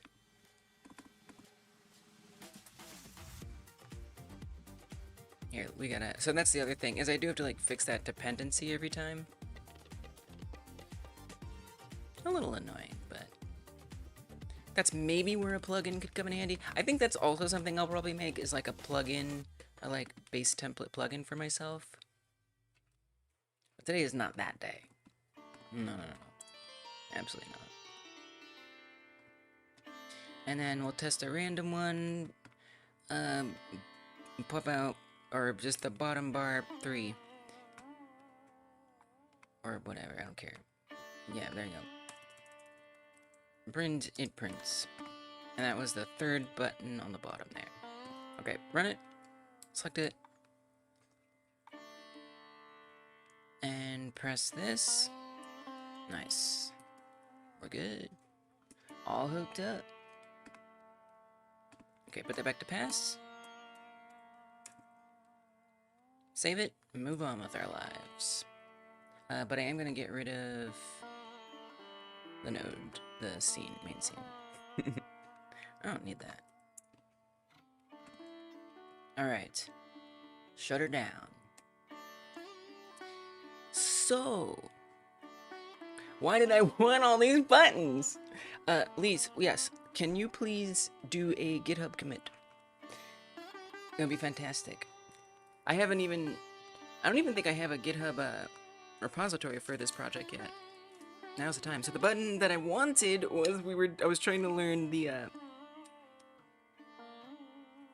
animation trees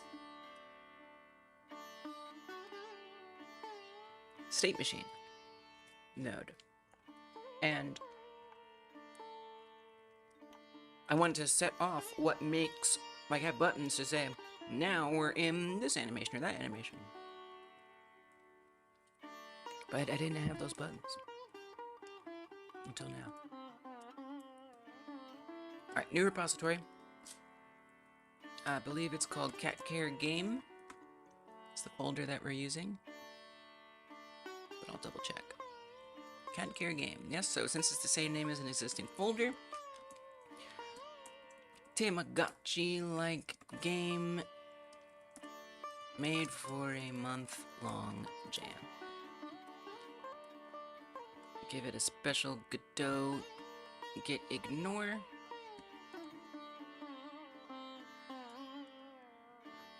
Create the repo. Make sure it sees everything that's supposed to be in the project. It sure does. And we'll commit it.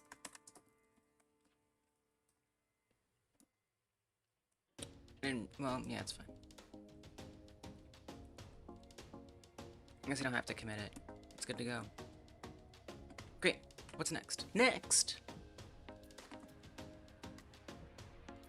We're actually gonna get those buttons where I want them. So the buttons that I wanted were specifically, I don't really care about the travel right now. Well, let's circle back to travel. For now, let's do the trot toggle.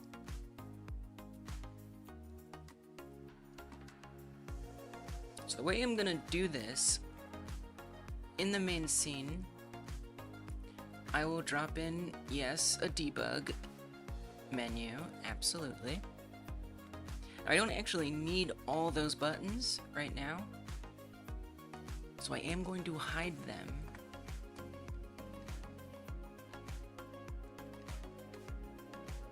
So there's only the ones that I need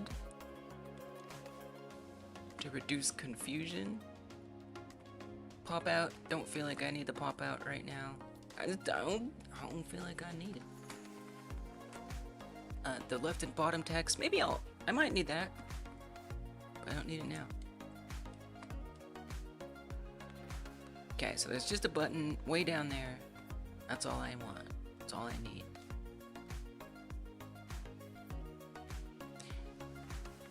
And for now, that button is toggle trot.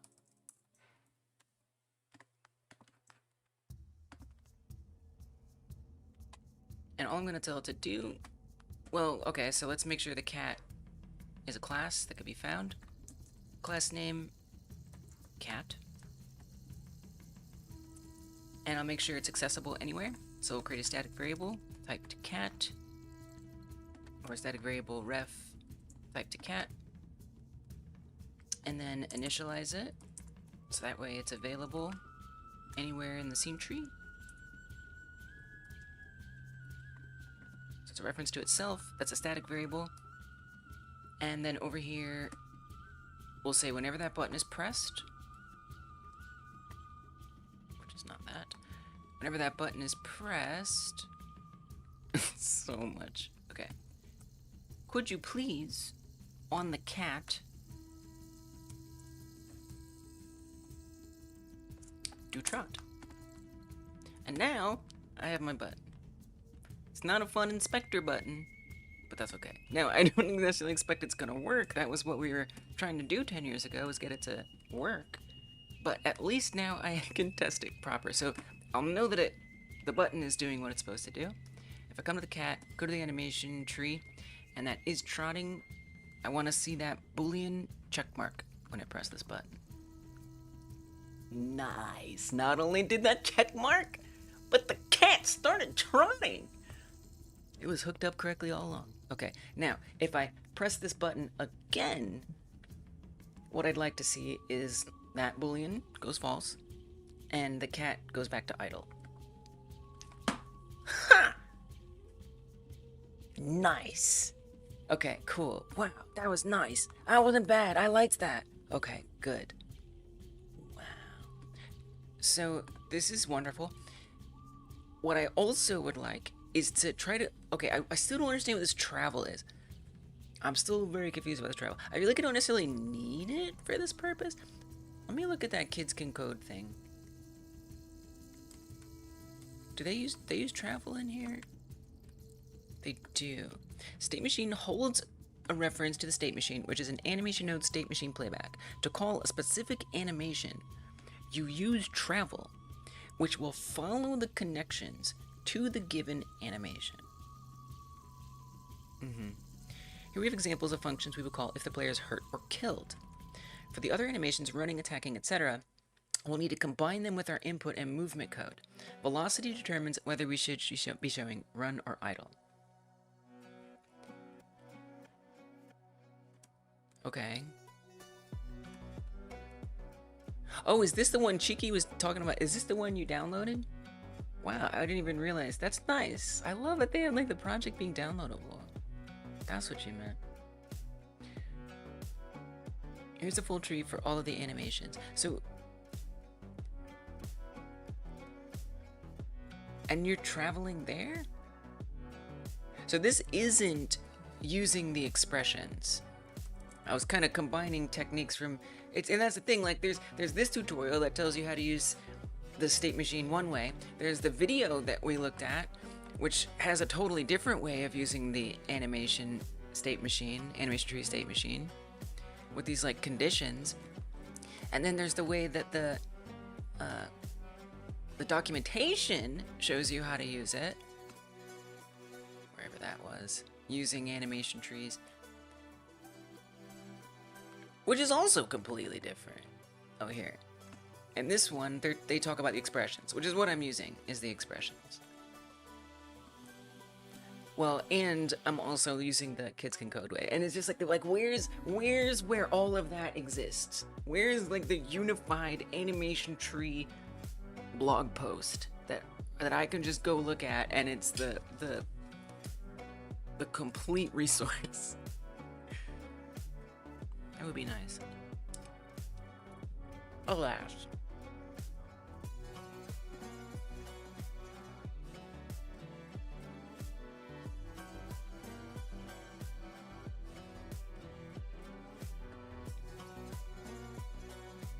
So what do I want to do now? Now I do want to explore travel. I don't understand it. Like, is travel saying, okay, let's see if I can, let's mess around and see if I can make sense of this.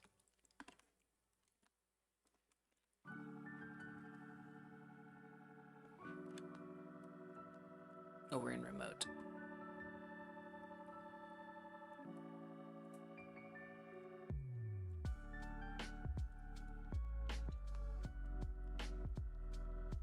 So right now, there's nothing in between these two. We're not even like running a specific anime. I'm not saying run trot. I don't have to like have that button reference the trot node in this like canvas here. Instead, these two lines have expressions that they're looking for, and they're tracking that variable to see, has it changed? If it's changed, then either this transition or that transition plays. That's it. So, I mean, travel doesn't feel particularly relevant here, but like, why would I want traveling? What is a scenario where that's quite useful? So I'm gonna see if I can create that scenario. So I guess we could, I mean, there's this run and jump kind of thing, right? And then there's like a land. So there's landing from a high jump is an animation. That's here. There's also jump high air when you're flying through the air before landing. And then there's an animation where you jump high up. So you start there, you're flying, and then you land. So if I were to imagine what travel does, I don't even know. Like, I would say travel to jump high land, and it would go from start to there, and whatever's in between, it would make sure to hit. I'm guessing something like that. Now, I did think it was interesting that the idle doesn't like match going into the jump. That's definitely interesting. Look at it be able to evolve into a bigger kitty. It won't, but I definitely do need to think about progression. I'm not sure. Not even just progression, but like what a fail state looks like. Not that that really addresses it, what you said, but no, it's not gonna evolve. It sounds like a lot of work. I guess I could just like scale it up. No, it's just gonna be the same kitty. Yeah, the most progression that's really in it right now is like numbers. Which is, like, I guess you can get more items. Fail state is kitty kills you if you don't feed it. Okay, okay. So first of all, I think that fits actually with the concept. But what does being killed mean? Does it mean that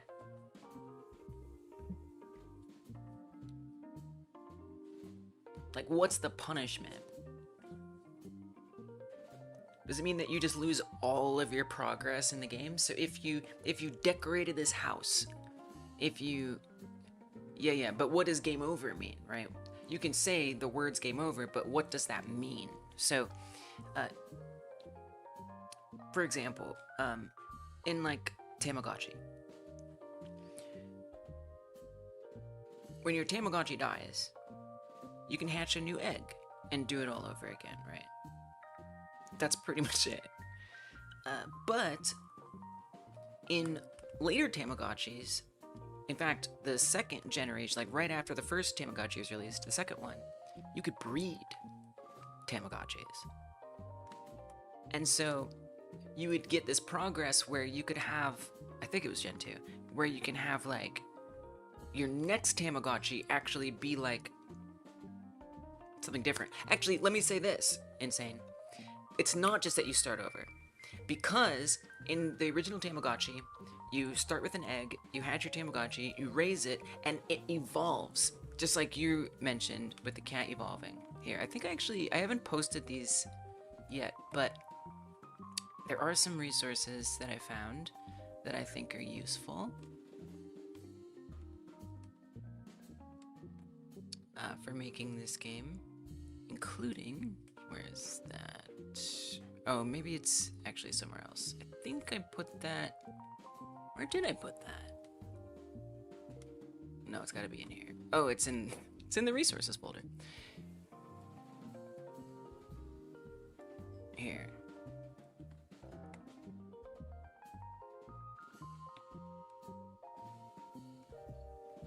So, you get your egg, you hatch your Tamagotchi, and depending on how you raise it, and maybe on like, it's like inherent stuff, it might evolve into something different. You don't know what kind of Tamagotchi you're going to get. I feel like this is Gen 2. It says it's Gen 1. Alright, it's Gen 1. If it's Gen 1, it's Gen 1. Oh no, wait, I opened the wrong one. There, this is Gen 1. So depending on certain things, it'll either grow into this or that. So if you get a game over, your Tamagotchi dies, starting over again there's some incentive about it, because now you might grow and raise a different one. So a game over means that, and it's not even like a game over really, it means that the current Tamagotchi you raised is one that you've now experienced, and you can try to get another one. So game over isn't just the game explodes and you can never play it again. The game over is that it restarts and you have a chance to try for a different Tamagotchi. And then in future generations, there's the breeding concept. Right, so it's like evolution conditions, so you have some incentive to play it again. So that's kind of where I'm struggling with this, like what is that incentive? Oh, maybe it wasn't Gen 2 where you breed them. I don't know if I grabbed the resource for that though. But there definitely are some Tamagotchi breeding charts. Oh, there are breeding charts. Breeding charts galore. And so this actually gives you like a more of a sense of progression. Because your Tamagotchi dying isn't just the end of the line. You can have like certain things be influenced to later generations. And so that's what I'm kind of struggling with, is I'm not sure what, like how the progression works. Like you're gonna make money in this game, so you can buy supplies for the cat, which is great. But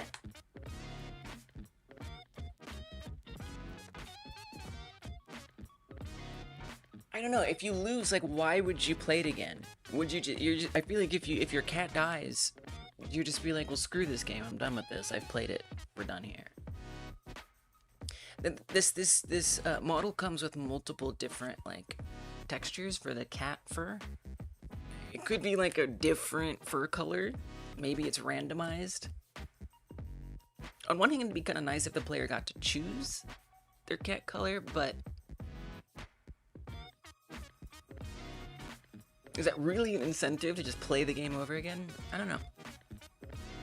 And then, you know, game over could be something else too. It could be that there is no strict game over, and instead it continues on in a different way. Maybe a new cat comes, and maybe all of the items that you bought, the toys, you keep those.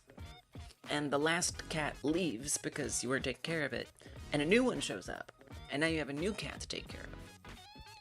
Which I feel like doesn't work great for the game that I'm making, because your cat is supposed to be a specifically remarkable cat, in that this cat can talk.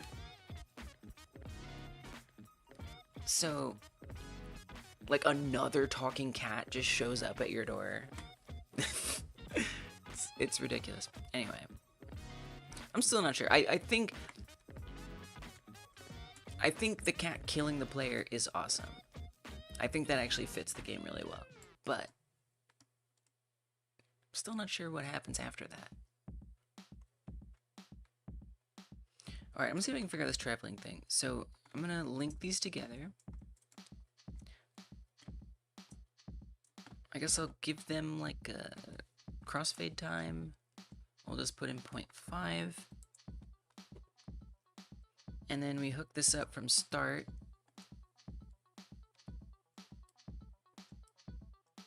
And I guess we see what happens. Can I tell me I can move multiple of these at once?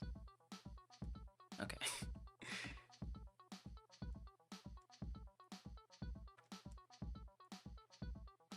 And then I guess I'm going to try to call that specific animation specifically. So let's go back to, I don't think we need add tool here anymore. Old news. Nah, get us out of here.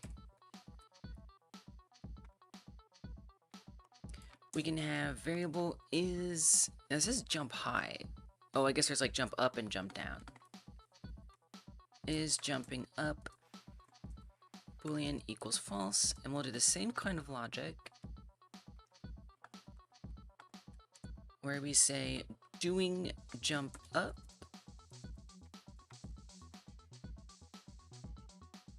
and oops, same thing here is jumping up, and that'll just toggle it one way or the other. Okay, now on my debug script, we'll have button 2. Oh, I guess I've been setting this up on main. That's an option. It's a little concerning, but okay.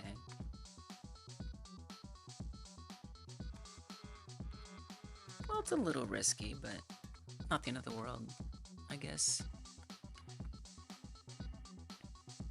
Kind of nice to leave it like neutral at the bottom. If I ever want to just like change this whole thing, you can just burn it down. Okay, so we'll get a new button, and this is, I don't know if it's really toggle though,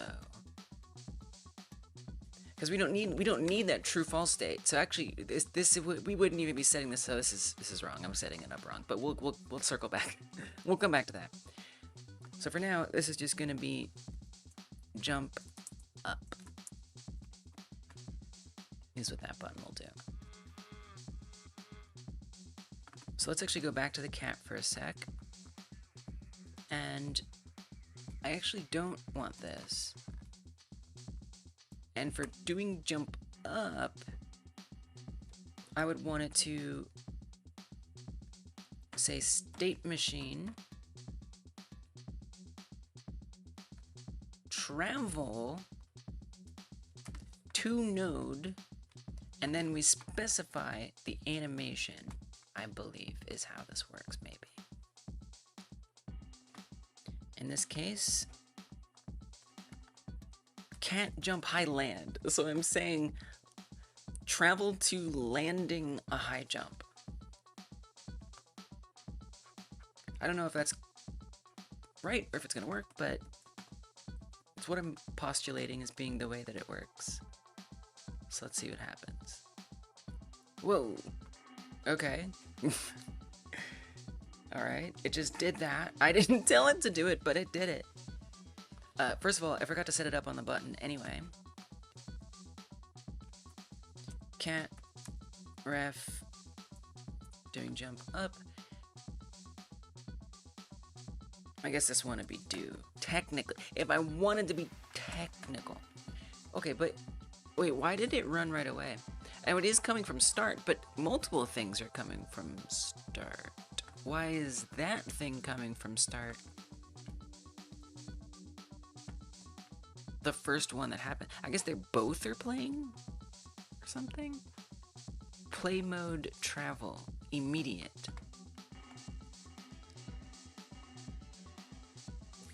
I guess I'm still a little confused what that means. Or if that's even relevant. Play mode. Okay. So this could be anywhere. I would guess that it's in here somewhere.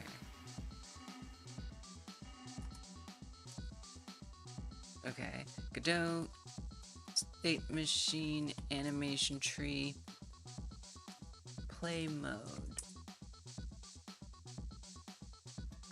You know, Frank, you make a good point, by the way. Cat with the Christmas hat. Cosmetics, you know? There's no, you don't have a, you do. There is a documentation somewhere about this.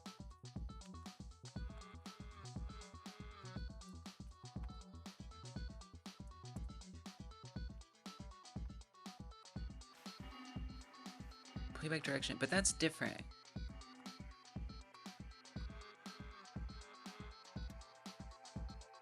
Why are animation trees like this? So I don't know what this does. I have no idea what that means. I could have sworn this was in one of these though. Really thought it was listed in here somewhere. So there it is, travel. I thought they mentioned it. Here. Oh, but they call 3 types of transition. But that's different. There's okay, transition.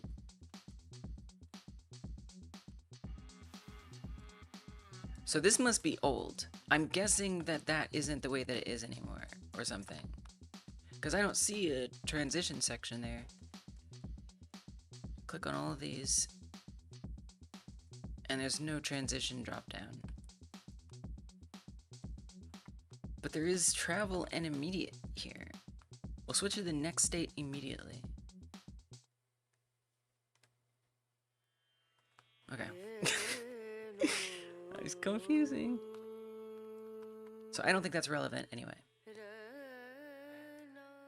So, okay, I don't want it to jump at the beginning. Now it does do A star pathfinding, I'm pretty sure. So I don't know, is it playing both cat idle and jump high up? Or is it picking one versus the other? I don't know. I'm not sure.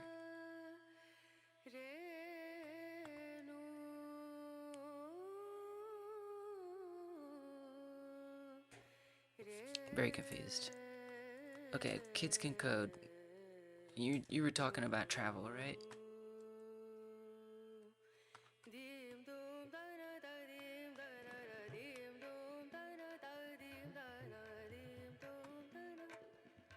It travels to hurt. So this is like start. So start goes to idle only, and idle takes us to those places. Okay. Gotcha. I see. Start is just like this appendage that's just there in the way. Got it. Okay, so now I'm gonna start it. No! Don't jump! How dare you? Maybe there's like some way to control this transition to like not happen? Priority 1. Lower priority transitions are preferred when traveling through the tree via travel. Whoa.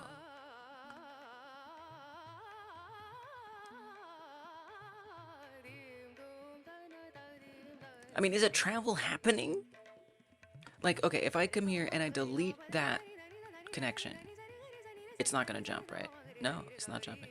We can still go between Tron, and if I run jump up, oh, it did do it. It doesn't even need to be connected to start, and it'll still do it. But only one time. And now I can't do these others. Where is it at? Oh, is it in end? Is that why that's so confusing? I don't understand. No, I don't know.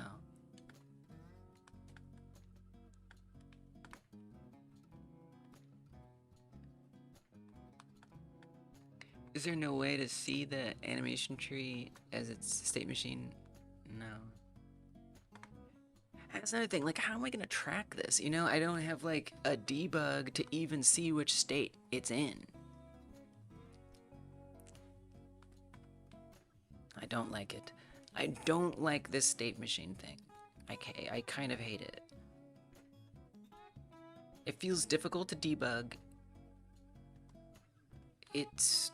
I feel confused by the documentation about how to make it work.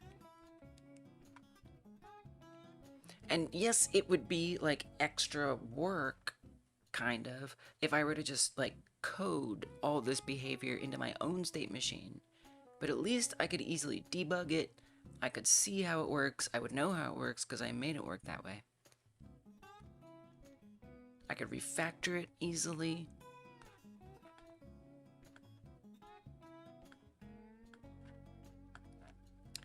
But I have to think there's something convenient here that I'm just not getting.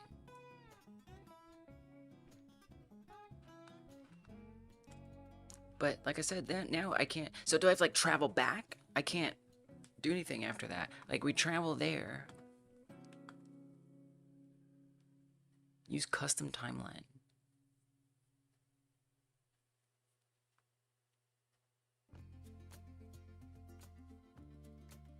It's the lack of understanding. So okay, if I was gonna do this in code, if I was gonna make this get handled on my own, how would I do that?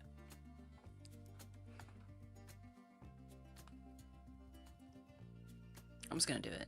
And if I'm doing it and if I'm hating it and it's like super painful, then I'll go back. But to me, what's feeling like the right answer in my heart is coding it by hand. So let's actually take that animation tree and I'm gonna set it aside in case I change my mind and I wanna come back to it. So I'm gonna save it.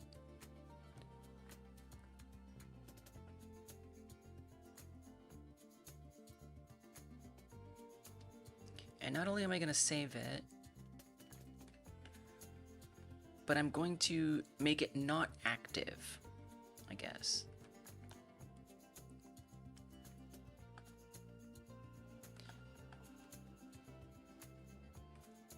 I'm gonna call this animation tree state machine.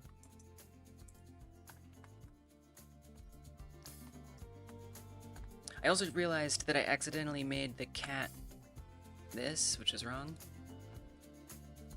Cat anim state machine is what I actually would probably want to call this. This isn't truly the like root cat.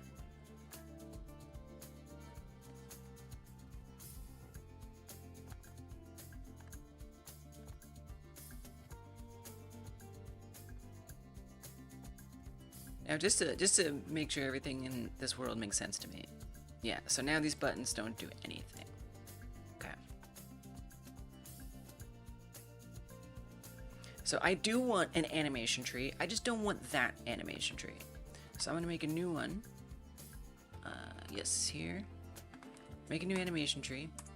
And this one, I'm gonna do the way I normally do things, which is as a blend space. And in the blend space, we'll just try to do this exact same things. Have an idle that's constantly happening. I'll call this idle. Oh, we gotta set the player.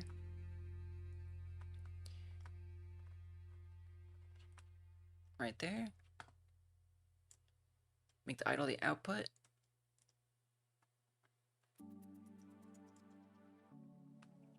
Set cat idle as the animation. Now it's animating. And now actually the way I was thinking of doing this was a little different than the way I normally do it. Because there are so many animations and this animation tree could get very complex, I was thinking I add blend trees within here. And so this would be the walk type, movement, I'm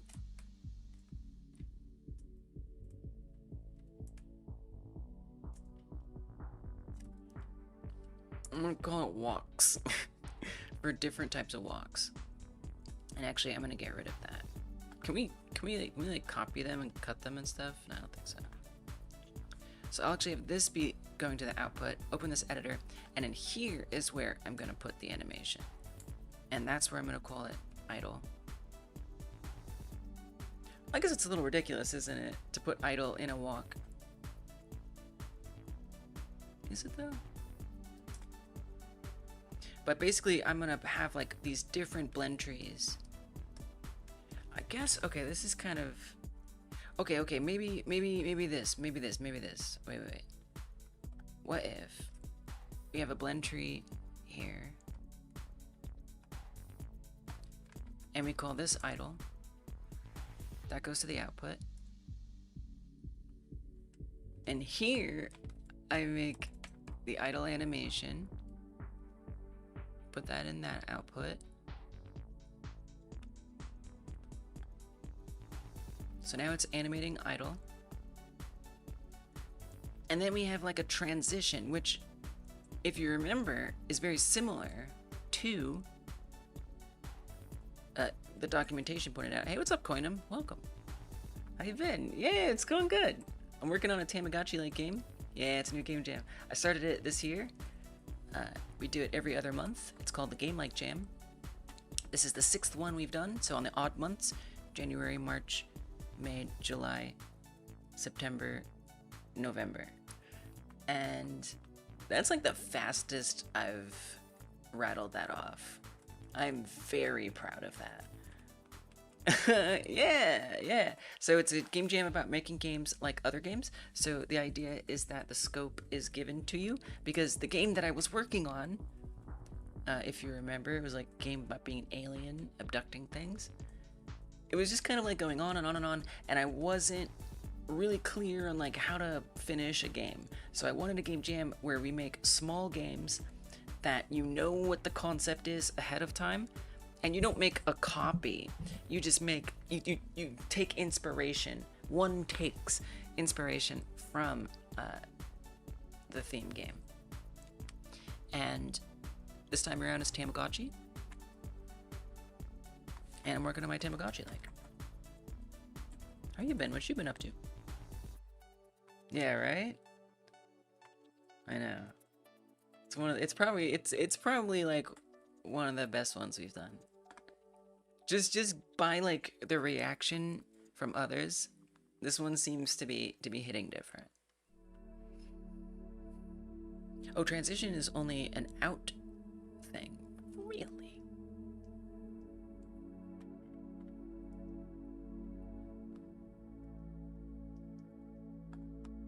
I actually forgot how the transition node works. I used to know how it works, but I forgot. Okay, this is a lot of tabs and stressing me the hell out, so we're gonna shut this down. Got back into Godot this week, making a VR XR game for college. What?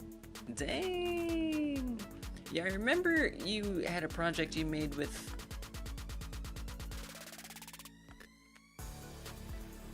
other students.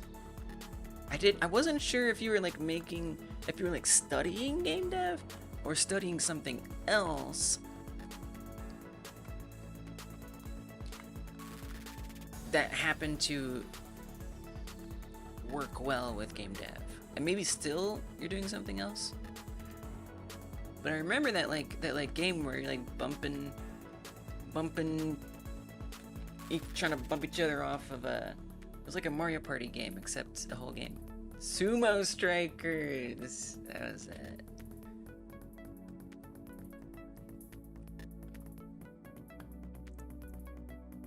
It's cool. It's cool how like school is like an opportunity for you to be motivated to make games, or to at least have an opportunity to make games, which is cool.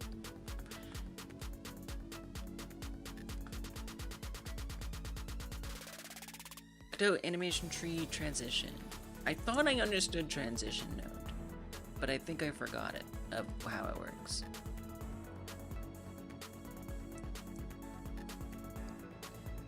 Simplified version of the state machine. Right, you plug into it. Oh, so you have to create the inputs. Gotcha. But how do I create the inputs? Oh, is it here? There we go. Oh, okay, I remember now. That's how we do it. Okay, so idle could go in here. State 0, idle state. So it's kind of like a state machine, but it's not whatever the hell that was that I didn't like. We tried to make it work, but it kind of just needed too much of a rework to get it working right. Oh, I see. Yeah, sometimes like iterating can be better, like just saying, you know what, let's start over and try it again. And trying to, I felt that a lot with one of my bigger projects that I was trying to finish, the Alien game, where that project had my like earliest code that I ever wrote and my slightly better code as I was learning. And so trying to work on this project that had just like very bad code in it alongside other things, it sucked. It was like a lot of bad code, like everywhere. And it made it difficult to finish it and pull it together. Yeah, refactoring help. And again, that's why I want to make all these small games, so I can just like learn to set up my projects from start to finish in a way that allows them to not be as messy.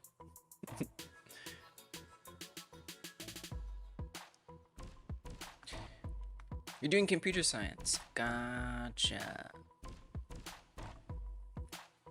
But you got to choose certain subjects that are very game dev related.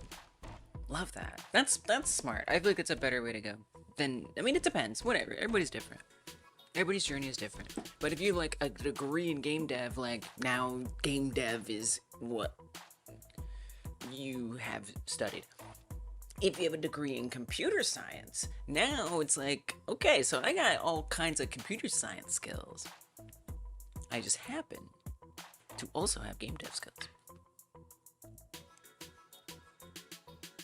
Best to do what you're doing. Fast iteration and making little games is best. Yeah, exactly.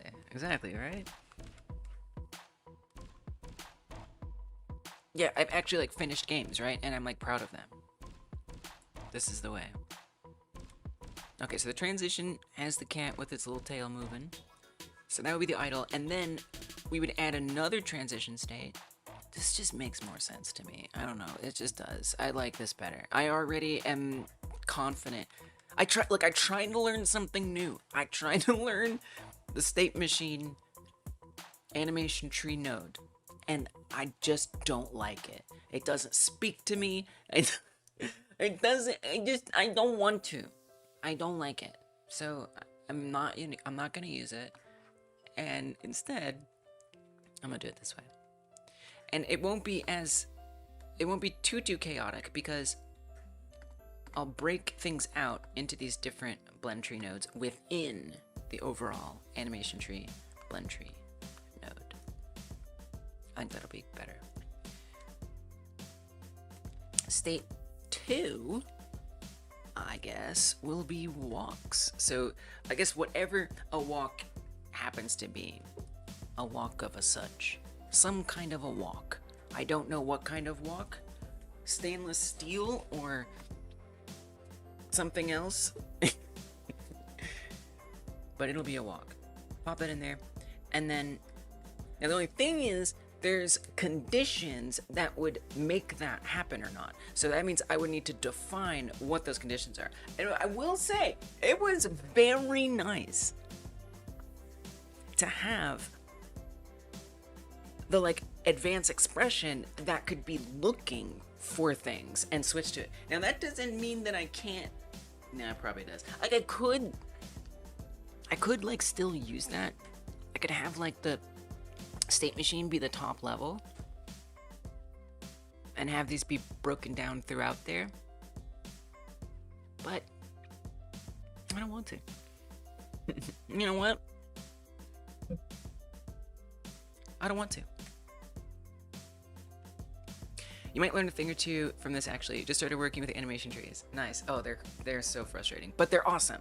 Animation trees are amazing. They're so useful, especially when you're blending animations together. You can isolate certain bones and have animations happening simultaneously that, like, let's say you have a walk animation and a attack animation. You can have walking and attacking by saying only use these bones and not those bones. It's so good. It's so good. And I tried to learn something new. Like I said, the state machine node in the animation tree, and I just don't like it. I don't like it, so I'm not going to use it. But yeah, it's super powerful. And I think that speaks to the variety of things it can do.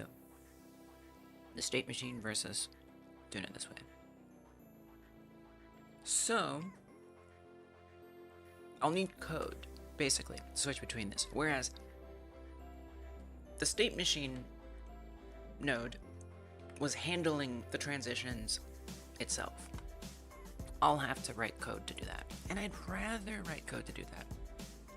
So for example, I could come in here and press idle and walks, and that'll manually switch it between the two, and then the code would essentially access that and switch it instead.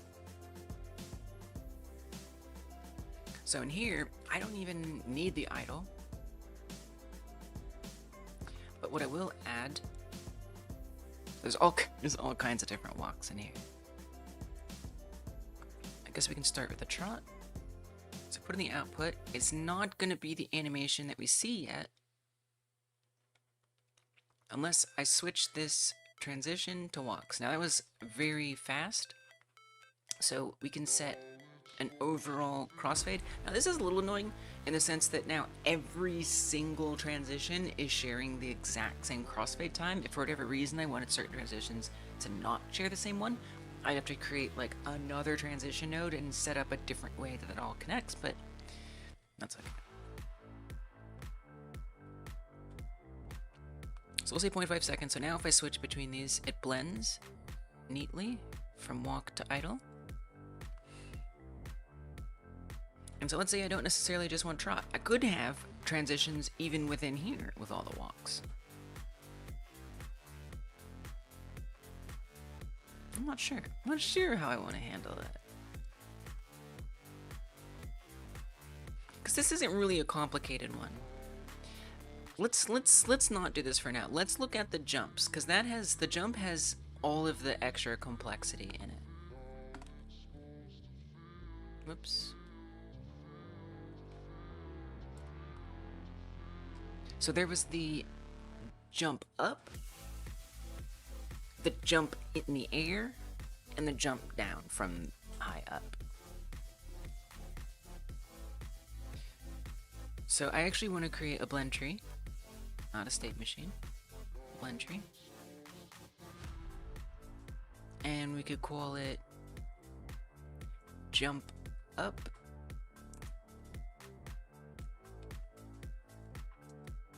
and just experimenting here. We'll want to start with jump high up. So that would be the first animation that plays. Now this is the thing, right? see, this is okay. I will say this is where the state machine is nice, because it can like automatically go from, so maybe I don't throw out the state machine. Maybe I just use it differently. Because it would be very convenient if I could just automate it so it just goes through each phase and not have to in code say, when this ends, now do this, and then that, and then that. Okay, maybe I'll use this. Let's see. I will make a state machine. We'll put it in here.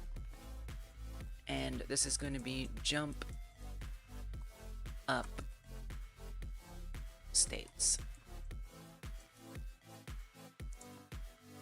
For the sake of consistency, I'm going to put an underscore in here.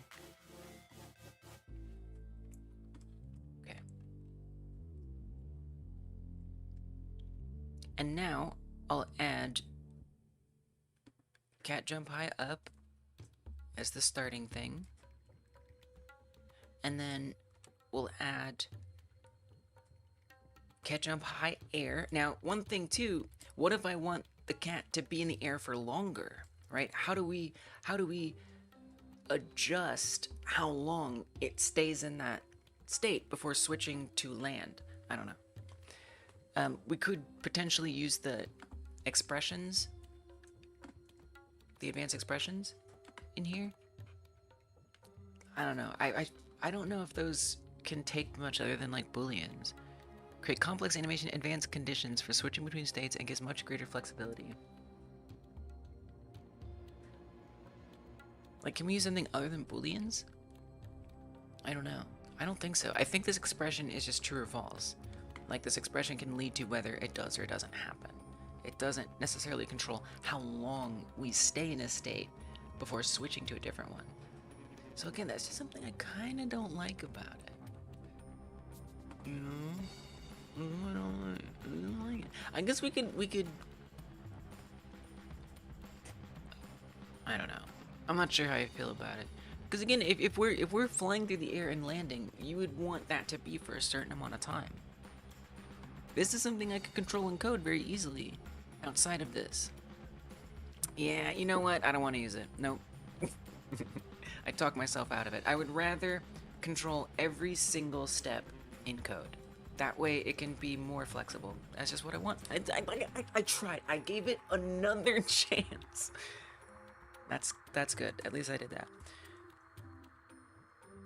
So this is gonna be, I'm gonna call it jump up start, and that's jump high up. We'll make another one that is jump up mid.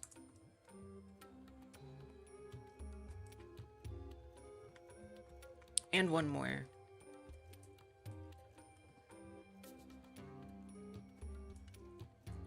Jump up end. Now, which one goes into the output? All of them. State machines are great when they work, but kind of annoying the way you need to know the design before you even start. Yeah. You mean like state machines in general, or like specifically the state machine node here? To me, it's like this isn't even like a normal state machine. It's just something about it that just bothers me. But yeah, definitely kind of annoying. I don't know. It's just that I feel like it limits the control that I have, the particular node here, and I don't like that. Because, and it also like abstracts a lot of things outside of code. The animation tree already does that. The animation tree is abstracting things outside of code, but the state machine node does that even more, where we're putting so many things that only exist, that only happen within that visual node here, instead of being searchable in code, refactorable through code. It's all just like stuck in there, which frustrates me. And then I don't know, just like trying to control it, it feels like less granular control. So we could do a transition. I think that makes the most sense. Again, that's similar to a state machine.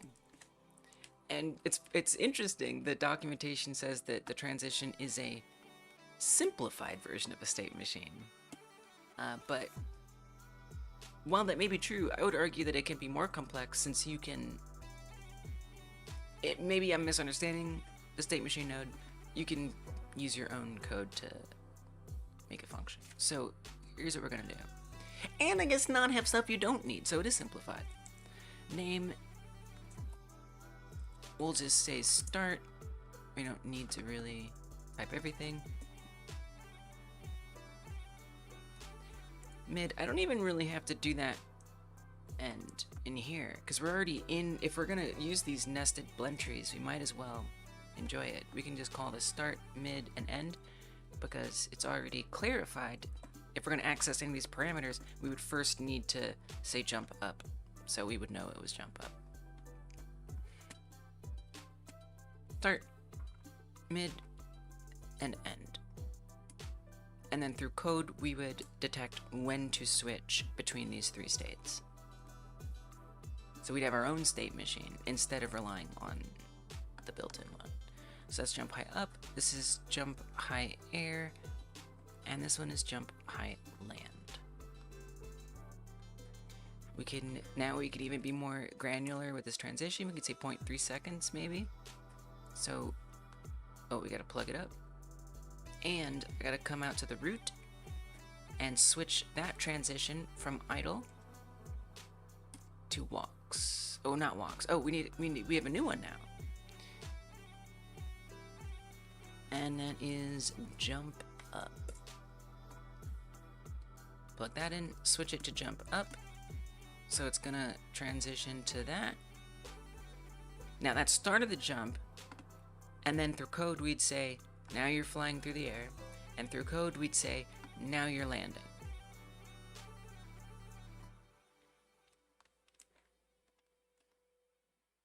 And then I can use that code as well to wait before I switch. You know, let's say it's somehow like procedural, and it actually detects if it has reached the floor yet. And if it has reached the floor, then it switches to the end state, for example. That's the kind of control I want. Okay. As far as switching between walks, I don't know that there's a ton of value in having, so everything doesn't need to be a separate blend tree. Like the idle, that does not, this does not need to be a separate blend tree, right? Not necessary, unless somehow I decide I do want there to be multiple potential phases to the idle. But I think really we don't need that.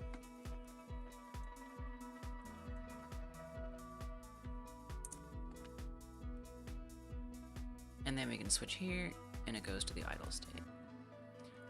Really, I think we could do the same. I don't think we need a bunch of walks. I could be wrong, though. Let's see. Well, there is gallop right. I'm not sure why this asset has a right gallop, a right trot, but not a left one. It's interesting. I don't... I guess out of curiosity, we could slap in a transition. I do wish you could copy these and paste these. That would be super nice. You know, because then I could just like make like a base template of a tree or a node, and then just like paste it, like, you know, the start, mid, end thing. That's okay. So I'll just give this 2 different states. Put a trot in there, and then add a trot right. Give the transition some crossfade.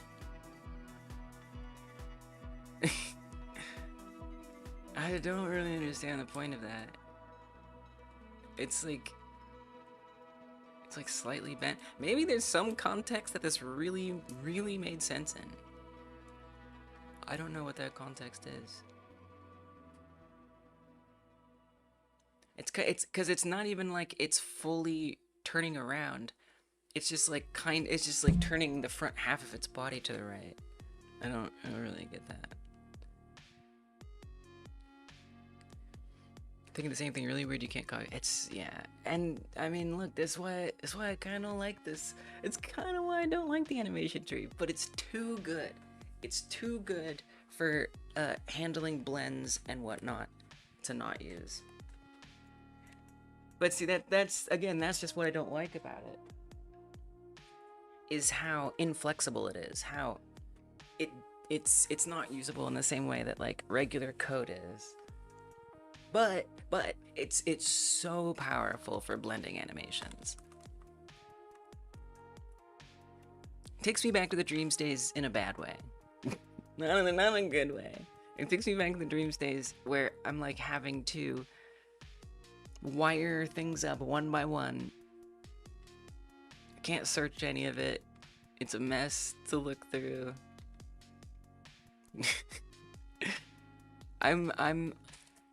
I'm so like jaded about visual scripting. And I don't expect everyone to feel that way. But I came out of Dreams thinking like I would never use text code. Text code sucks. You can't even visualize it in a pattern.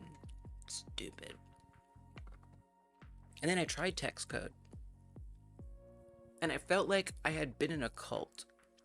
And I just realized that I was in a cult of visual scripting. I was like, wait, this is so much better. It's better. I couldn't think of a single way for myself that it wasn't better. I know not everybody feels the same way, but for me, incomparable.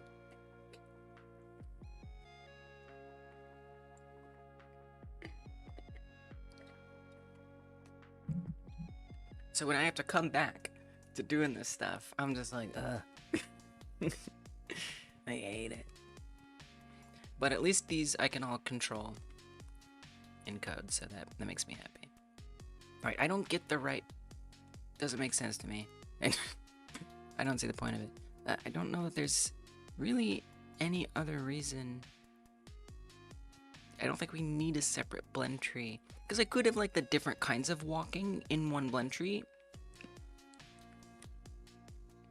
Unless, to me, the separate like blend trees is more useful for things that actually have stages, which maybe like attack jump might have that. I don't think so. I think that's like one. This one is some of these animations I need to deal with because I don't love the way that they are. Like this one has this weird like backtrack to it. Like you go forward and then it just slides back. Oh, I guess it's jumping back. Okay, I see. Well, I didn't realize that it was jumping back. Something about it looks a little unnatural to me, but I guess I thought it was sliding. I guess I'm glad it's jumping. Alex Evans was literally just talking about that. Really? Alex Evans, for those who don't know, was someone who worked on Dreams, which is something that you may not know what we're talking about when we're talking about it. It's a game on the PlayStation that lets you make things like games and art and music. It's kind of a game engine, but everything's locked into that engine. You can't... nobody can play your games or, you know, access your projects unless they have a copy of the game and they go access it. Now, for music and visuals, that you can like get it off, but not actual gameplay. So that's Dreams, and Alex Evans was someone who worked on it. I would say it was like a primary force in making Dreams what it was. He was debating with Kareem, someone else who worked on Dreams, on the art side to make it more like code and with parameters. But Kareem really pushed for hidden controls. What? That's so interesting. I want to listen to that. That's wild. An artist on the team. I mean, that makes sense. I feel like that's where visual scripting shines, is, you know, like shader nodes, right? Often shader nodes are used in like teams, game dev teams.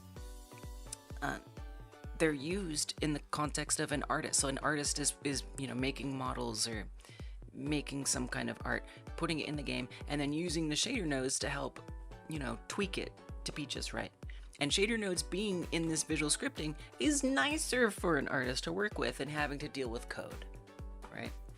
So like that makes so much sense that's where that pushback came from. I mean,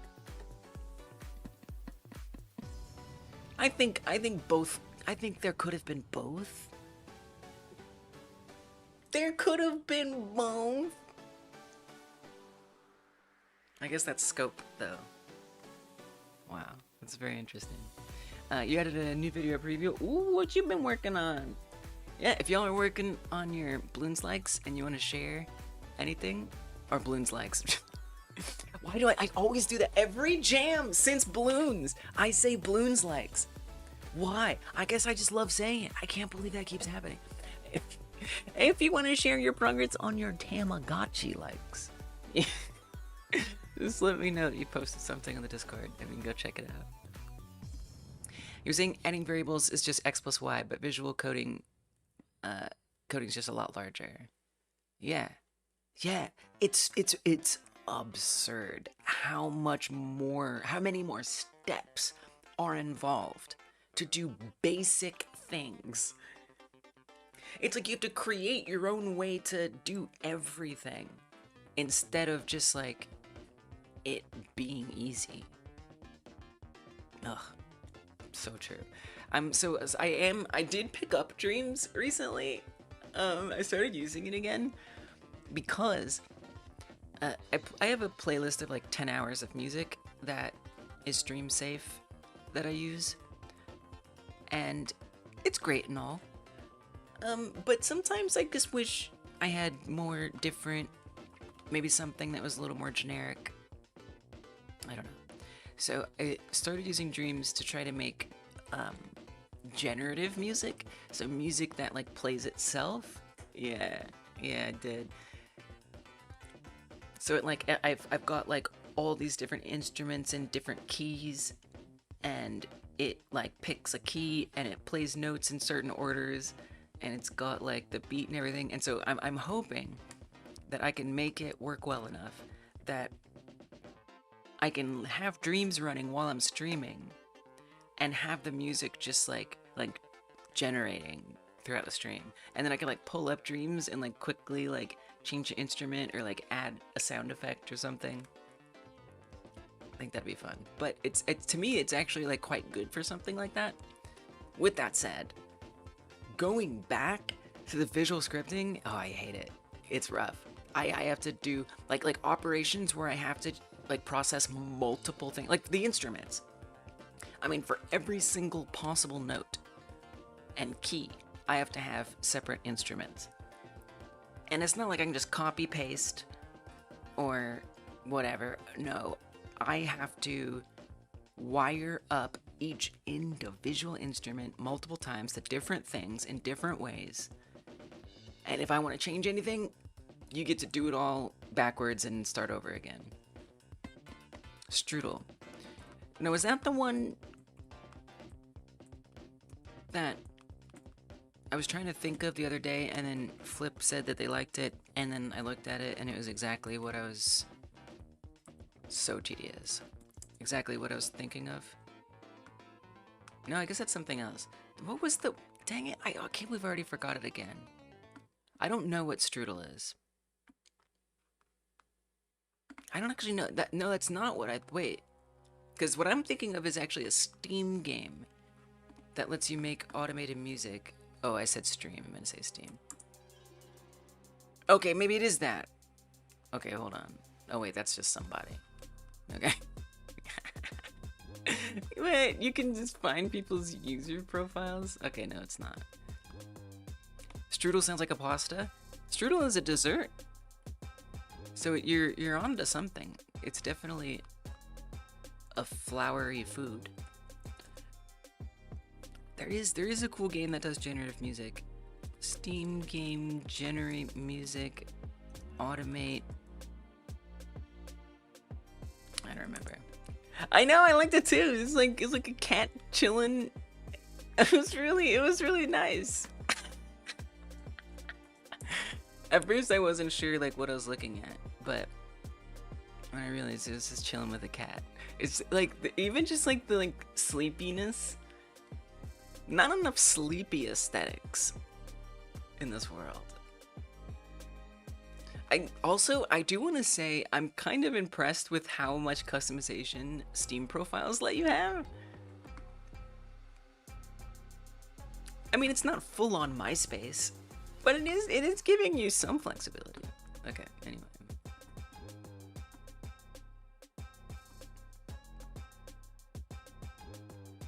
This isn't the game.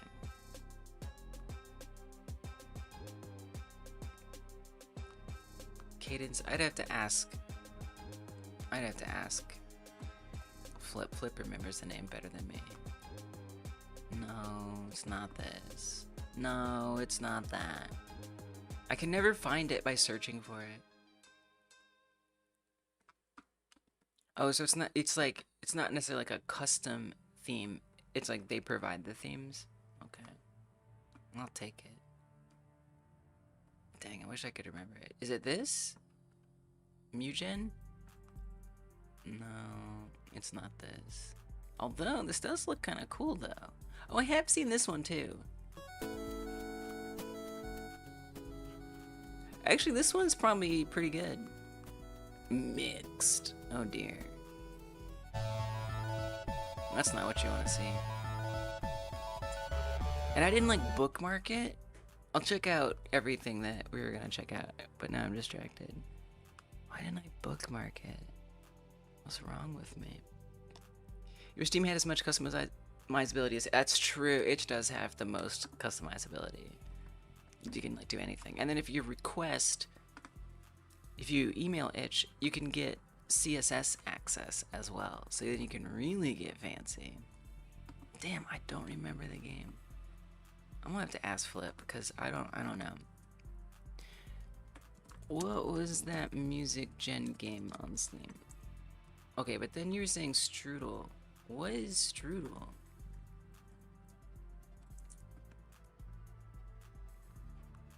Wait, what was that Microtopia thing?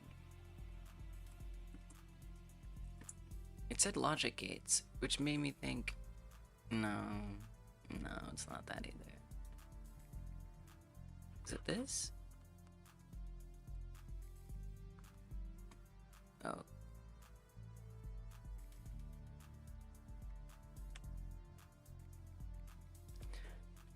Oh, is this where like you see the music being played in the code? I do remember that video. Wait, this is cool though.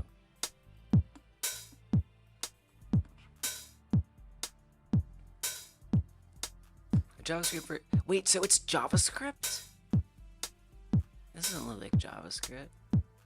Or is it saying it's written in JavaScript? But it's like this title cycles. It's like... Which is it Haskell? Is it... What's the... I don't know what the language is.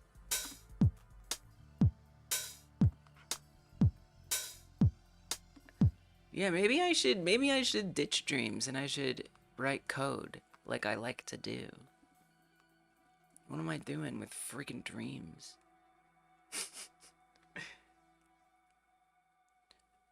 No, but I remember that video. Strudel music video. Like it's actually pretty incredible to see it happening in real time. Cause like the player, like you can get all these visualizations like in line with the code as it's happening. All right, let's do it. Yeah, let's check it out because... Oh, there was the video. I just saw it that you shared. Let's check it out because... I mean, look, doing it in dreams, it's cool, but... Look at this. Look how awesome this looks. Side of our pattern. Look at that. It's like having like a synthesizer, an analog synthesizer, except you're just it's like a freaking code editor. Visualize our lead with piano roll. It's so good. Let's make some fast trance. Kick drum, 4 on the floor. You know, I guess I would just wonder, like, what are the limitations of it too? Like, can I like have like a bass, super saw, controlled. Is it like on a per song basis, or can I have like cycle 45, 1 cycle long? A key. Thousands of hours of different songs that it goes between? Needs to be that all sound super different. Minor. Because I think that's sort of what I would like. Drop. Would be sort of like an endless song octaves. That's made up of just Next, filter. So many different Controlled songs. With a slider. An envelope of 2. It's crazy how fast they are at coding it. Let's make a lead sound from our cloned bass. Like, this is definitely its own language. Instead of subtracting 2, we'll add 1 octave. We need more power, width, delay. And like, it's just one song, you just add randomization into it, which I guess could turn into different songs if you nested it enough. Yeah. Let's add more notes. Drop 1 octave for 3 8 notes. Yeah, I don't know, maybe there is a way to like... We can go deeper by patterning inside of our pattern. There's gotta be. If it's code, you can do whatever you want. Watch me code. Let's make. Alright. Interesting. Strudel. Okay, let's check out Henry's video. What you been working on, Henry? What you got? Oh, you are making some progress. You got eggs. Wow. Only placeholders for now. Learning tweens. Oh, nice. How do I feel that it looks?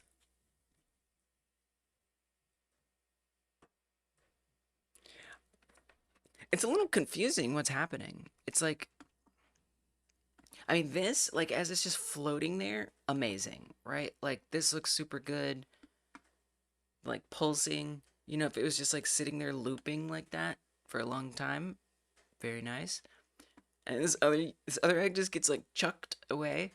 I'm guessing the user is clicking on the right egg, and then the left egg is going away, and then the right egg is getting chosen. It's interesting that it gets closer, like, sort of asymmetrically, and then goes to the center. And then it, like, jumps to the center. I mean, it seems, I can see that, like, maybe it's not doing exactly what you want it to do. But I like the idea of it floating there, pulsating. You pick one, the other one transitions away. The one that you mean to choose gives you an indication that you chose it, and then there's some celebration with particles that you picked that one. Like, conceptually, I'm there. But I definitely see that, like, it's something you're still, like, working with. Oof. Sorry about the ads, Twitch. They're just so brutal.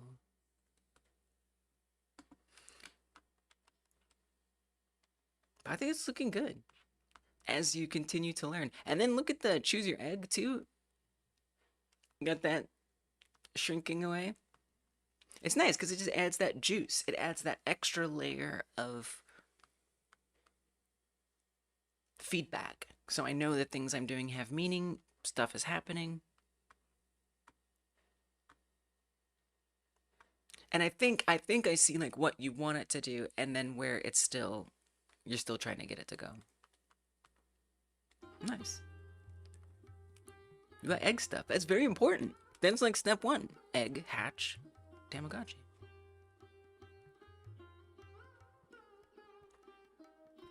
What was I doing? Why was I looking at cat attack jump? Oh, I guess it's like different phase things. Right. So I wasn't sure if I wanted to have all of the like different kinds of walks in one place. Scale and positions are hard to get right. I love tweens. Tweens are my favorite way to animate in Godot. I prefer them to animation players any day. Obviously, it's like extra stuff to set it up.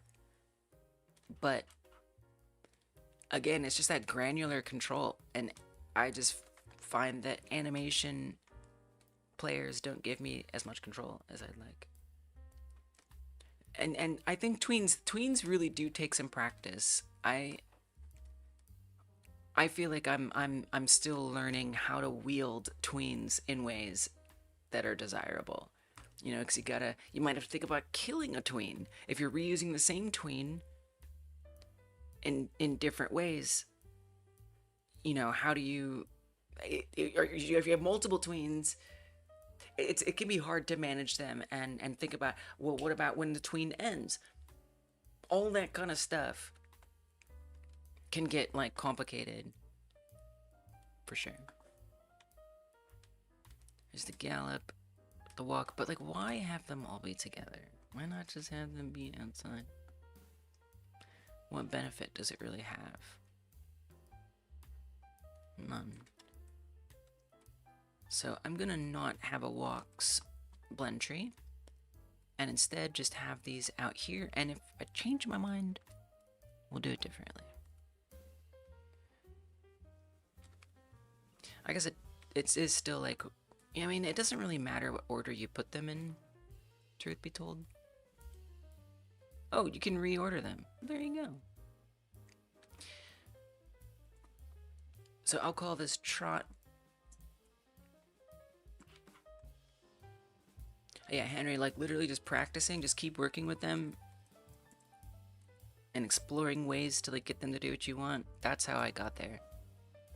And people suggesting that I use it a certain way or another. Okay, then there's the gallop. Oh, but if you move it, the wire doesn't go with it. That's very important to keep in mind. Jesus. Okay. But you can see how messy this already gets. So many wires, so many like nodes to manage. And it's so tiny as we keep getting more and more in there. You know, I could layer them like this too. Might be easier. But like, you know, are they in the same order as they are in the transitions? Like, yeah, I don't know. Does that matter?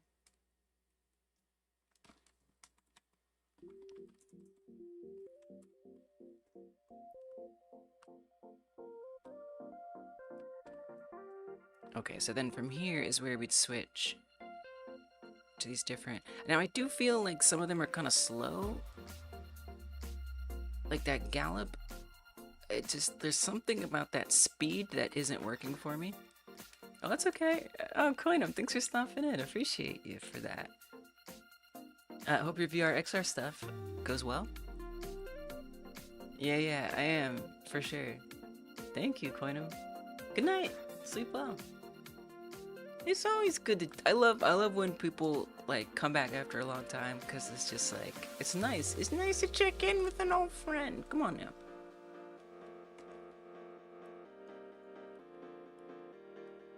So, you know, and then it starts to get messier. Yeah, I feel like I should do it this way, because for, like, that gallop, I'd want to put in a time scale. So that way it can go a little faster. So instead of being... And that could also be dynamic. You know, we could code that.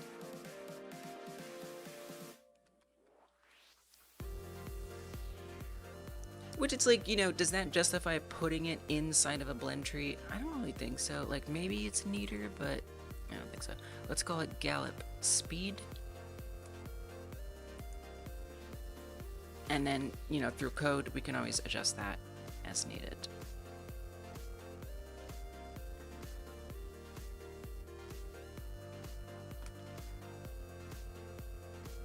Okay, what else do we have? Oh god, it's so tiny. I can't read that. I'm just looking for different walks. Oh, there's walk. There's walk, trot, and gallop. Well, even though it's gonna be a wire mess, I'm just gonna put them, I'm gonna put walk first.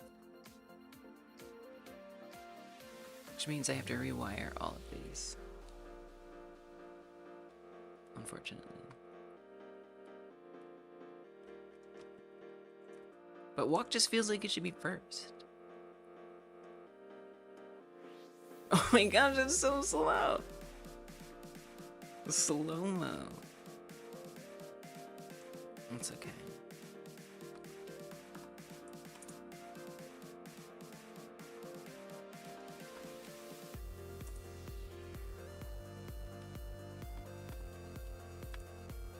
Okay, so we'll say 3.5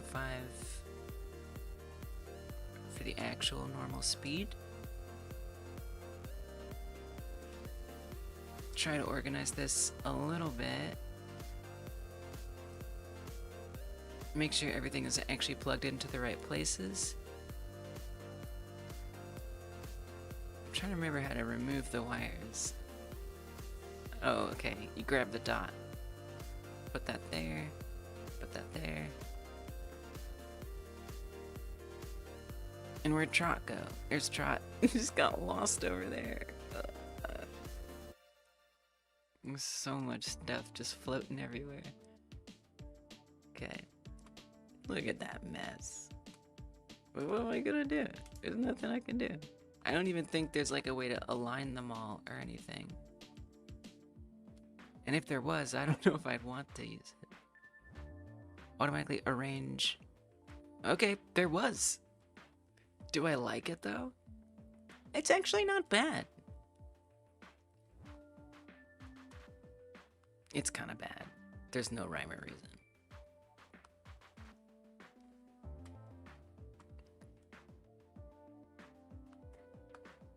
Why do it that way?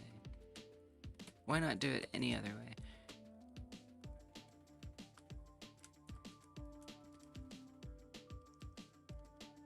Is it so much to ask? Just to want them to be in order?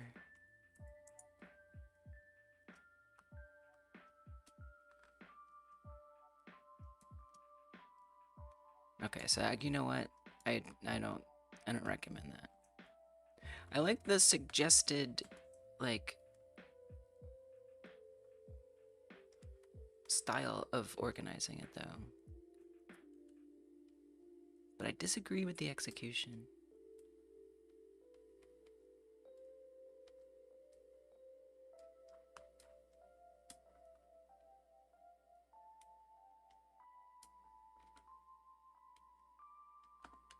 Alright.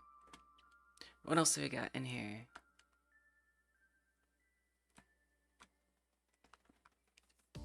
Oh, just jump down stuff. Now jump down only has 2 phases.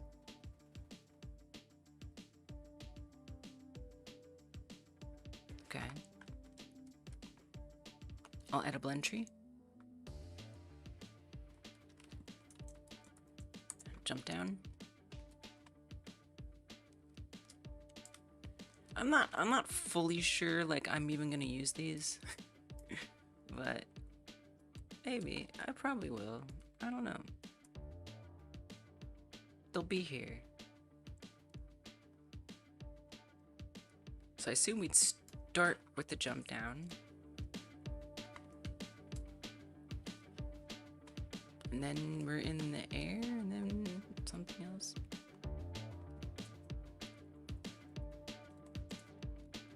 Jump down, find that blend tree, plug it in.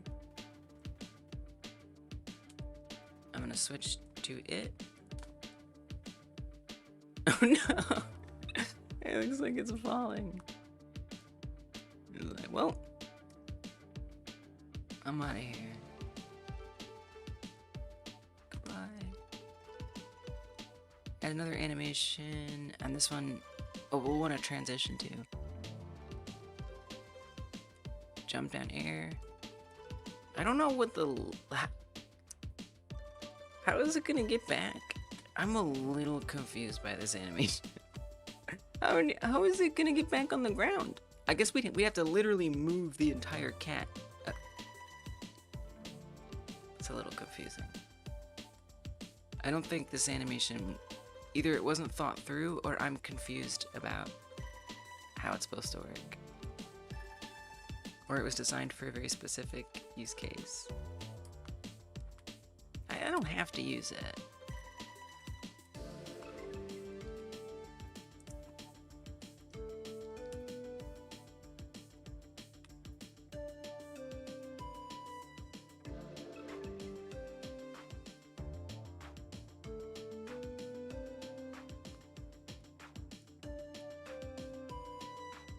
Oh, that's jump high air. Jump down air. So that one's up there. So it's like we jump down and we're below the origin and then jump down air. It's up there. It doesn't make any sense.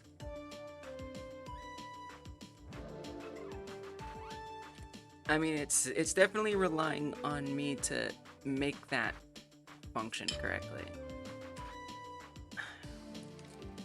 I mean, there is a couch.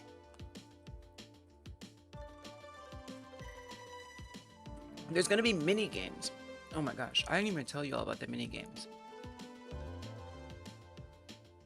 I got ideas. And you know why I got ideas? Because there was this little game jam that we did once upon a time. And it was called the 1 Hour Game Jam. And that was just minigame after minigame after minigame. So I'm gonna use these 1 hour jam games to be my minigames in my Tamagotchi-like. Now, I'm probably gonna like remake them. I don't plan to like just use them exactly as they are.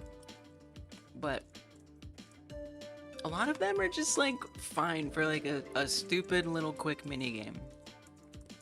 So anyway, the cat may well be a character, the player in these mini games. So yeah, maybe there is a jump up and down being used in a mini game somewhere. It's possible.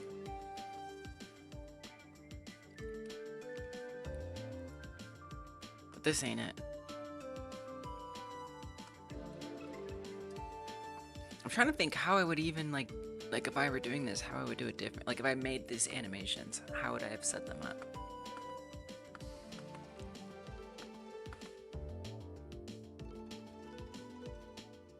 It's kind of a difficult problem. I mean, I think I wouldn't move. What I wouldn't have done is have the cat's actual vertical position change, but instead go through the motions as if it was going down. So like all of those steps staying right at the center, and then use like velocity and movement and code or whatever to determine how it actually vertically changes position.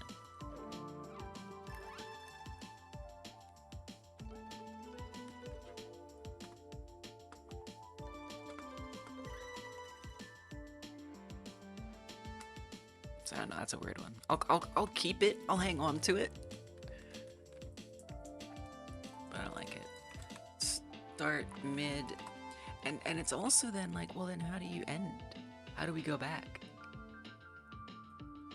Where's the land? Is that gonna be the like the high land? Just shares it. Welcome, Psycho. This is not the state machine that comes with Godot. Yeah, this is a bit of a complex node that has a lot of different identities. It seems not to know what.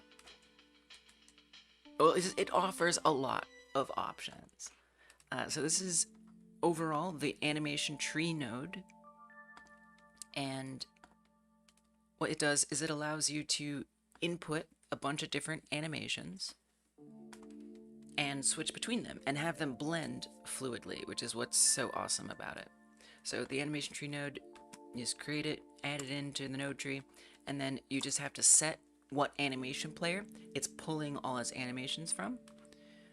So I have this animation player with a bunch of animations from an asset I purchased, and then you create these nodes within the node that reference each animation, and then you can have them blend or behave in different ways depending on the other nodes that you use and the way that you fire those nodes. Unity's is not good? That's what I asked? Yeah. I didn't like Unity's either. I didn't use Unity very long, but the short time that I did, I didn't enjoy the animation. But it's actually very similar.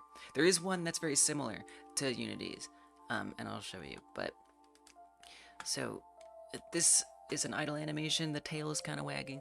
If I switch to the walk, this is like this transition node. So I have each of these different inputs going into,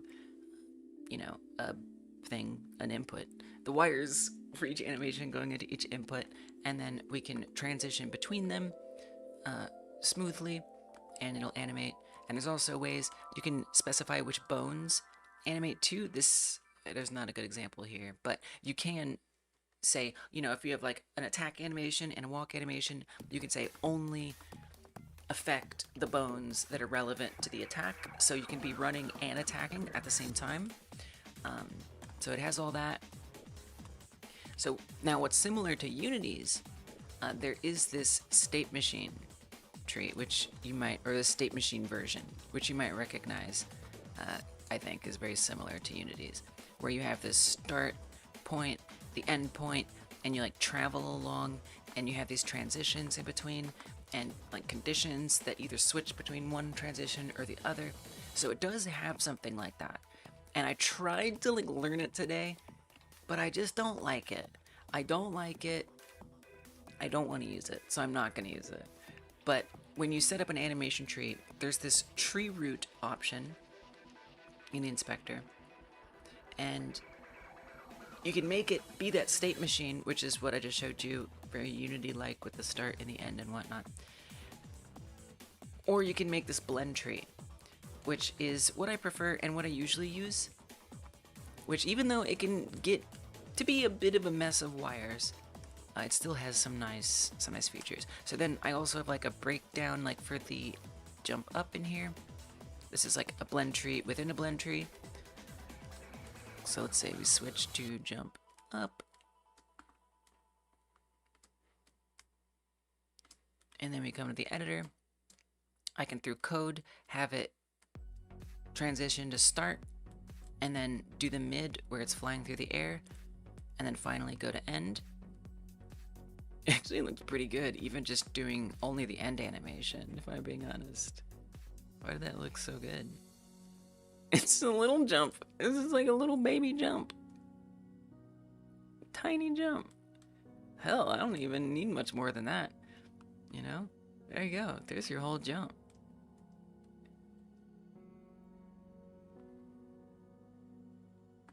Nice. So yeah, it's cool. Animation tree, I recommend it. And then what I'm gonna do next, once I get these set up, is control these through code.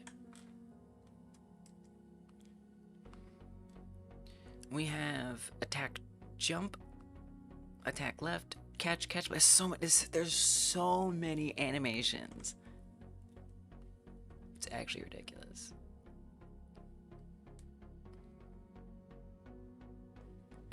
Where am I gonna start? Sleeping. Let's just do more idles. Let's do more variants on idle. So there's cat sit, It's just gonna be this giant transition node. Oh my gosh. It's gonna be huge. Okay, sit.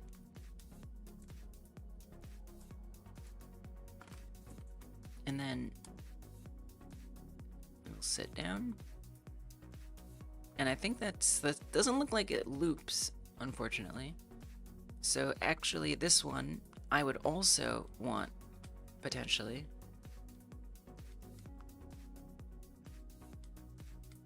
Now this is where I could use that state machine.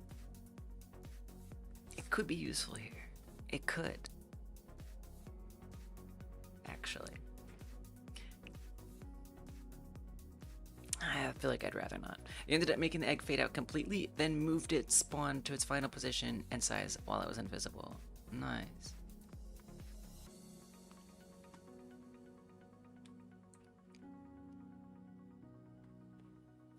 Nice, so it's not just like snapping all of a sudden. Nice. I like that. Because that state machine could just check to see when the sit ends and then kick it to the sitting animation. But you know what? Do we really need a sit animation? Can't we just blend it into sitting? I mean, it's a nice... Okay, let me just see what sitting is like real fast. We'll go to walk. Sitting?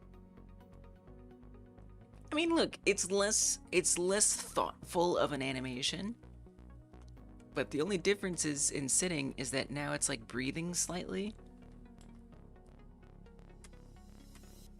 But you can see that the legs kind of just like casually go back. It's nice. Okay.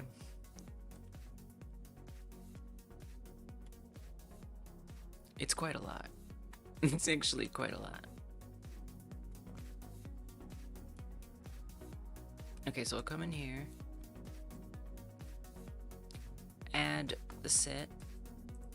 Because I can't automatically, I don't think, have it go from one animation to the next that I know of here in this blend tree. But if I had that state machine, it could travel from one to the other, which would be convenient. But then there's just like that one or two things. I mean, you'll have rest and resting. I don't know why there isn't like a sleep transition. Maybe like rest gets you down there. I'm not really sure. Very inconsistent. Like some of them are one way, some of them the other way. Look, it was $10. I'm not gonna complain much. I think I would rather hand code all of the transitions. I think that's what I'm gonna do. For the sake of consistency. Maybe I'll regret it. I don't care. So this is gonna be start. I don't actually want to call this sit. I want to call this start.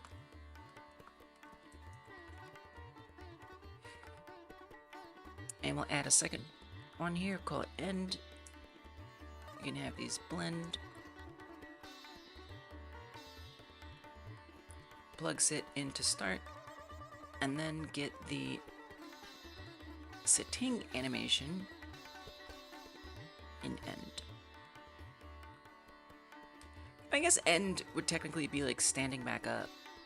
Oh, we should do that. Yeah, that would be cooler. We could have this be mid.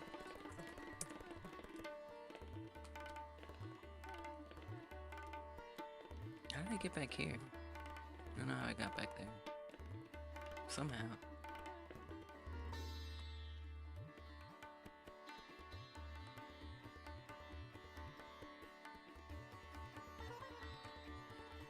Nice. Nice. Nice work, Henry. Shoom, shoom. Pew. Nice feedback. It's nice feedback.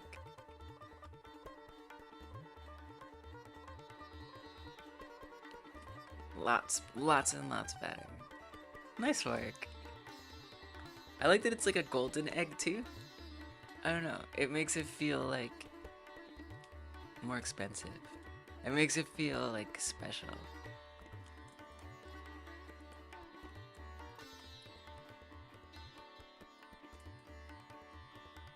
Good animation. And that was like your first time like working with tweens? Maybe? For the end, what I'm gonna do is I'm gonna do sit, and then we'll do time scale, and we'll make it -1. That way it's going to reverse the sit. So we're sitting, we have mid, where there's the tail moving barely, a little breathing, and then end. Wow. That was a little more abrupt than I imagined, but okay. Start, mid, and that doesn't look that good. Why did that look so bad? You'll be able to break it open in the next scene they're working on. Nice. Let's try -0.5, I guess. It's a bit abrupt. I'm a little, okay, I'll be honest, I'm a little confused why that looks so bad.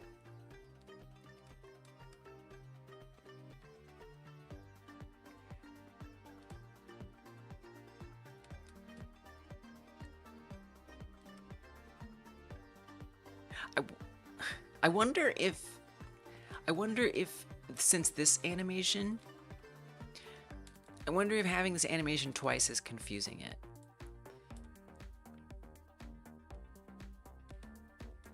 Unfortunately, you can't hook up something to 2 different places. So annoyingly enough, I think the only way that I'm gonna get this sit back up to work is to encode, tell it, code the time scale to be negative. So it'll play 1 the first time. So we start sitting, and then we go back to that. Wait, it still looks like Dookie.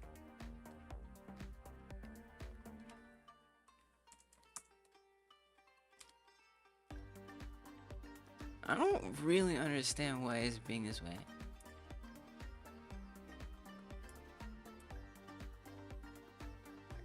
It's almost like it's not. Oh, I think we need it to start at the end. It's not starting at the end of the animation when it's going negative. There it is. There, it's starting at the end of the animation. Okay. Switch to mid. Make that -1. Come back to start. It's okay. Well, hopefully in code that'll go better. I feel like we can time that right in code, so it's already seeked to the end. Because then if I do -1, now it stands up gently. Oh man, it's a lot of stuff to code. Okay, let's get this out of here. Call this mid. This is not just start, this is start. I guess this is end. No, this is start direction, or I'm gonna call it start end. Start end and start end.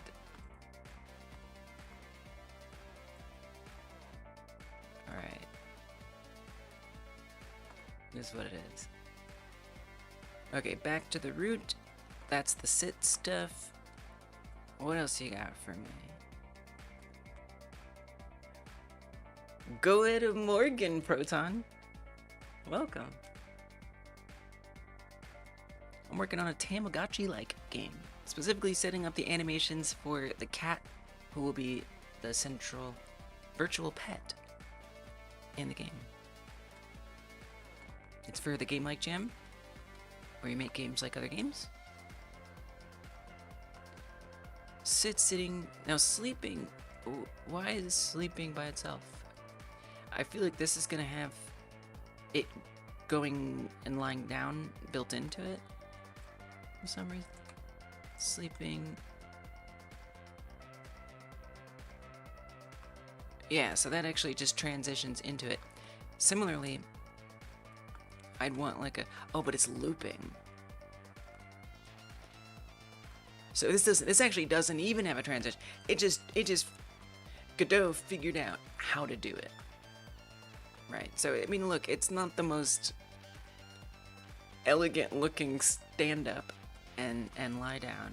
So this is actually just a loop, but they didn't include an animation for lying down. They do have a rest animation.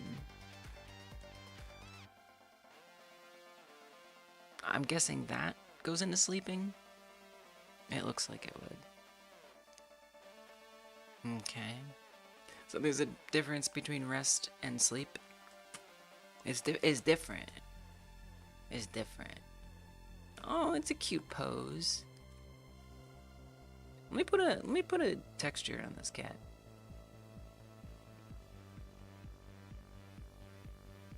I don't think I even have the textures added into the project yet.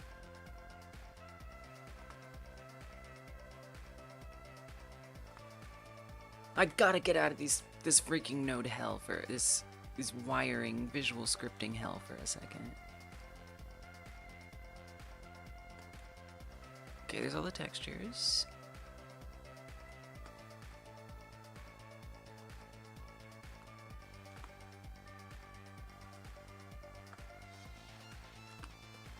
I'll just make a textures folder and we'll just slap it in.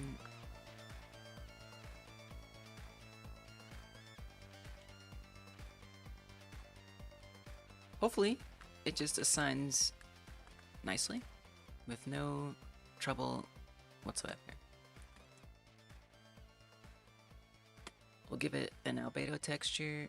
Nice. Look at that perfection. Perfection. Easy. I still think the head model could have a little more personality. Oh yeah, we did make a like command. Thanks, Merv.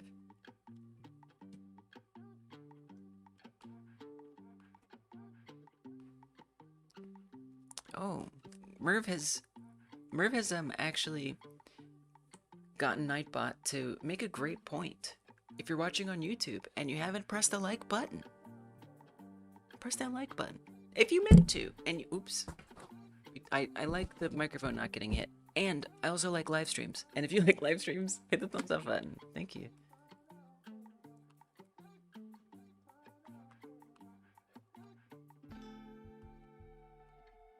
Yeah, this is cute.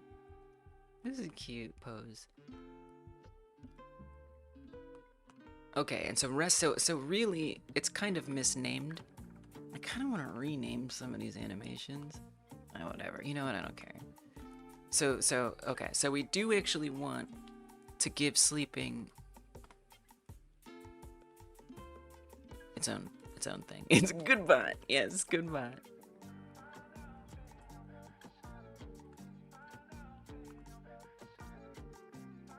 Reddit is leaking. Blend tree. Call it sit. Sit 2?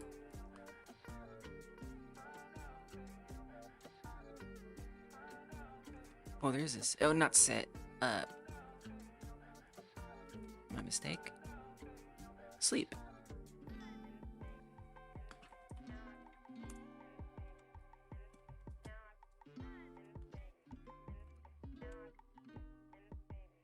And rest is actually the first phase of that before it actually goes to the sleeping. Is it bedtime? What time is it? Oh, it's late. I've been like streaming later, and you would think that that would make me like stream too long too late, but actually it's having an interesting effect where I'm actually just doing shorter streams, which is good, which is very good.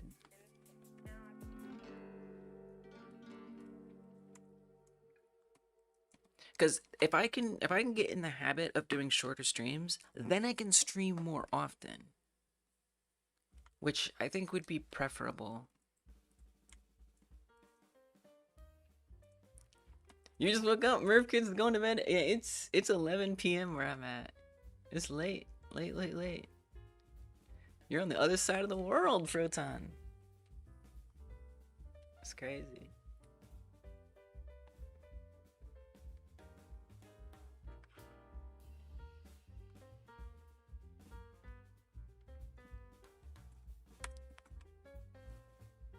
So I guess once again, this will be start end.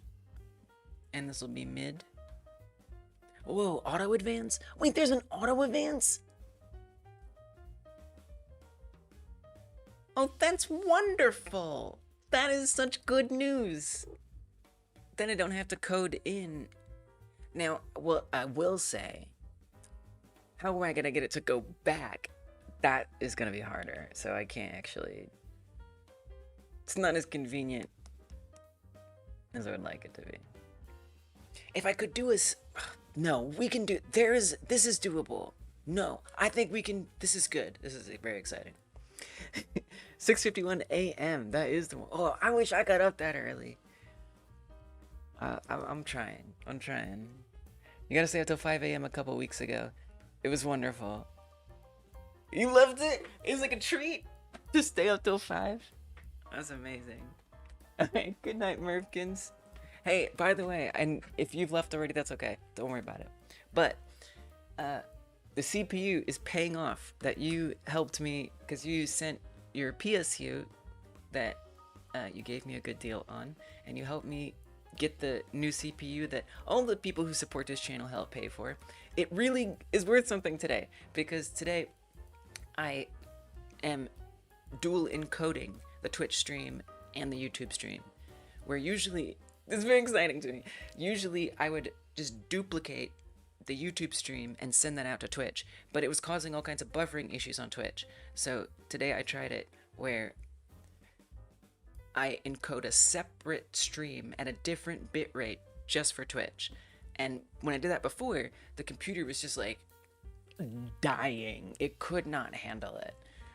But now with the new CPU, it's just like nothing is happening. Like, it's perfectly fine. That's the CPU on the right.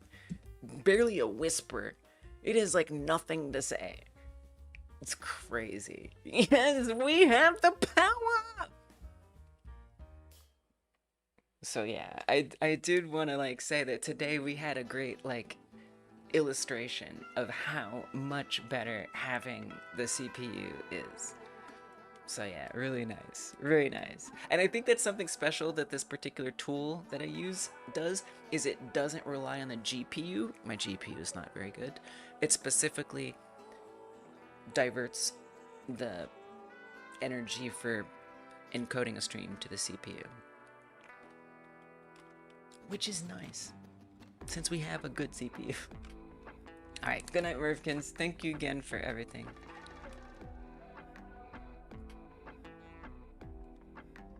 Okay, no, we can do this. I think this is gonna work. So if I do start and auto advance, we do a mid, add a new element, call it end,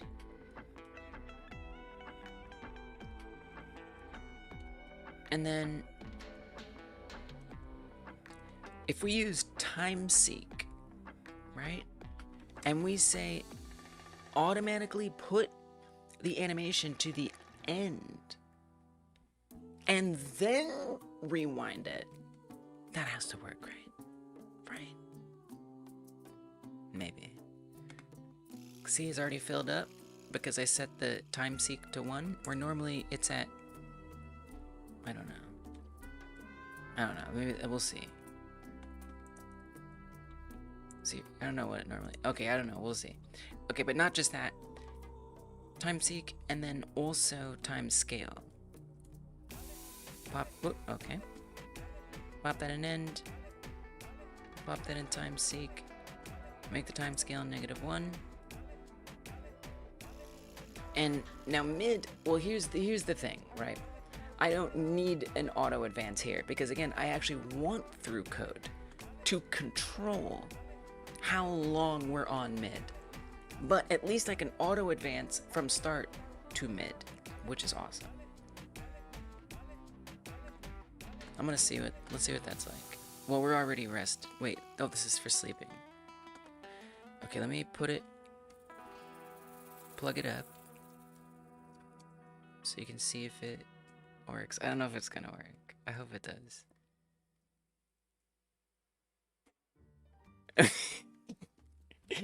I forgot to give the transition a crossfade, so it just like did it immediately. Okay, there we go. Start. Thank you for the hydrate, Kai Guy. I'm gonna get YouTube redemptions. We're gonna have universal redemptions one day when I have time to work on just the live stream. Only the live stream. I really want that. I want a shared redemption point system between both platforms. We'll get there. We'll get there. We've done it before, we can do it again.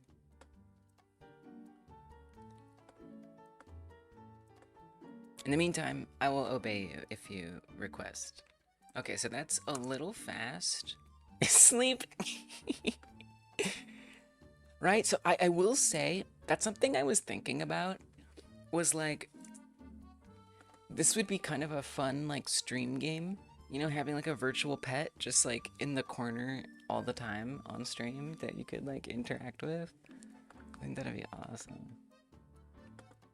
But I haven't really had any practice or experience trying to hook up Godot to like APIs, let alone YouTube API, which I'm pretty sure there's no way to access the chat without paying money. Probably. So that's a little iffy. So I'd have to, on top of learning a whole new thing that is like very big, I would also have to somehow struggle with whatever YouTube demands of me to actually access the chat API. But I don't think that that's not gonna happen someday.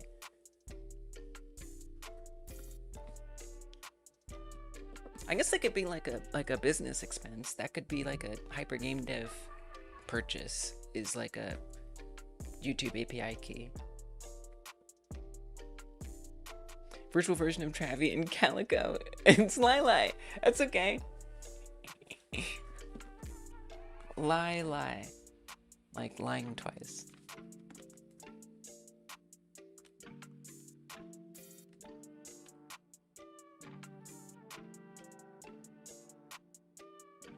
Very cute. And then, is it looping on mid? It sure is. It's kind of hard to tell because it's an incredibly subtle animation, but it is breathing.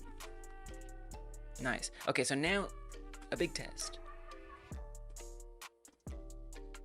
Can we hide those bones? They're hideous. Big test. Even hide the origin. Just get that crap out of here. Can I transition it to reverse the lying down? It might not work. It worked. Okay, but will it do it? Okay, so if I come back to start and it lies down and I transition to it again, yeah! Okay, all right, we got there. Nice. So I will have to like call that in code, of course, at the end of a rest. But yeah, I think it could be fun to just like, you know, have some kind of like randomized pattern the cat goes through. Now, one point of friction I hadn't thought about is what if the cat is sleeping and doesn't want to do a photo shoot? So by the way, the concept that me, Pressapire helped, and Mervkins as well, come up with for my Tamagotchi-like is that you are a content creator and your talking cat is famous on the internet. And so you make money to buy cat food and cat supplies by making YouTube videos, posting videos. There's going to be mini games that represent doing social media stuff. And then there's also going to be potentially a filming mini game. So like if the cat's sleeping and you want to film the cat, I mean sleeping can be fine. That's a video, but it's a talking cat. The whole thing is that the cat is talking. I don't know. I'm not sure about the filming. I feel like that the filming minigame, I'm not sure about. I don't know about the filming minigame. Because also, like, the voice actor, I don't want to give the voice actor so many lines that I'm taking advantage of their generosity to donate their voice to this jam. Where like there's every time you film the cat says something different for a YouTube video. Like that's ridiculous.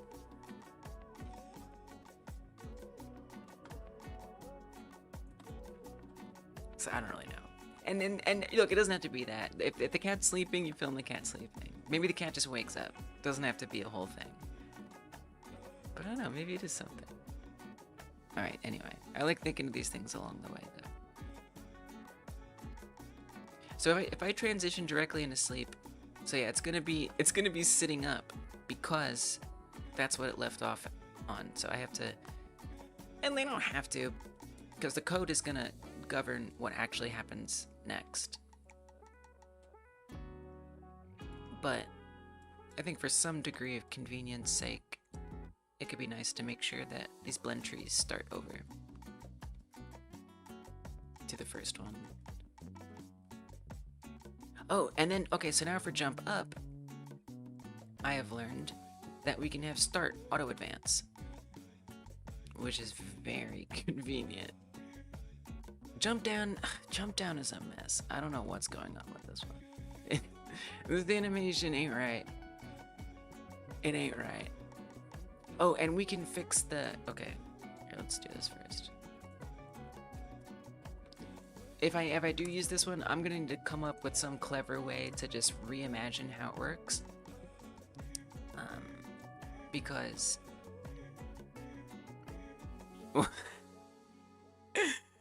that looks kind of crazy. Because this asset came in a weird way, where the cat, you can see, is actually changing its vertical position.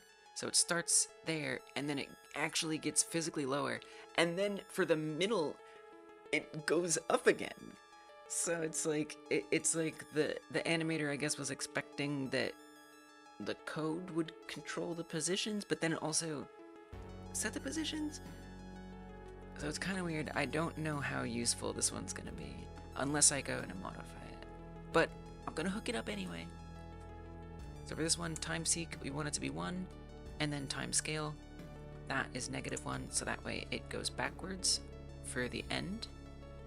And I'll set this up for the jump down as well. It's tedious. It's tedious to set this up. But the power is too good. Okay, then if we end, it reverses it. That...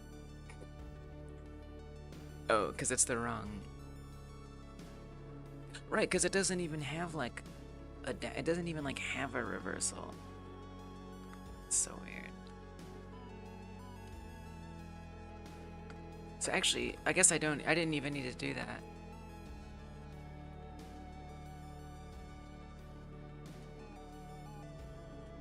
Jump down, mid. It's still not, it ain't right. It just ain't right. I'm not really sure there is an elegant way to get that working. You know, obviously we could do jump down inverted, but I feel like it's gonna look really weird. Like, because what it's like because it's kind of climbing down, and so is it gonna climb back up? Yeah, this one's a weird one, but I'll keep it there. I'll keep it there.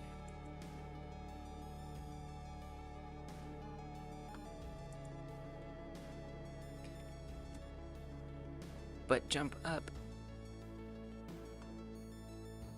But I guess jump up actually has the landing, so I don't have to reverse anything.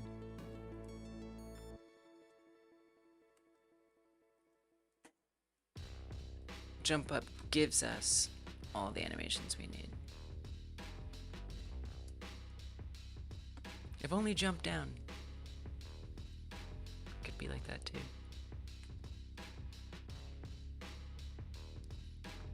Okay, and then sitting.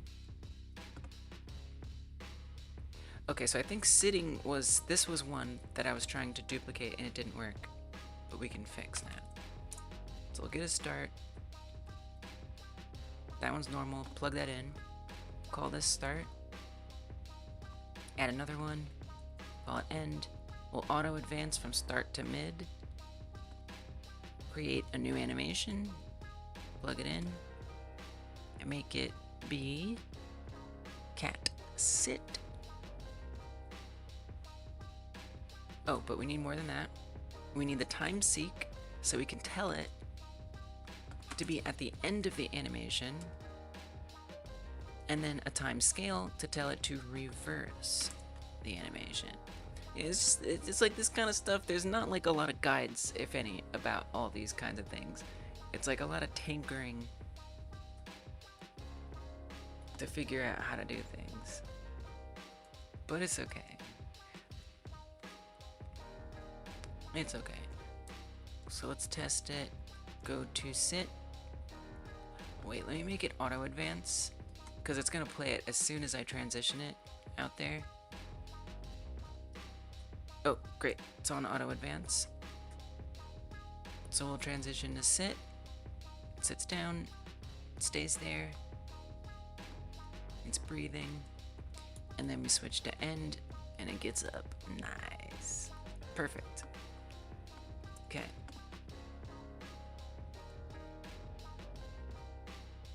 Sit, and then same thing for sleep. Okay. Whew. Now there's still rest. Hey RJ, it goes pretty good. How goes it with you? We started the new Game Like Jam today, and the theme game is Tamagotchi.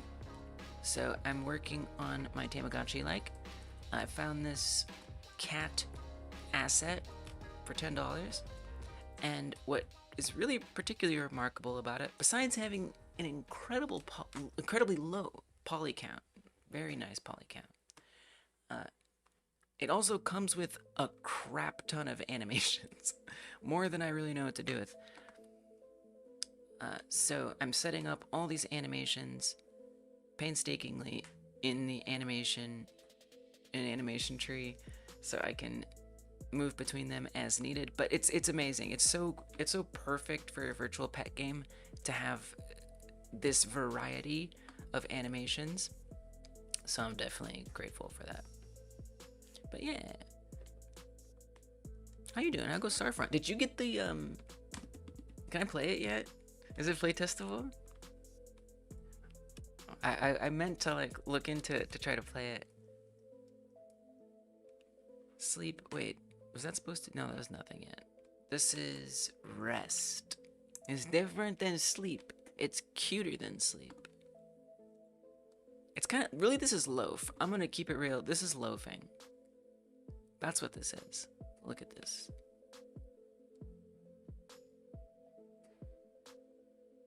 That's loafing. Now it is loafing. It is kind of like putting its whole head down. Okay, it's not a full loaf.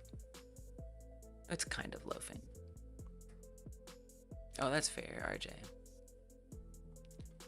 Setting up on Steam seems like a pain.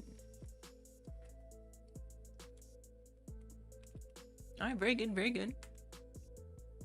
It happens, it happens. I bet you'll have some, like, good experience for next time, though. I was gonna say, like, ooh, tell me about it so I can learn, and then the next time I need to do a Steam game, I'll not make your mistake. Sometimes we just have to make the mistakes. Let's make a blend tree. Nope. Sometimes it makes it, sometimes it doesn't. Okay, hook this up in there. We don't actually need rest out here. Call this rest. Open up the editor. Add the transition. Oh, it's not that bad. Just a capsule art. I thought maybe like it didn't get approved or something, or I don't know, something. Or like they were like, no, this caps. Maybe that is what you mean. Like the capsule art, they're like, no, you can't do capsule art like this. Okay, start, mid, end. I gotta keep an eye on your Discord so I know when the playtest is dropping.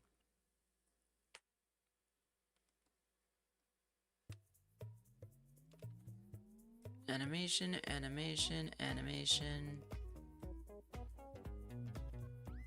Now wait, this is the rest. I think I'm gonna have to reverse this one as well. And then there's the resting. Make sure the transition has a little bit of time on the crossfade. Set the start to auto advance. I mean but see, those are like two different poses to me. I mean, I get it. I will say, like, it is. I mean, the start is taking the cat from a sitting position and moving it down into a lying position. Which, by the way, that's assuming the cat is already sitting. So many inconsistencies. Okay, $10 asset, it's all good. I'm gonna say pre-start is a different kind of start. It's preer.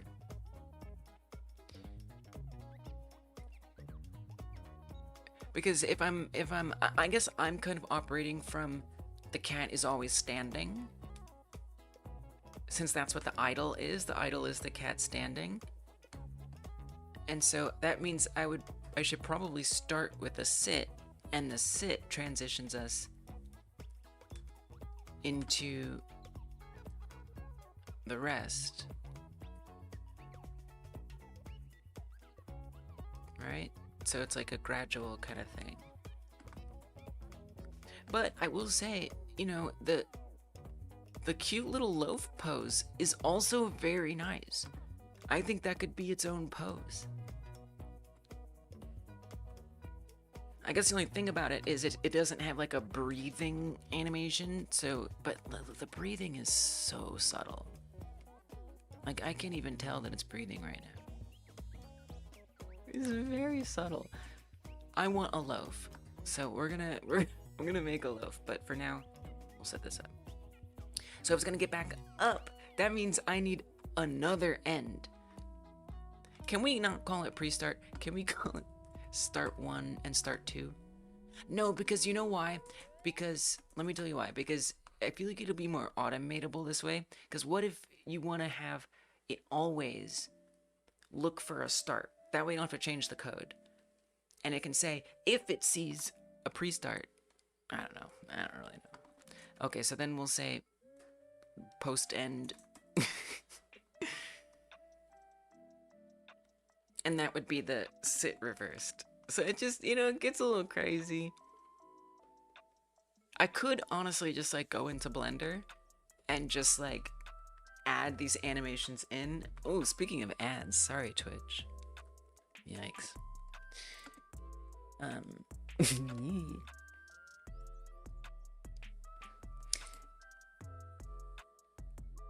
So the end would be rest 2 plus time seek. I know y'all see how tedious using these friggin' visual nodes gets. It's cool. It's powerful. I have respect. I'm not a complainer. I don't sit here and complain all day. Just sometimes. Okay, so that one's gonna reverse. this is the end, and then it's all, no, not the post end, it's the end, and then it's also gonna reverse a sit. Mid animation, start animation. I don't know if I actually need to name these. I'm not sure I'll really refer to them. But what if I do? I bet I'll wish I had named them. Okay, the post end. Add another time seek to 1, so that way it's the end of the animation that it's starting from. And add a timescale that is -1, so it reverses it. Put that into post end. And we can actually just have that auto advance to post end. That way I'm still only actually through code controlling one thing, which is going from mid to end. And this one will be sit. And we'll have end auto advance. Okay.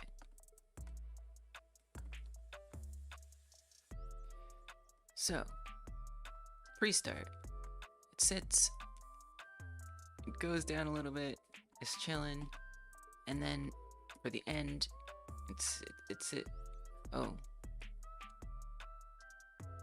Okay. Oh no, it's not gonna proc auto advance. Because since we're reversing the animation, it isn't hitting the end of the animation, therefore it doesn't know to auto advance. I'm about to go into Blender and just like make this animation be going from sitting to standing. I mean, I guess there's also like the question of like, do I want to be able to go between lying down and sitting?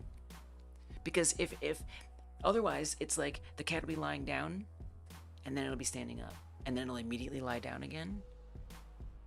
Or let's say it was like let's say in theory I wanted the cat to go from lying down to sitting.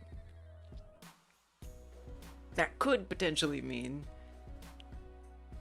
having it be standing up, lying down, standing up, and then sitting back down, instead of standing up, lying down, and then sitting down. I mean, I could set up a whole thing. X-fade. That's those, you know what?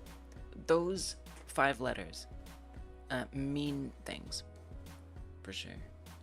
Yeah. And especially with regards to the crossfade in between transitioned animations. But yeah, so the issue, and again, look, what I mean, I feel like it's not clear what I'm saying. That's okay. So it's like this. It's like the way, so this asset I got from like CG Trader, right? And so it has all of these different ways that the animations are handled. So like some animations, like, I don't remember. Oh, the I think the jump up. Okay, so this one has an end animation that actually does like the right thing. Oh god, don't even get me started on that one. So this jump up animation, it has a start point where you're going up, and then there's a midpoint where it's flying through the air, and then finally it ends on it coming back down. This is wonderful. This is optimal. I love this. Unfortunately, not all of the animations are set up this way. So some of them, like for example, sitting down, some of them don't have a like reversed, like in that case, you were jumping up in the middle and then going back down. So for sitting, it sits down, but there is no corresponding animation for standing back up. So then what I have to do is reverse the sitting animation in order for it to stand back up. And so then it stands back up because it didn't come with a sit up animation. Now, with regards to this rest animation, things get even more complicated because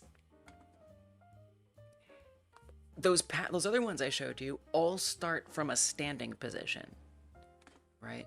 The sit, the jump up, it starts from the default idle, which is standing. And then it transitions into those and stuff. So we're idle, transitions into jump up directly. However, the rest animation does not start with a stand. Instead, it starts with sitting. So we could always make sure that resting and sleeping only follows sitting, but then it also has to like interrupt the other animation setup so it doesn't go to end. It could be that like the sit happens and then different paths can take place after the sit. Either it stands back up or it lies down. That, I think, could be a way to deal with it. But we are crossfading, and then so the issue is here, in order for it, so it like, okay, so let me switch it back to rest. In order for it to do all these steps, first I tell it to sit. It's like the first step. I noticed it didn't auto advance. Oh, because it's starting at end. Okay, my bad.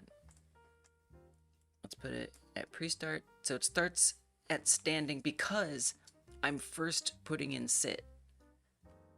So that way, when it goes to rest, which is going down to lying down, it can start lying down. And then it's in the resting phase. Now, if I want to go back to it sitting up, I have to do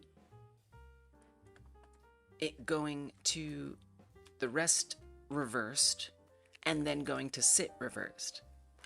And so when I'm starting up here from cat sit to cat rest, I can just use auto advance to automatically go from pre-start to start, from start to mid. Because when it gets to the end of the animation, it moves to the next one automatically, which is awesome. However, I can't enjoy that benefit on the end. So I can check auto advance, and at least, I mean, unless there's something I don't know about, I can check auto advance, and if I go to end, it just sits up, and it doesn't go from sit to stand. And the reason why it doesn't go from sit to stand is because in order to get it to sit up in the first place, I'm reversing the lie down. And since it's reversing, it doesn't set off the auto advance, because auto advance only runs when we get to the end. If that makes sense.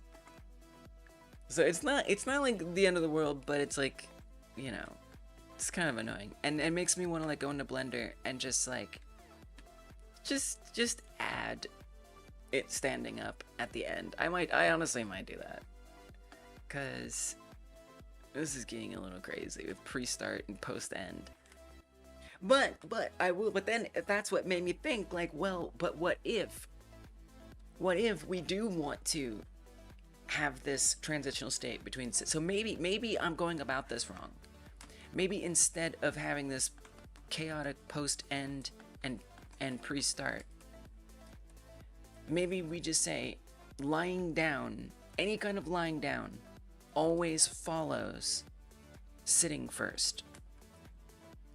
So sitting has a chance to transition into lying down. And then lying down always transitions into sit up. Which is kind of weird, because then I have to like, I gotta switch to sit and transition it to end. So, I mean, the code's gonna be a little crazy. Unfortunately. But I guess I can appreciate that I have the opportunity to transition between those. So it's just like, it's the inconsistency with how the animations are all put together that's got me, you know, just got me, keep me on my toes. That's all. Trying dreams again? Grey Godot theme? Yes, this is dreams with a Grey Godot theme. I know, right? I kind of hate it though. I just want to code, and this is like making me plug things up. But the animation tree is too powerful. I have to do it. Now, I think with... Okay, now, with sleep... Also, I feel like sleep starts from stand. So it's like... I don't even... I know. It's so bad, right? I keep pressing the wrong thing. Like...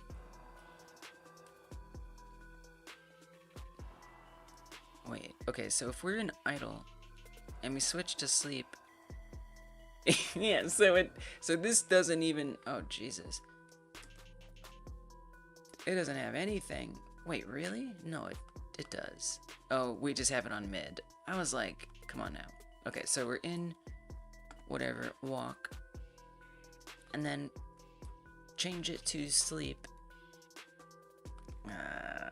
It still doesn't...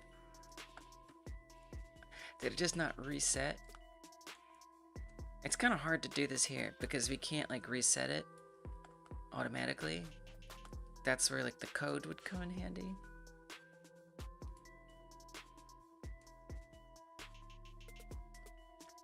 It's so grueling to set this up. Wait, why does that say mid right there? I guess because it was left at mid when we were last here. Okay. Okay.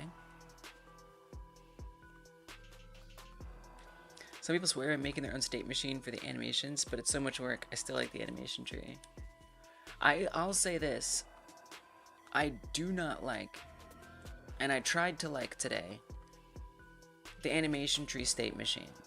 I do not like this. I despise this with all my heart. I tried it. I gave it a very good, honest try today. And I just realized I wasn't going to have the control that I wanted. So I put it in the trash. Kind of. I mean, it's still here, but it's in my brain trash. And then this is what I love using these because it's just so good at blending between animations. But yeah, I guess I could code all of that. Could I? Oh man, that would be really rough. Coding, blending between animations? Like armatures? I don't even know. That sounds like a nightmare. Like telling each bone to blend between other bones manually? That's crazy. Sound like you're knocking dreams. You like it as a visual person. I know. I am knocking dreams. But I know you weren't.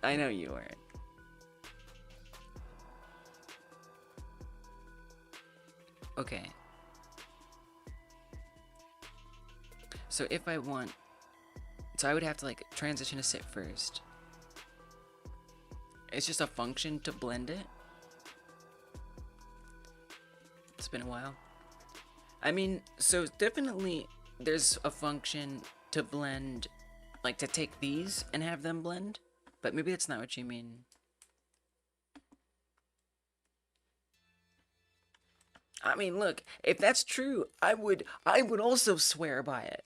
If there's a way to do that, I would throw this in the garbage right now.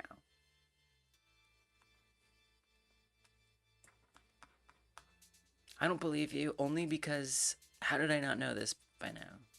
But I want to believe you because that would make me so happy. Use each thing for its strengths. Throw that note spaghetti at the virtual wall, see what sticks. Yeah, right. No, I know, but like, I don't think it has any strengths. The only reason why I'm using it is because my understanding is that this is the only practical way to blend two animations together in Godot in a practical manner, like without doing a mind-boggling amount of code. But you're saying there's a function. How do I even try to find this?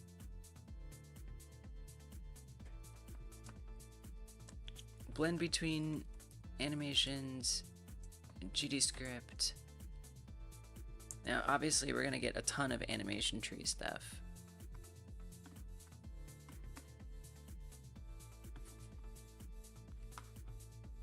But I don't want a stinking animation tree.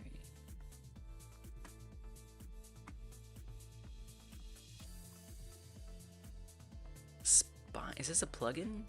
Is this some plugin? I don't want no plugin. No, thank you.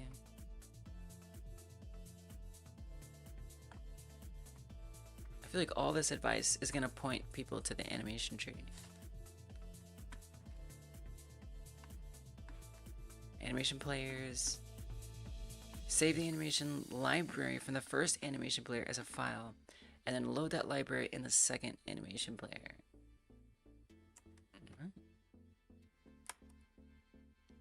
Animation tree. Yes. Using 2 animation players with the extracted animation. Is that what you mean?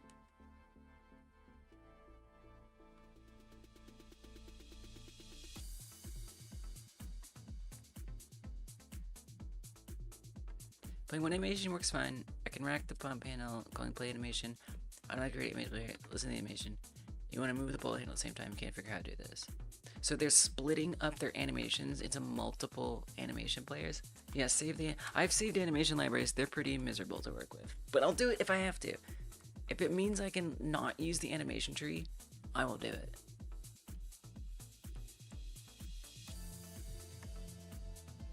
This is not a bad idea.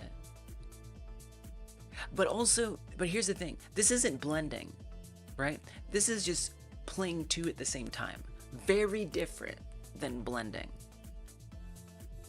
I think you're wrong, RJ. And the only reason I think you're wrong is because I'm pessimistic. I'm pessimistic that there is some awesome way. Like if there was just a method that was like blend animations, and you could have animation A and animation B, and it would blend it, I would be very, very happy. But I don't think that exists.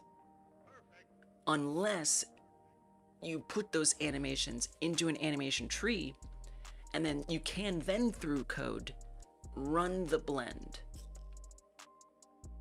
But it has to be through the animation tree first, as I understand it. You remember? And then if you're gonna use tweens or something, you'd have to have every bone in the armature. Using the animation player instead, and you can animate between them with code. Okay.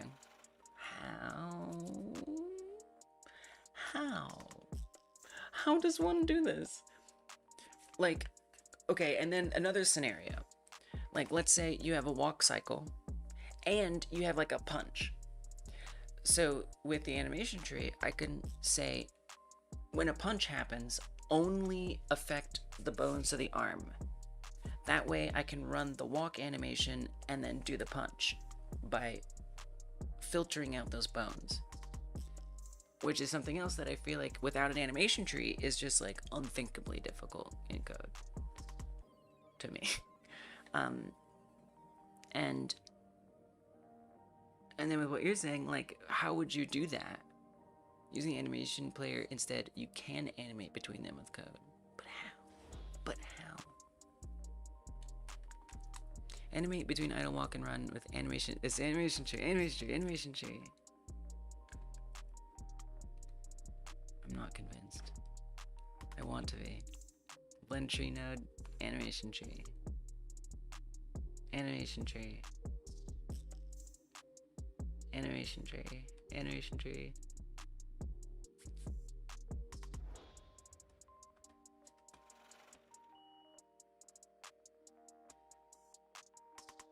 Animation tree.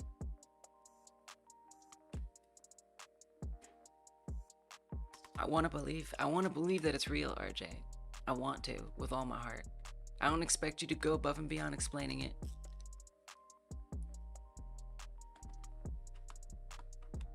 But I'm not ready to believe that it's real.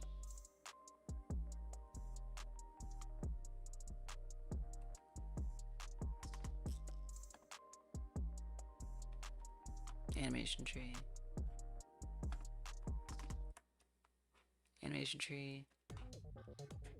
I'm guessing this is probably an animation tree. Blend tree.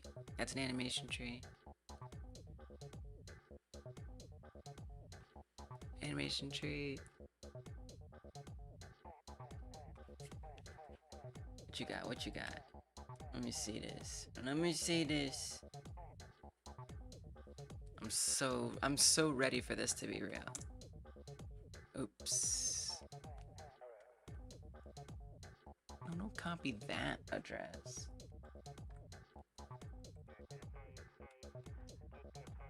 Okay. Please be real, please be real, please be real. Set blend time.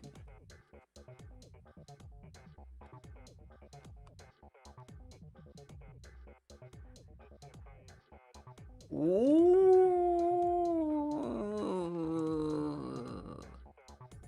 This is intriguing.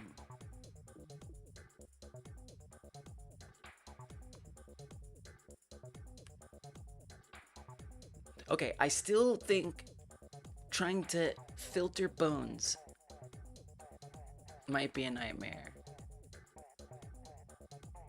But I don't know. Without an animation tree. I don't know. I have my doubts now. Because this is very Godot temple tap.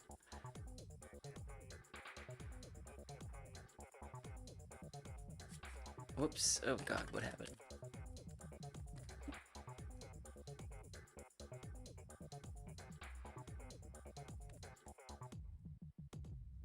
Thank you for finding it.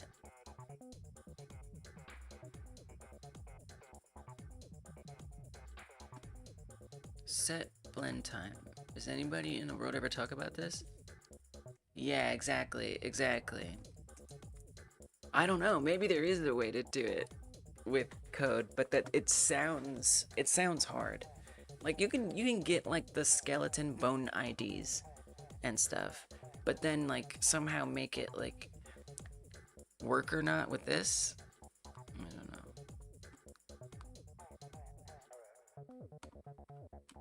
This is 2021. Sprite in X direction and then turn it around.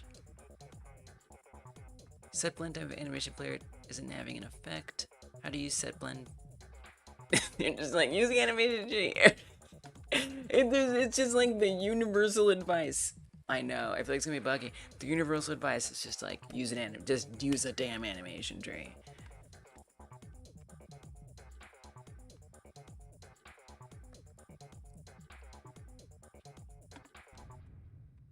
Even looking up set blend time. Okay, it's coming up with animation tree stuff. It's only explained, it's found in the context of being in opposition to an animation tree.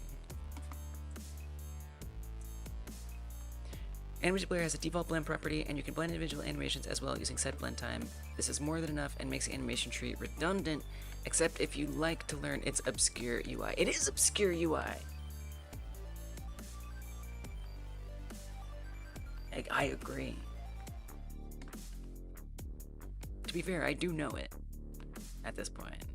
So like, to some extent. But it's still just like a mess.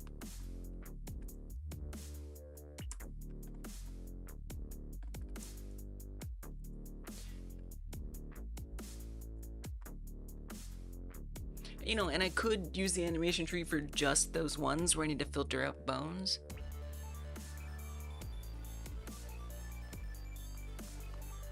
I'm intrigued.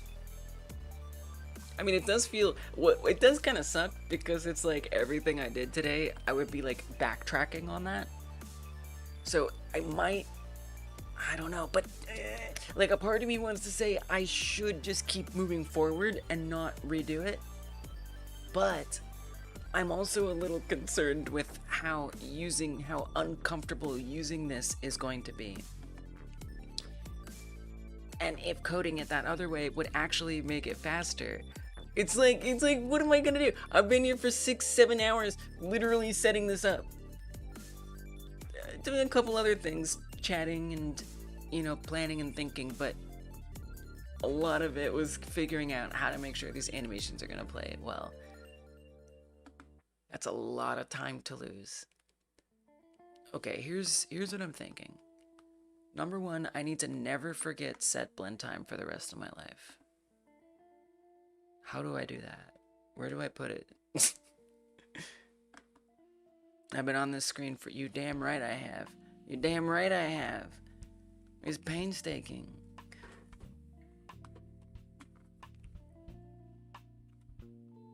I need to write this down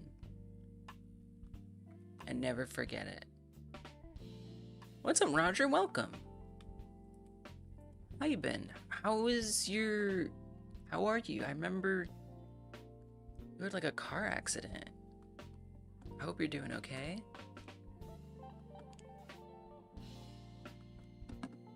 It's not going to scar. Oh, like an injury that you got isn't gonna have a scar? Yo, where am I gonna write this down?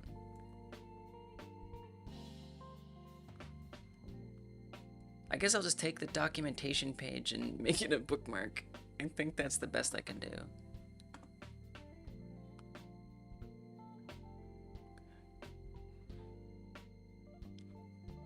Maybe I'll bookmark this. No permanent physical damage. Let's go, let's go. Oh, interesting. That's great news, Roger. I'm so glad. So scary. I'm bookmarking every one of these.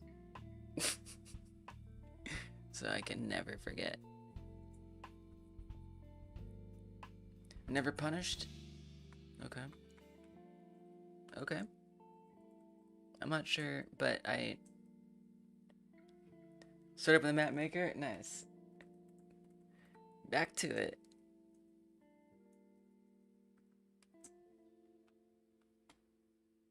Okay, let me see this video.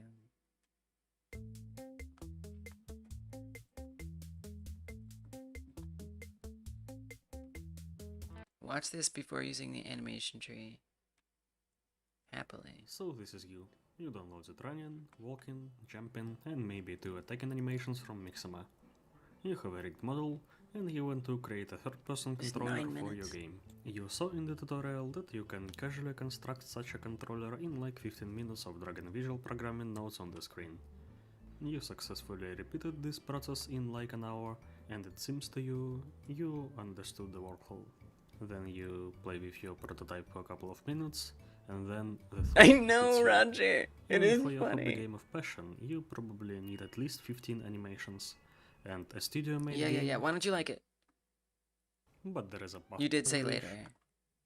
asymmetrical dedicated server with client's prediction and but don't modify all. What are you talking This about? won't be a short game development course. Notes. See, as natural toolbox leaves, people who use it encounter different problems, and so the framework arises. And the problem with frameworks is they are so focused on all possible solutions to the problem field, they forget to focus on the problem itself. The framework grows and grows, and if at some point it becomes is this impossible to think of not using Cartoon. it becomes impossible to solve some Was that about on top nailing Jesus to a of running the cross? framework with the promise that salute. I like What easy a metaphor. layer. Alright, I'll You watch it are later. doomed I'll watch it for- later. I'll put it in the Discord so I can remember better. I'll watch it later. But I am more than happy to be convinced to stop using animation players. You don't have to tell me twice, or animation trees. But for this project, learning the tree? Yeah. No, I mean, I know animation trees well. I know them well. But I'm definitely pushing the limits of what I usually use it for. And then RJ comes in here telling me that there's a way to not use it, which I didn't even realize. Yeah, right. I mean, look, it is very convenient. It is very, very convenient. But I love controlling everything in code. That is my preference. That is who I am. So maybe in the next project, maybe if this turns out to be untenable, I'll switch to controlling it in code. Like state charts to let you manage animations with state logic at the same time. Yeah. I mean, look, to me, you could still do that with code anyway. Apparently. Oh, you're saying it's a plugin. Gotcha. Oh, I don't believe in plugins. I remember when you first came here, you were talking about you make plugins.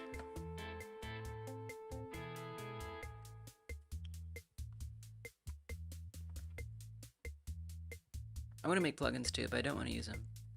Okay, what's the next animation I need? I'm just gonna keep on chugging. Sitting, sleeping, trot. We got rest. Okay, there's attack, catch, clean, death. I don't know about death. Maybe if it's sick. You make many things. Mostly garbage, but sometimes not garbage. It's relatable. It's also eating. And there's getting hit. Let's do eating. I don't know that eating needs a blend tree though.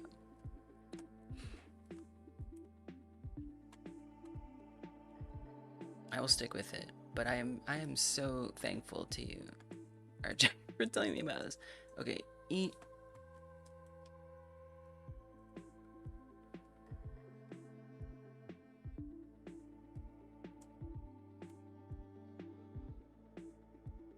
Wonderful. It's all one animation. Now, okay. See, this is what I hate though. I kind of hate this. Because what the cat, this is how long the cat is gonna eat. If I put a giant bowl of cat food in front of the cat, you're telling me that it's gonna eat the entire bowl that fast. To be fair, cats do eat pretty fast. But come on. We can't have, it's like, it doesn't give me, with the other ones, it gave me like a mid animation, right? So like a looping sleep, a looping sitting. Here, it's like no looping eating. Fixed eating time. So obviously I could go find a loop in the animation on Blender, create that, put it in here, and use it. But do I feel like it? I don't know. You doubt I need ragdoll physics? No, I don't think I do. The brain desires it? You wanna see the cat ragdoll? Probably could make it ragdoll. Is animation running method to change the animation is playing? What are you talking about? Alright, so I'm going to, I don't know what you're on about, but no thank you. So what I'm thinking is I just like deal with it, and the cat's gonna eat really ridiculously fast, and if I hate it, fine.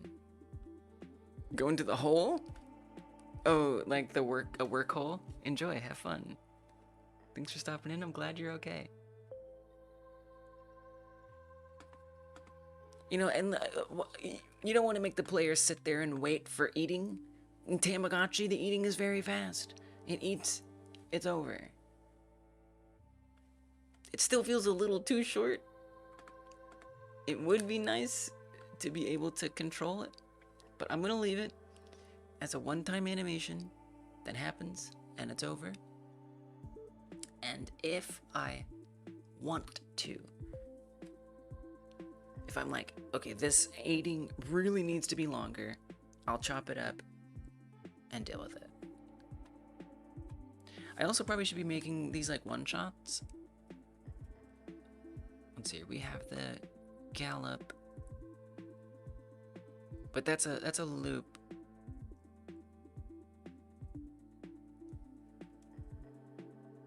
Jump down. I guess that's the first one that's like a true one-shot. And it's an outlier. Very strange. Okay, so that is eat. We'll call it eat. It's a one-shot. It's kind of tough though. You really can't one-shot because you're using the transition. So I don't think that works. I think you would just transition to eat. And you'd have to just know when it's over. Somehow. I don't know.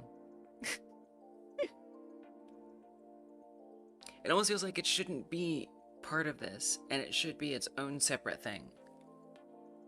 So it doesn't fit within this paradigm of this giant transition.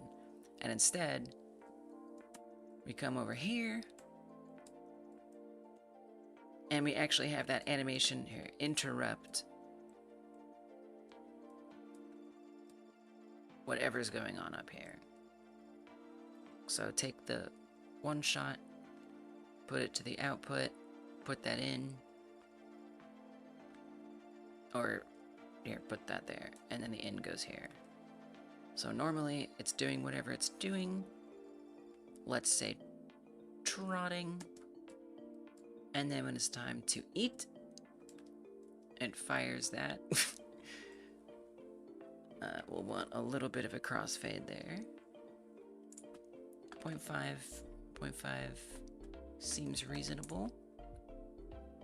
So it's trotting. It stops to eat real quick. It's a quick eat. And then it goes back to trotting. Okay. So be it.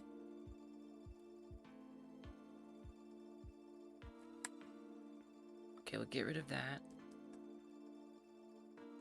Call this eat. No, not eat 3. No. No, I want to call it eat. But it's remembering all the other eats. How dare you? It can't be called eat 3.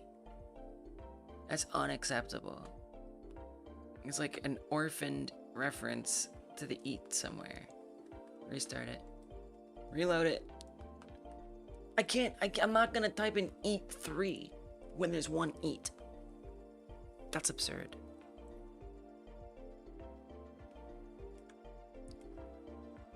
No absurdity allowed.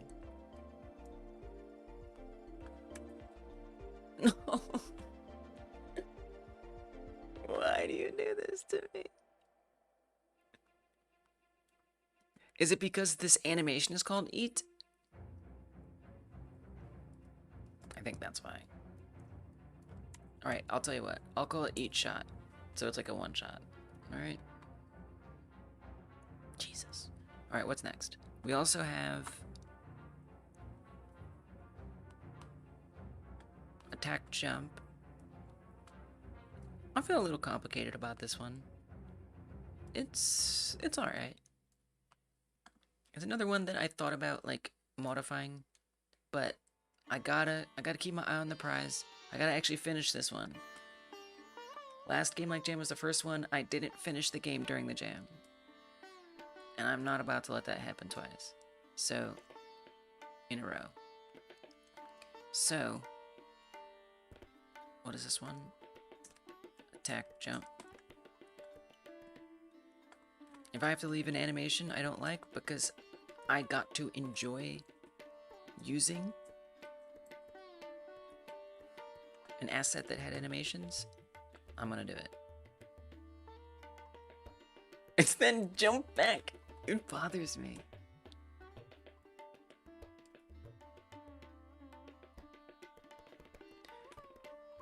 First of all, if I were making this animation, I wouldn't things I wouldn't do. I wouldn't make an animation change the X or the Y position or the Z position. Skyrim 2? What are you talking about? Of the main armature.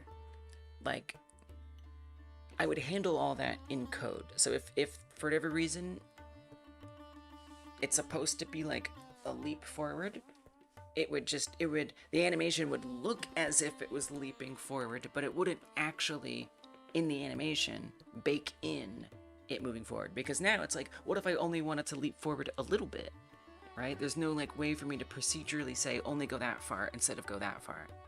Because it's baked into the animation that we only go that set length every time. So I mean, I could go modify it, but okay, you know what? We're just gonna let it be what it is. It's part of just working with assets. You know what? We're gonna let it be. If I have to modify it, I'll modify it. Keep it this way. If it bothers me later, I'll change it. Okay.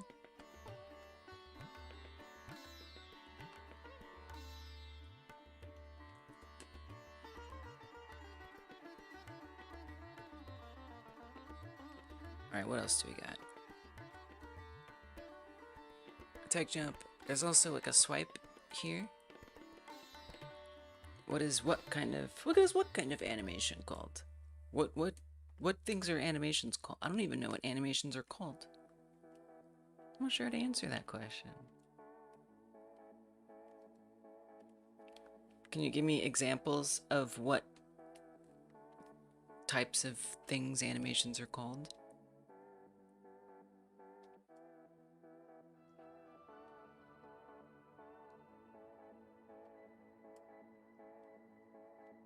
Okay, this is attack swipe. I guess we'll say left swipe. Attack left swipe shot.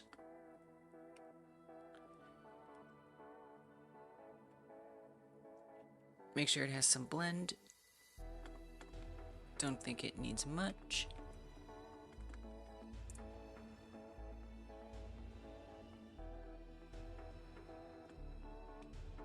Different type of leg movement on different terrains. Oh, like procedural? Procedural. This is not that. What I was describing, yeah. Would be, what I was describing wasn't procedural. Yeah, procedural or like inverse kinematics, forward kinematics, that helps, you know, limbs know what angle to go and change dynamically based on what's around it. What I was describing was more, would be like a component of that, but not the actual like driver of it. If you're going on a downward slope, yeah.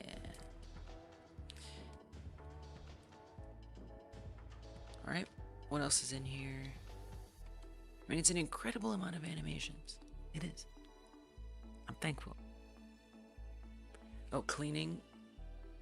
Looks like that is also another one shot.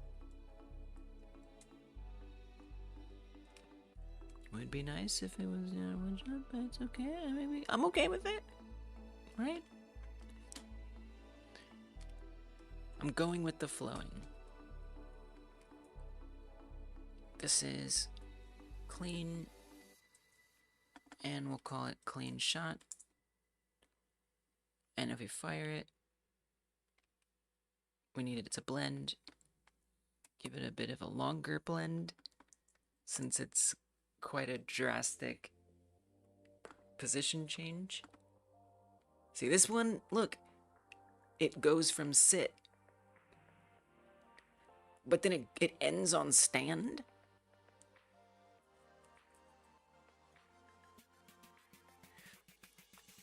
Like, this is the kind of stuff. It's the kind of stuff that's just, it's fine. It's fine. It starts on sit.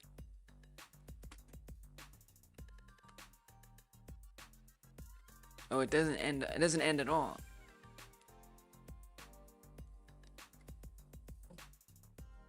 So many inconsistencies. So this would be another one that I would have to just know and code in a special case for, where it's only allowed to fire if the cat is already sitting. Okay. Alright. It's okay. I guess I just need to like write notes down so I know about all these things that I have to do.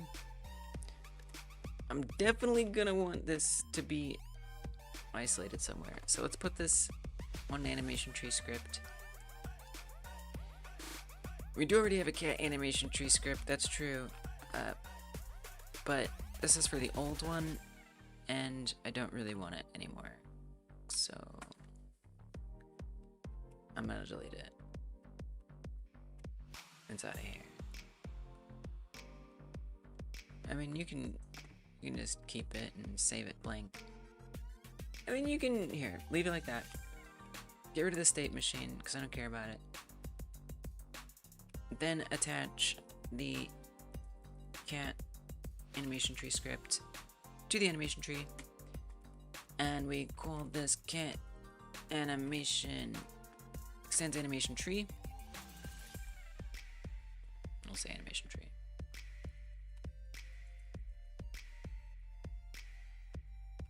Don't need this. Not gonna keep those. Not gonna use that. Nor these. And instead, I'm gonna make sure I put a note in here to do. I don't even know which ones. The following animations currently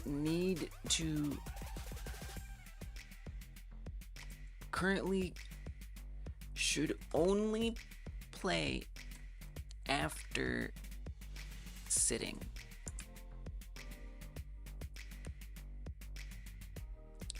Clean.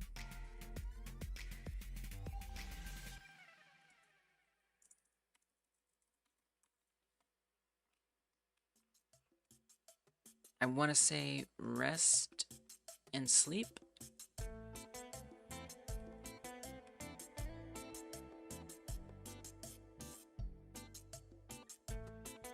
Yeah, you can tell it just like absorbs into it instead of like going through the stage. Sleep absorbs into it because its default is coming from sitting. I think those are the ones. Okay. It's racking up quite a prerequisite list, these animations. Or an animation list that has a prerequisite animation, i.e. sitting. Clean, sleep, rest.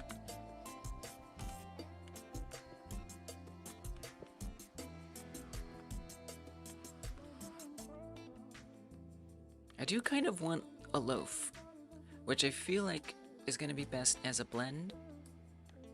So bring that in, and then the blend, it's that rest one, which by the way, also comes from sitting first.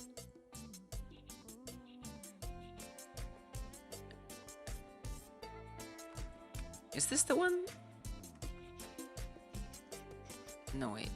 Maybe this is the loaf? That's the loaf. The closest to a loaf. That's in here.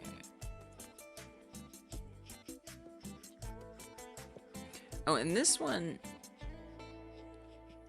does come from stand.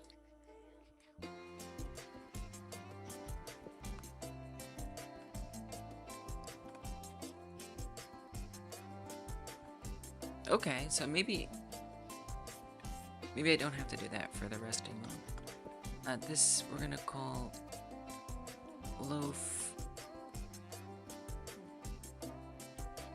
blend. Blend 2. That's loaf. I'm a little confused. Okay, go from idle to rest.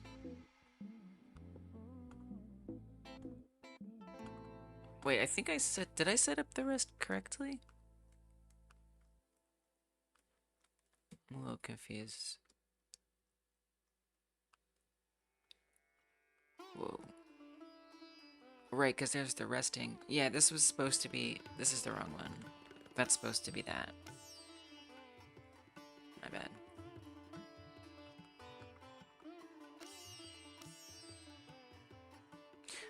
Oh, but wait. Oh, because it's on mid. That's why. Actually, now I'm not so sure. That is the right one. Oh my god, it's so confusing. So this is what is it? What is in sleep? Is it rest 1 or 2? Because they misnamed.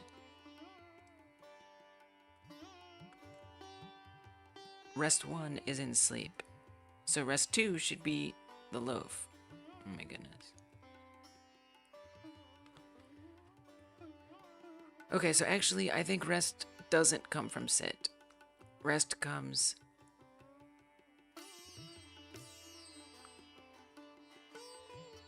from stand.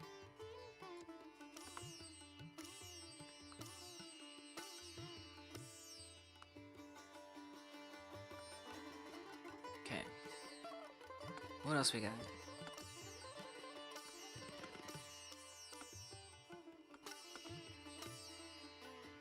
Catch.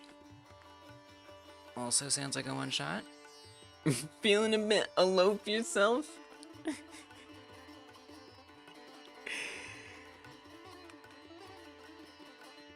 Alright. Loaf of meat. A loaf of bread.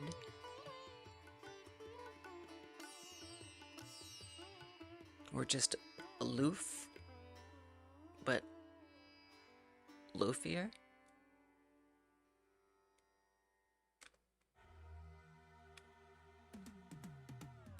One shot output in. Wrong. That goes in shot, in goes in here.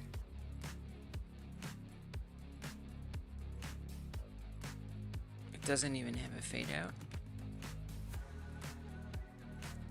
It's fine. You know what? $10.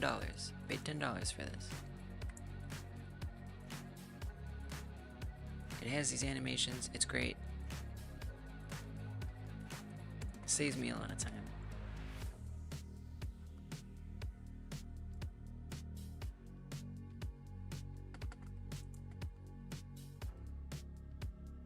I guess I have very high standards.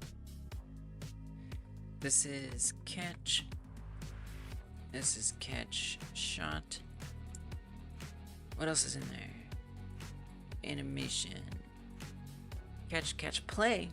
Very different than catch. It's more playful. Naturally. With the one shot, output it. In goes the in goes the shot. We have to blend it. That is digging. That is digging. Oh, I see. It's like something is over here or over there. This looks like it's playing on like an iPad or something. Wait, it's a loop? Okay.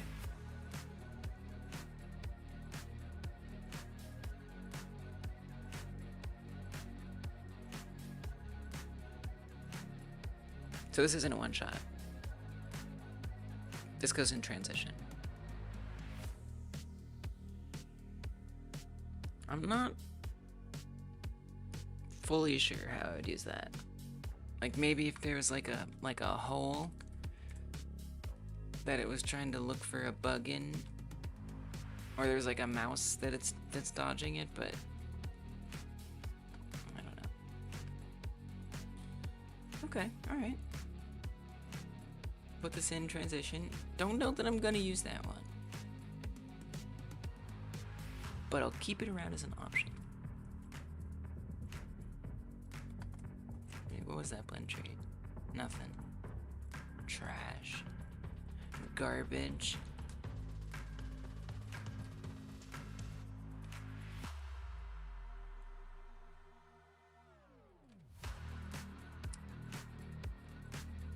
Catch play. Add a new transition.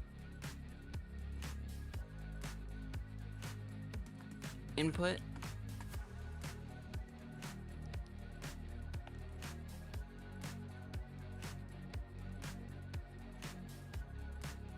Catch play.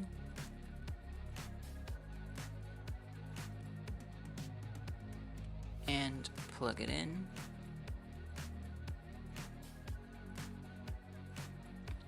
I think it's, look, it is worth setting this up. So much of a virtual pet is, do we have a time command? I don't know that we have one of those, Zwixo, on YouTube. But you can probably look at the player too. Here, I'll manifest it for you. I got you.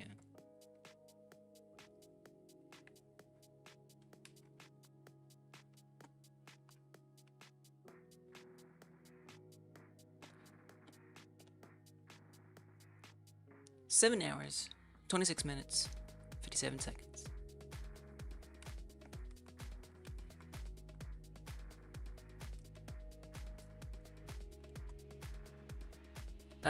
You know, having a virtual pet, making the pet feel alive. Animations are important. It's important that there are going to be all of these animations. So, like, I do think it's worth the time being spent. Even if there are, like, things I would change about the animations.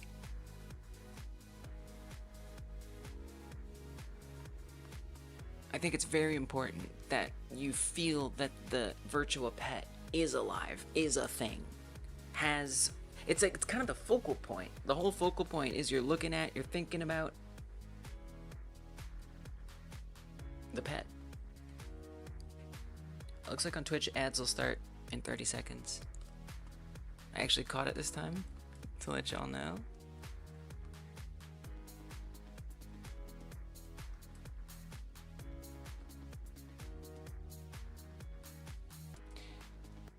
Okay, what's next? Gotta be running out of animations eventually here.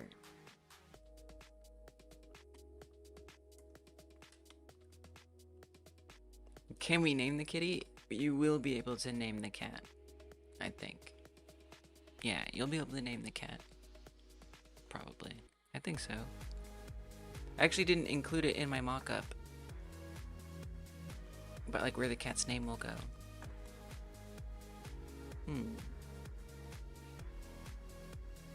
Oh, cat name. Yeah, it is in there. Cat name is hungry. Cat name is lonely. Yeah. Great. There it is. It's just when it's complaining, that's when you see its name. But maybe it would be on the YouTube channel too, because it's a game about running a YouTube channel about a talking cat. And that's how you make money to play mini games. Setting up your social media, doing YouTube stuff. It'll just be some random mini games. That earns you money to buy supplies for the cat. So maybe like the YouTube channel name could be the cat's name or something.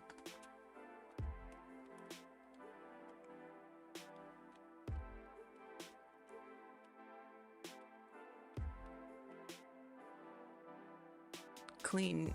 It also has a death animation, which is very bleak. I don't plan on the cat being killable.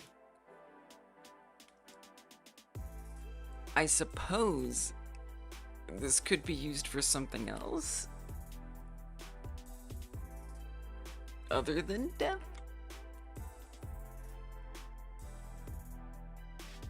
I don't think this is a loop, so it would be, and it's not a one-shot because it's not like it ends, so this would be a blend 2.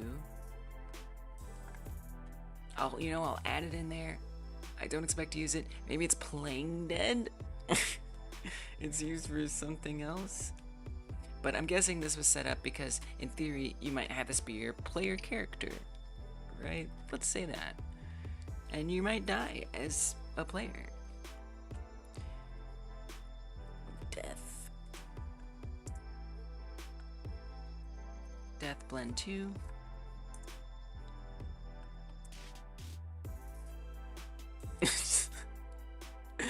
It's just sleeping, sweetie. Maybe it's sick. Its eyes just open. And wait, does its mouth open? Or is it always open?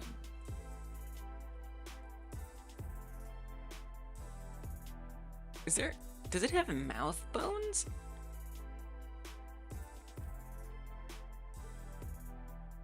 I didn't know it had mouth bones. Right now, it is 12 a.m. And as soon as I finish these animations, setting them up, I'm gonna call it a day. I did not know there was mouth. No, there's not. Wait, are there? I mean, that would be kind of nice. I don't know. And I mean, we could always add mouth animations. So even though it's a talking cat, I don't intend to do.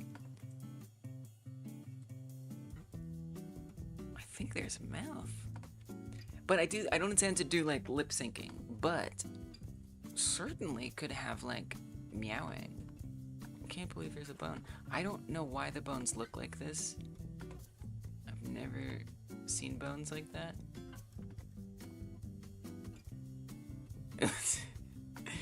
yeah, no, I mean it's a mouth. It's got a mouth. Huh. I mean, I guess we can always just have the lip syncing be kind of random. Actually, there's a spectrogram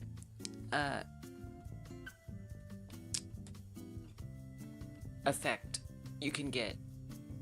I've done this before for a podcast that never happened, where the mouth, the VTuber, PingTuber mouth would move based on audio. And you can measure when the audio is up or down. And when it's up, you can just have the mouth flap open. That is not an impossibility. I mean, if there's already a mouth on there.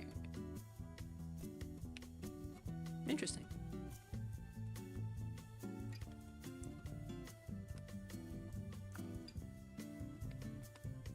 What else? That surely there's not any more. How many more could there be? I love that there's so many. I do. You're going to university? Nice. What you studying? There's also it getting hit. Again, I don't know why I would use this. But let's add it in. It's nice to have the options. We're already setting all these up. I do know Tokyo Spliff, not personally. Yeah, Tokyo Spliff is awesome. Tokyo Spliff is by far the most watched YouTube game dev live streamer.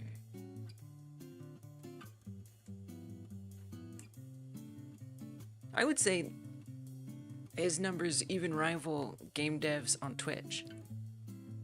You know, unless someone like Pirate Software, who you could debate whether that's game dev. Other than someone like Pirate Software, I don't know that there's anyone who even gets Tokyo's numbers on Twitch. Tokyo usually has like 300 people there every stream. It's crazy. But it makes sense. You know, Tokyo's just like super... I said it's debatable. Okay? I'm not saying what side of that debate I'm on. Perhaps you could... you could deduce.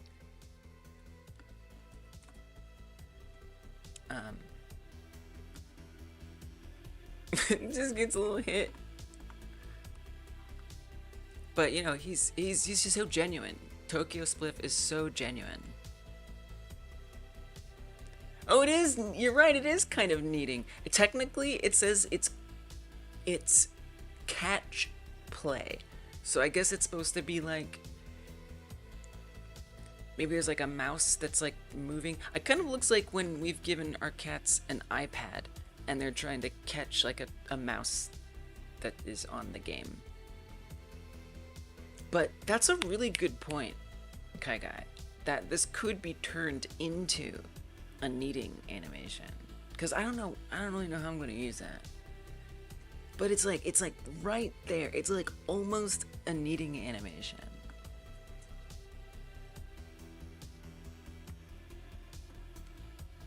I don't know, it's kind of a lot of work. Tokyo Spliff inspires you? Nice, yeah, because Tokyo's making like his own game engine for the game and everything. He's also been working on the game for years and years and years and years and years. But he's doing it, he's making it happen. And it's crazy too, like his story is nuts. Like he's like been through some stuff. Like he was like homeless and now he's like making these awesome live streams that people love to watch. Yeah, he's definitely inspiring. Okay, let's make this fade into it. Yeah, when he was talking about his like life story, I was like, holy crap. I don't know, I mean, I guess I wasn't ever like,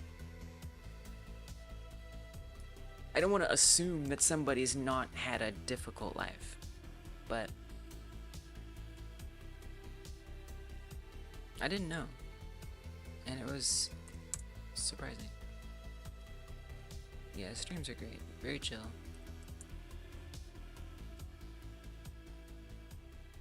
Alright, I don't know why I'm gonna use this, but it's there. Hit, and we'll call it hit shot.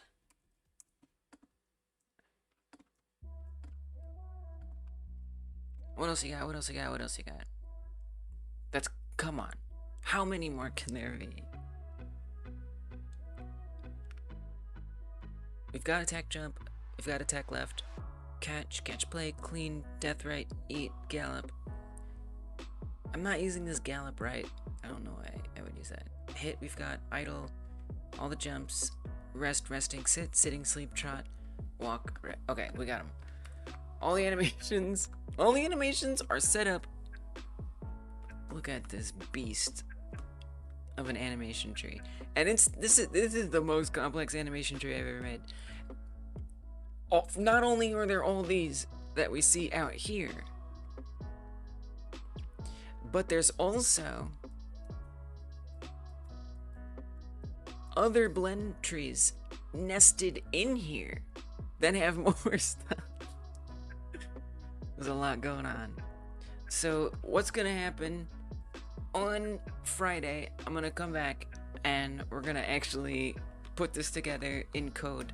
So the cat is maybe wandering around doing these animations in a semi-procedural fashion. But that was my accomplishment today. Was getting the cat's base like animation layout all together, which is good. This is good. This is important. We should have these things ready to go. Now some of them aren't going to look as good until I have the code accompanying it, because they need to reset their phases, and if I just use this transition, they're not going to actually go back. Like I think that jump up, the sleep, it skipped a stage as it went to sleep. Well, you also need to make sure that you go to sit first and then you can go to sleep. So we got a bunch of animations here. It's a good start. It gives us that sense of life that the cat is here. And I didn't have to make any of them. I didn't have to make a single one of these animations. I didn't have to make the model. My pet is there. So I'm calling that a big W. If you're on YouTube, You can find someone to go hang out with. If you're on Twitch, we'll obviously do a raid. Let's see who's around. Let's see who's around. If you're working on your own Game Like Jam game, feel free to post on the Discord. I would love to follow what you're up to and come through the live streams, and I'd love to check out and show off what you're doing. You don't recall that name, Tokyo Spliff, but maybe you've seen, but not much then. The stories always humble you, right? Like, you don't have it so hard, really. Yeah, but there's always someone who goes through it. Yeah, Tokyo Spliff. Tokyo Spliff. I'll link them.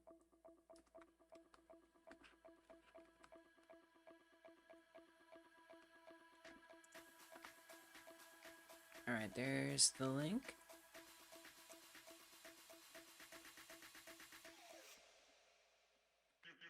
He's Australian. And he smokes. He chain smokes while he streams. And codes his own game engine. Shows off his house. And then goes back to coding. He's got lights everywhere. He sometimes looks like like he's summoning. He's like a demon summoning. I guess he would summon a demon, not a demon summon something. But yeah, chill live streams. Absolutely one of the most watched game devs in live streaming. And probably one that most of us haven't even heard of, which is crazy. Alright, who's around on YouTube? Who's around? Who's streaming? I'm surprised you're not live, RJ. I don't see, at least that I'm following on YouTube, I don't see any game devs. Oh wait! Okay, Imaginary Villain is streaming on YouTube. He's working on like a Metroidvania and Unreal Engine. So if you do want to go somewhere, I don't know that he has raids on YouTube set up. If you're on YouTube and you haven't hit the thumbs up button, like the stream, helps a lot. Press that thumb up. If you're on Twitch, hold. We'll do a raid. And let's see if we can do a redirect here. Some people allow it. Some people... No, I don't think so. I don't think anybody is... Imaginary... Villain. Thank you, Kage. Nah, he doesn't have it set up. So you have to go there yourself if you want to keep the game dev party going on YouTube. But thank y'all for being here. I'm so excited to see how everyone's Tamagotchi games turn out. I'm gonna finish this. There is no way I'm gonna have 2 in a row. I know, it should be on by default. It should be on by default. Like, on one hand, I guess that's nice. Like, it prevents communities who might be vulnerable to, like, a very weaponized raid or something. I don't know. Yeah, it should be on by default. It doesn't make sense. Alright, link in the chat if y'all want to join the jam. I hope you do. There's a month. It's a month. You have a lot of time to work on this. So you can make, like, quite an impressive thing. And if you just want to, like, work on it once a week, that would be 4 work sessions. So you've got lots of time to do it. YouTube, I will see you on Friday. Do hit the like button. Do hit the like button, YouTube. It helps. Good night, YouTube.